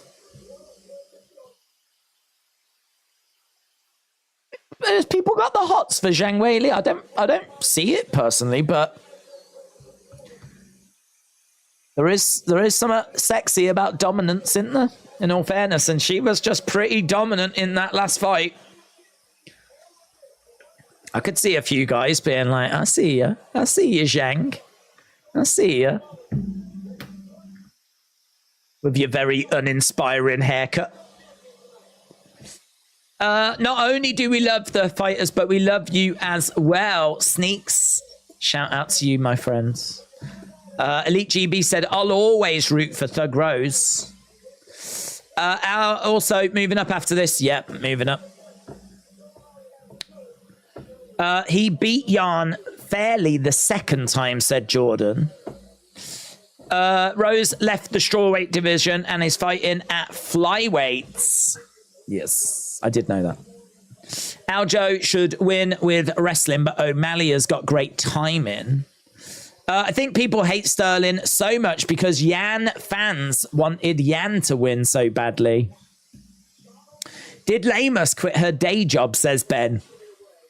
Yep. Mid-fight. Actually, just after the first round started, she quit her day job. Right, boos are ringing out for Aljamain Sterling. So, Sugar Show in the octagon. We probably can end the poll now, can't we? Wrap this baby up. But most US hospitals have expanded their cardiac arrest units for those addicted to 20 packs of nuggets, said VLS. Well, I hope they've got a bed for me. I hope they've got a bed for me. I'm doubling that tomorrow. 51% say O'Malley, 48% say Sterling. We had nearly 2,500 votes. Samuel said a lot of people don't realise that Sean has got a solid ground game. People keep talking about Aljo like he can ragdoll him, but we might see something much different has happened. Here he comes. Aljamain Sterling making his way down to the octagon. Ruben says O'Malley is getting KO'd. Not a bad hype video in this one. I've got to give him credit, says AB. Yeah, keep your thoughts coming in as to which way you think this is going. Aljamain Sterling making his way down.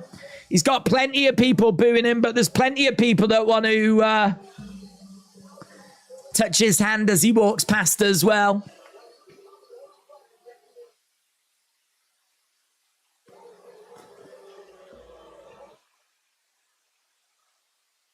Yeah, John Anik said, when you become the only champion, I didn't know this, the only champion to win a belt by disqualification, it's hard to dodge those boos. I mean, surely that's something that the UFC have got to look at.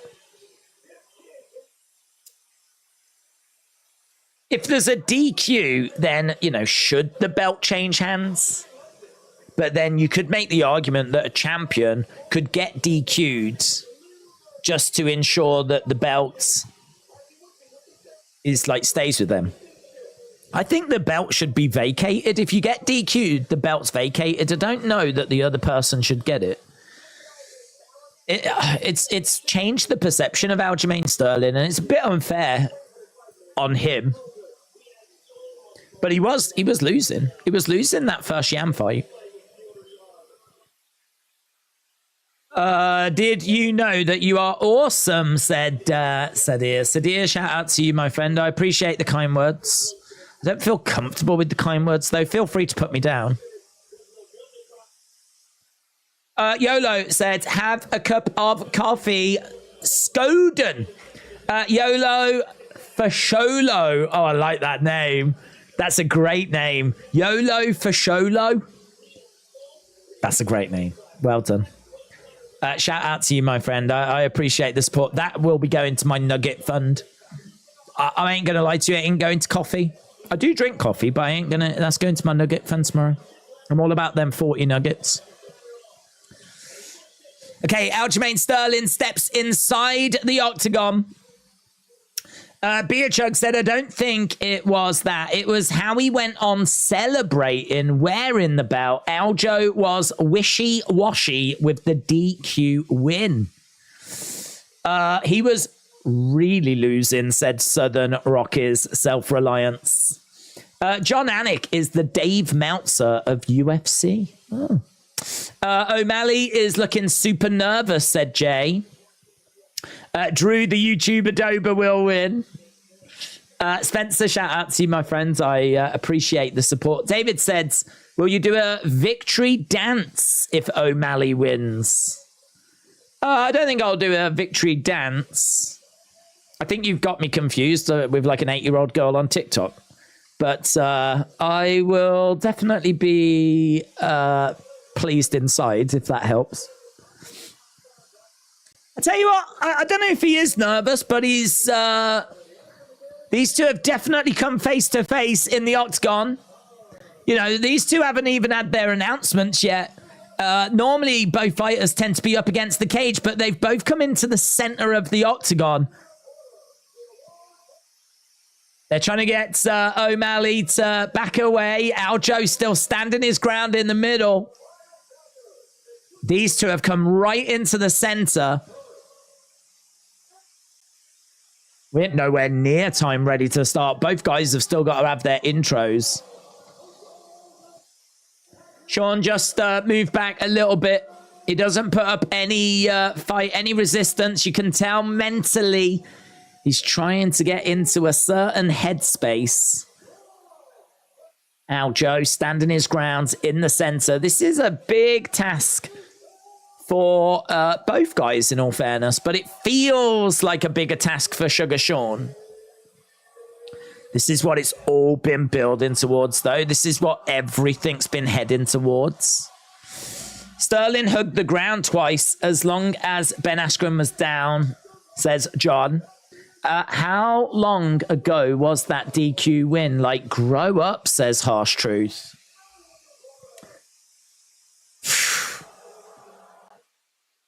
Sean, in there. I do want to see O'Malley pull the dub. I feel like he's got it tonight.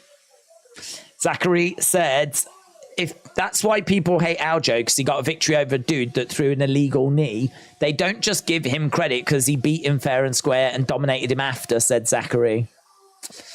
No, to be honest, I think for me personally, I think that because he was losing that fight and then he ended up winning because of something he didn't do, it sort of meant that he had the belt. And then when there was a rematch, you know, he was there. That was it. He was the underdog. And Peter Yan was seen as the actual, like, the guy that should be champ. So, you know, then Aljo gets the win. It just sort of feels a little bit like, oh, man, this sucks for Yan, you know. Yan had this guy beaten. Now he's, like, chasing the fight. He's going in as the challenger. He's got it all to do. And, you know, Aljo was just able to pick out the victory. And I do agree. I thought that might satisfy people, but it didn't.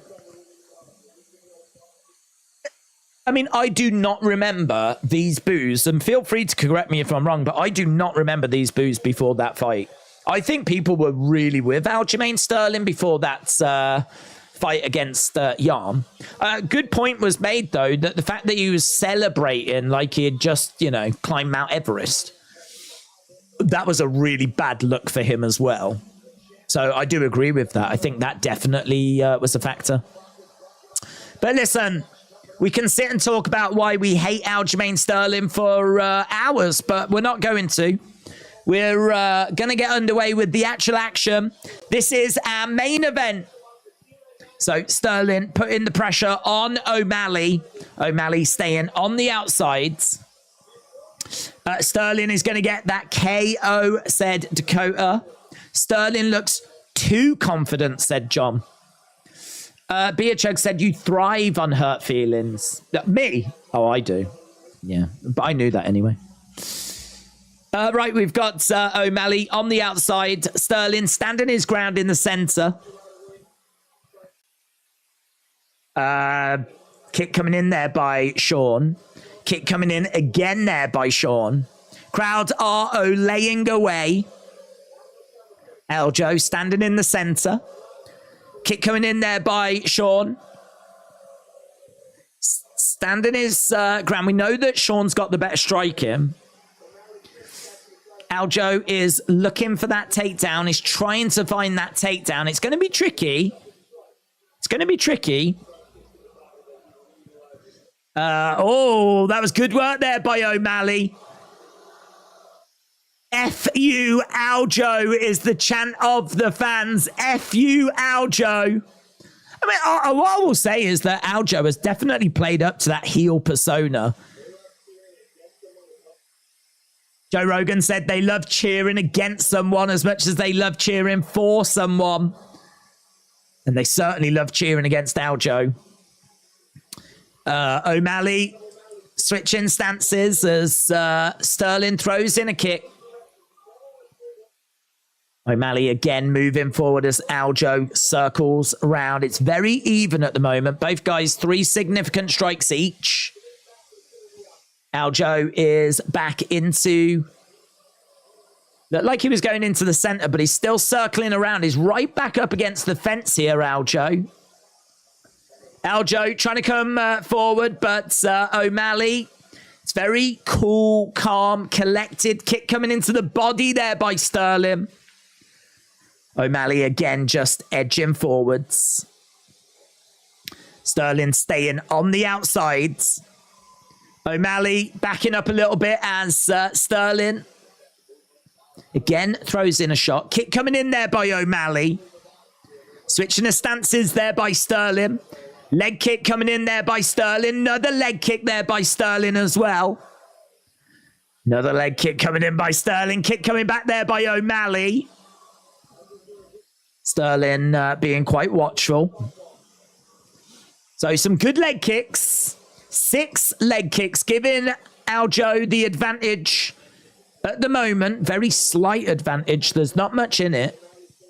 O'Malley edging forward. Sterling staying on the outsides. You can see O'Malley looked like he was trying to throw something upstairs there, but didn't throw it.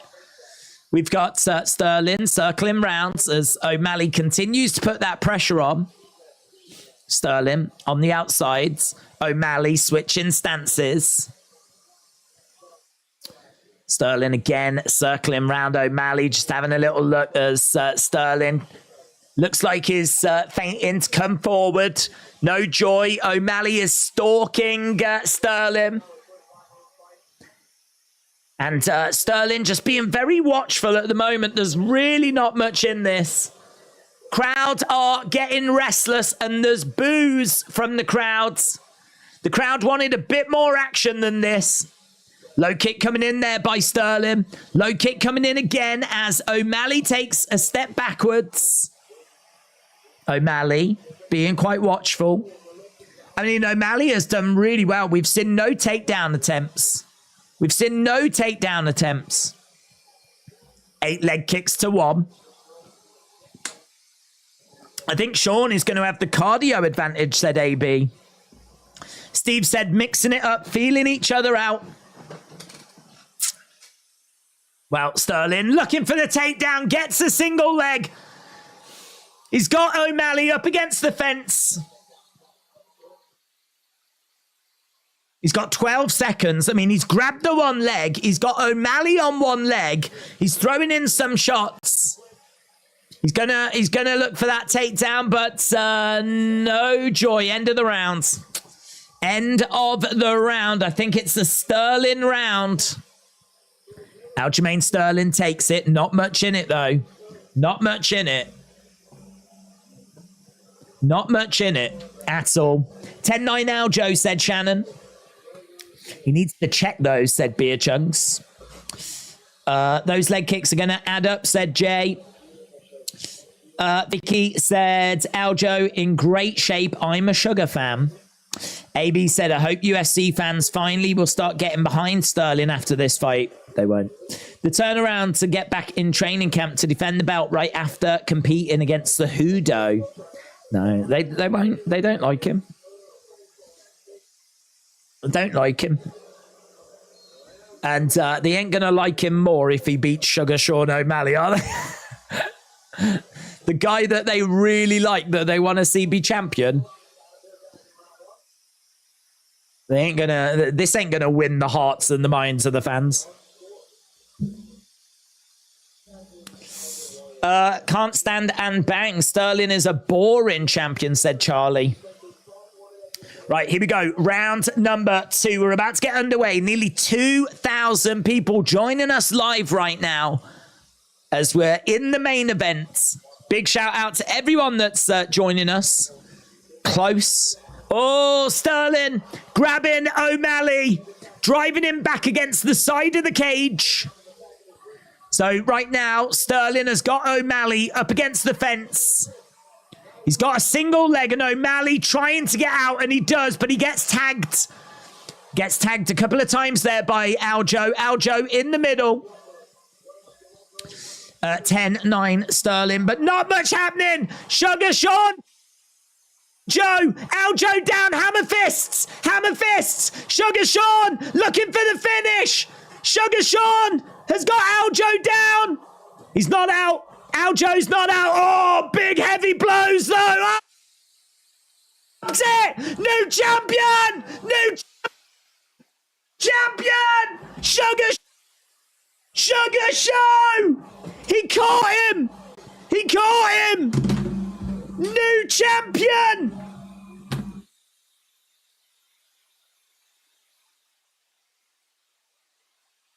Sugar Sean O'Malley is the new Bantamweight champion. Oh my God. Oh my God. He catches him. He drops him. Aljo is still with it. Aljo's not out. I mean, there might be some questions about that being an early finish, you know. Aljo's not out. He's still like moving and trying to defend himself. He's on his back, so there's not much that he can throw back in response. I don't care. I'm really pleased for O'Malley, but Aljo shaking Sean's hand. Sugar. Sean O'Malley just shocked the world. Look at this. Down the middle, and it just falls short. Look at the counter. Boom! Right. Boom! He just falls short with his straight left, and then bang! Sugar with the counter. Down goes Aljo. Oh my God. Yeah, he wants to. I want to see the final finishing sequence as well. Biplub said, I was sensing the knockout, my freaking guts. Chicken Nugget O'Malley, said VL. Yeah, he went here, have a 40 piece, didn't he? He was still moving. Yeah, look, Joe Rogan is questioning the finish, and I must admit I am as well. Where do you draw that line? Where do you draw that line? Lots of too soon finishes. I mean, I'm pleased for Sugar Sean O'Malley. I was pretty disappointed when Aljo won that belt from Jan the way that he did. So, do you know what? If Aljo has been cheated out of his title, that would be beautiful. That would be beautiful. Might not be the popular choice, I don't know, but imagine if, like, I'd love Aljo to go, I think that was stopped too soon. I feel like I've been cheated. I feel like I've been cheated out of my title. Oh, keep crying, keep crying. Sugar Sean, baby. Sugar Sean.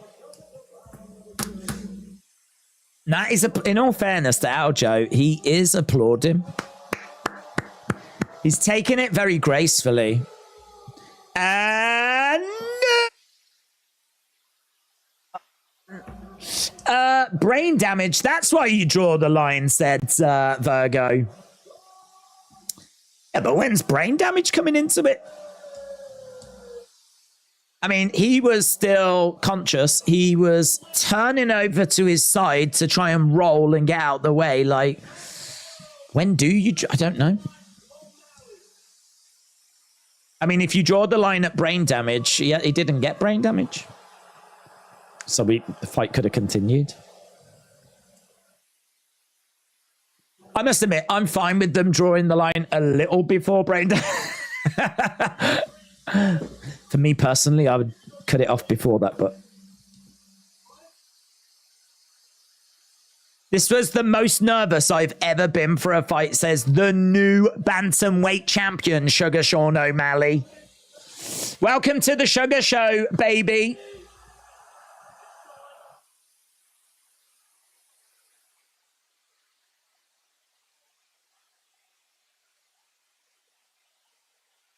It's a beautiful shot. Boom. They're showing the replay. The crowd's flipping love it. A Boston Classic. He knows there's another pay-per-view fight. That's why there's a rematch. He's happy. Oh. Do you think he'll want the rematch? He wants to move up, doesn't he? Man, I tell you what, Sugar Sean is such a popular fighter. He's now the champion. He's 28. Like, he could have like such a great reign. He could have such a great reign. Vicky, shout out to you. John said it is an early stoppage. Charlie said it's a good stoppage. Wasn't nervous, but this has been a long time coming, said Big Chungus. Marab is next.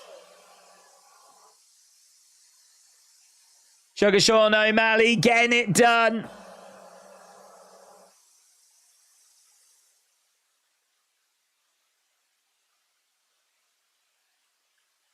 Oh, I was talking to Aljo. Booze for Aljo. That's a bit harsh.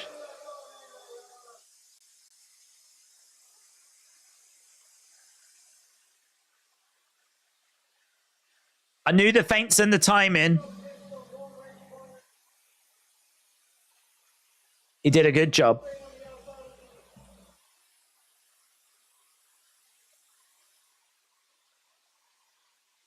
I can't say anything bad about him. It's just another guy that was chasing the dream.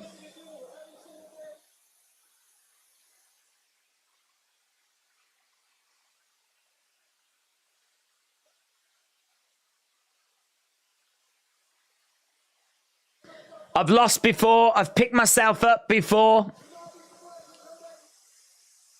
Don't be surprised if you see me in here again. Well, I expect to see him again.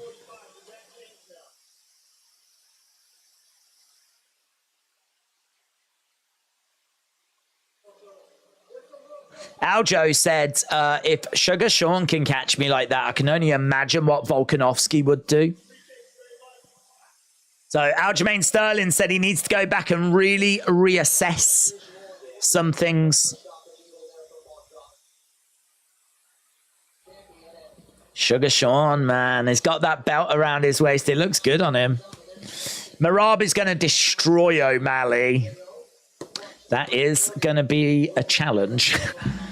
Sterling decision to stand and strike with Sean cost him, said A.B. Jobson. He did it, man.